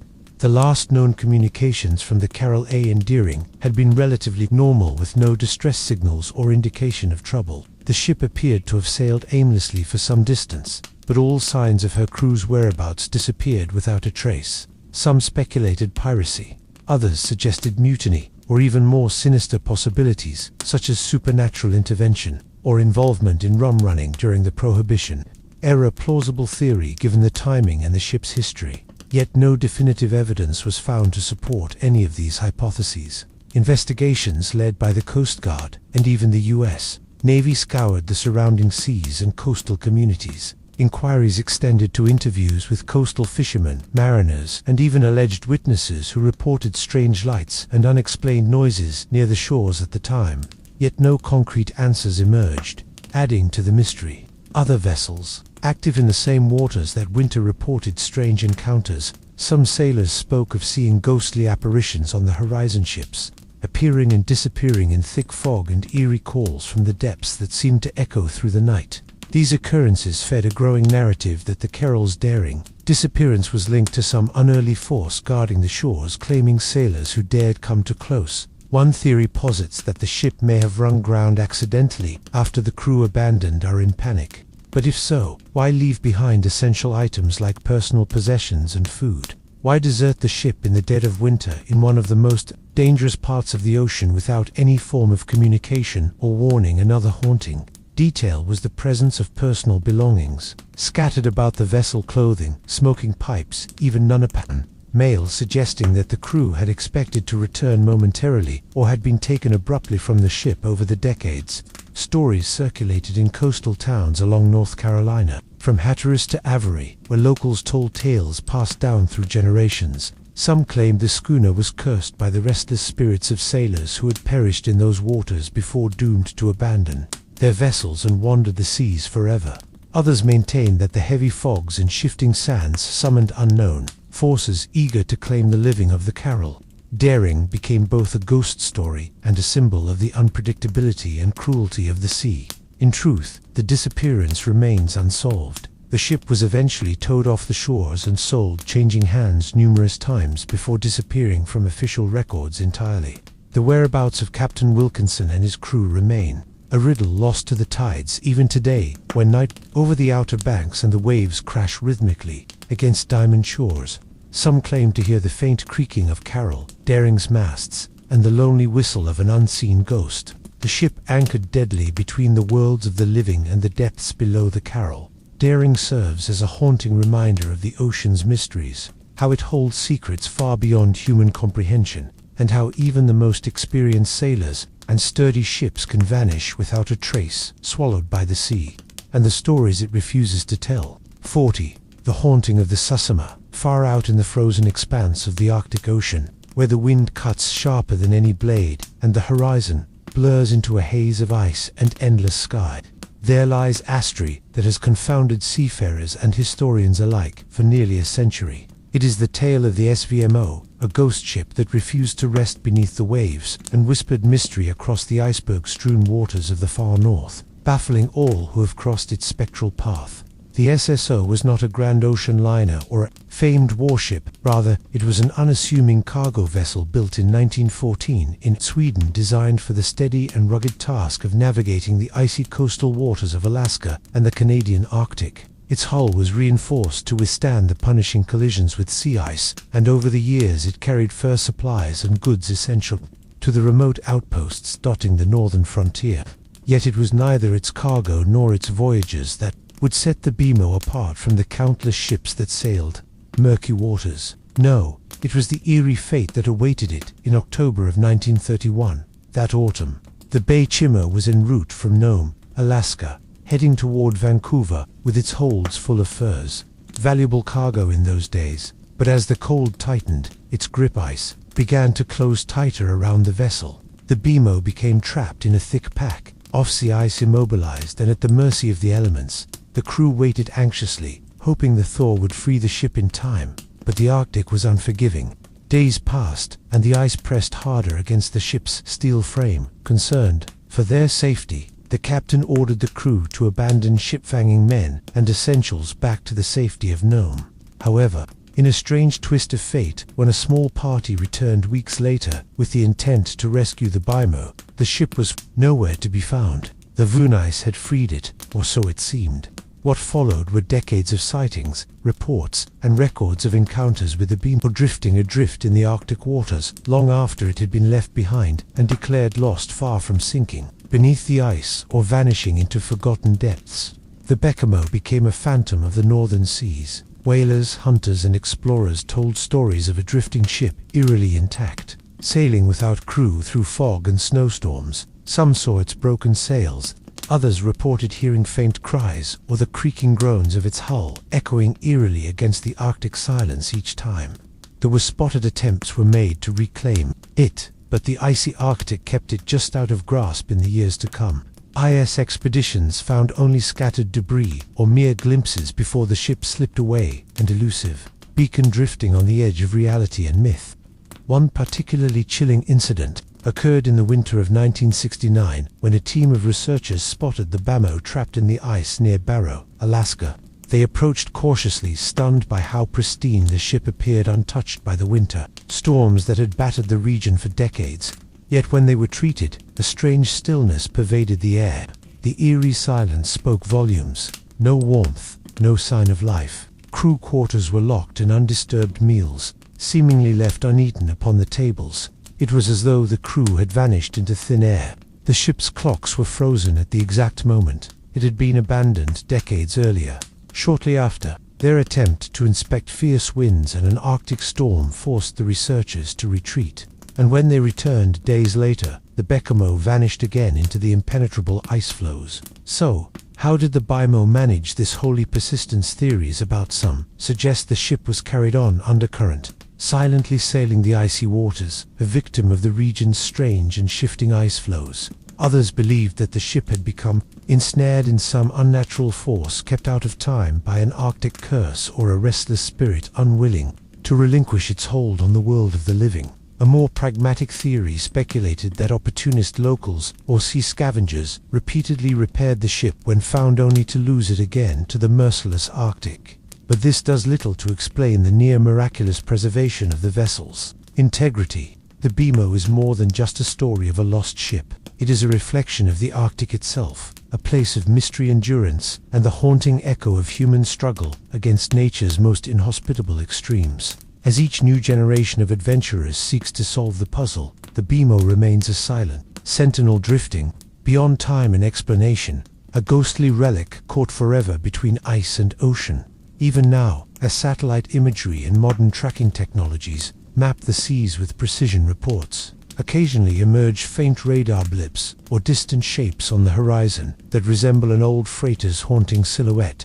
The SS Bemo's final resting place may still lie somewhere beneath the ice, or perhaps, like a spectre, she still glides silently through the Arctic waves, carrying with her the secrets of a strange, persistent mystery that no one has truly solved. As the cold Arctic night whispers around empty decks and frozen corridors, Bemo's tale lingers, inviting those willing to listen into the deep, dark silence where the ocean's cold breath preserves its haunted stories forever.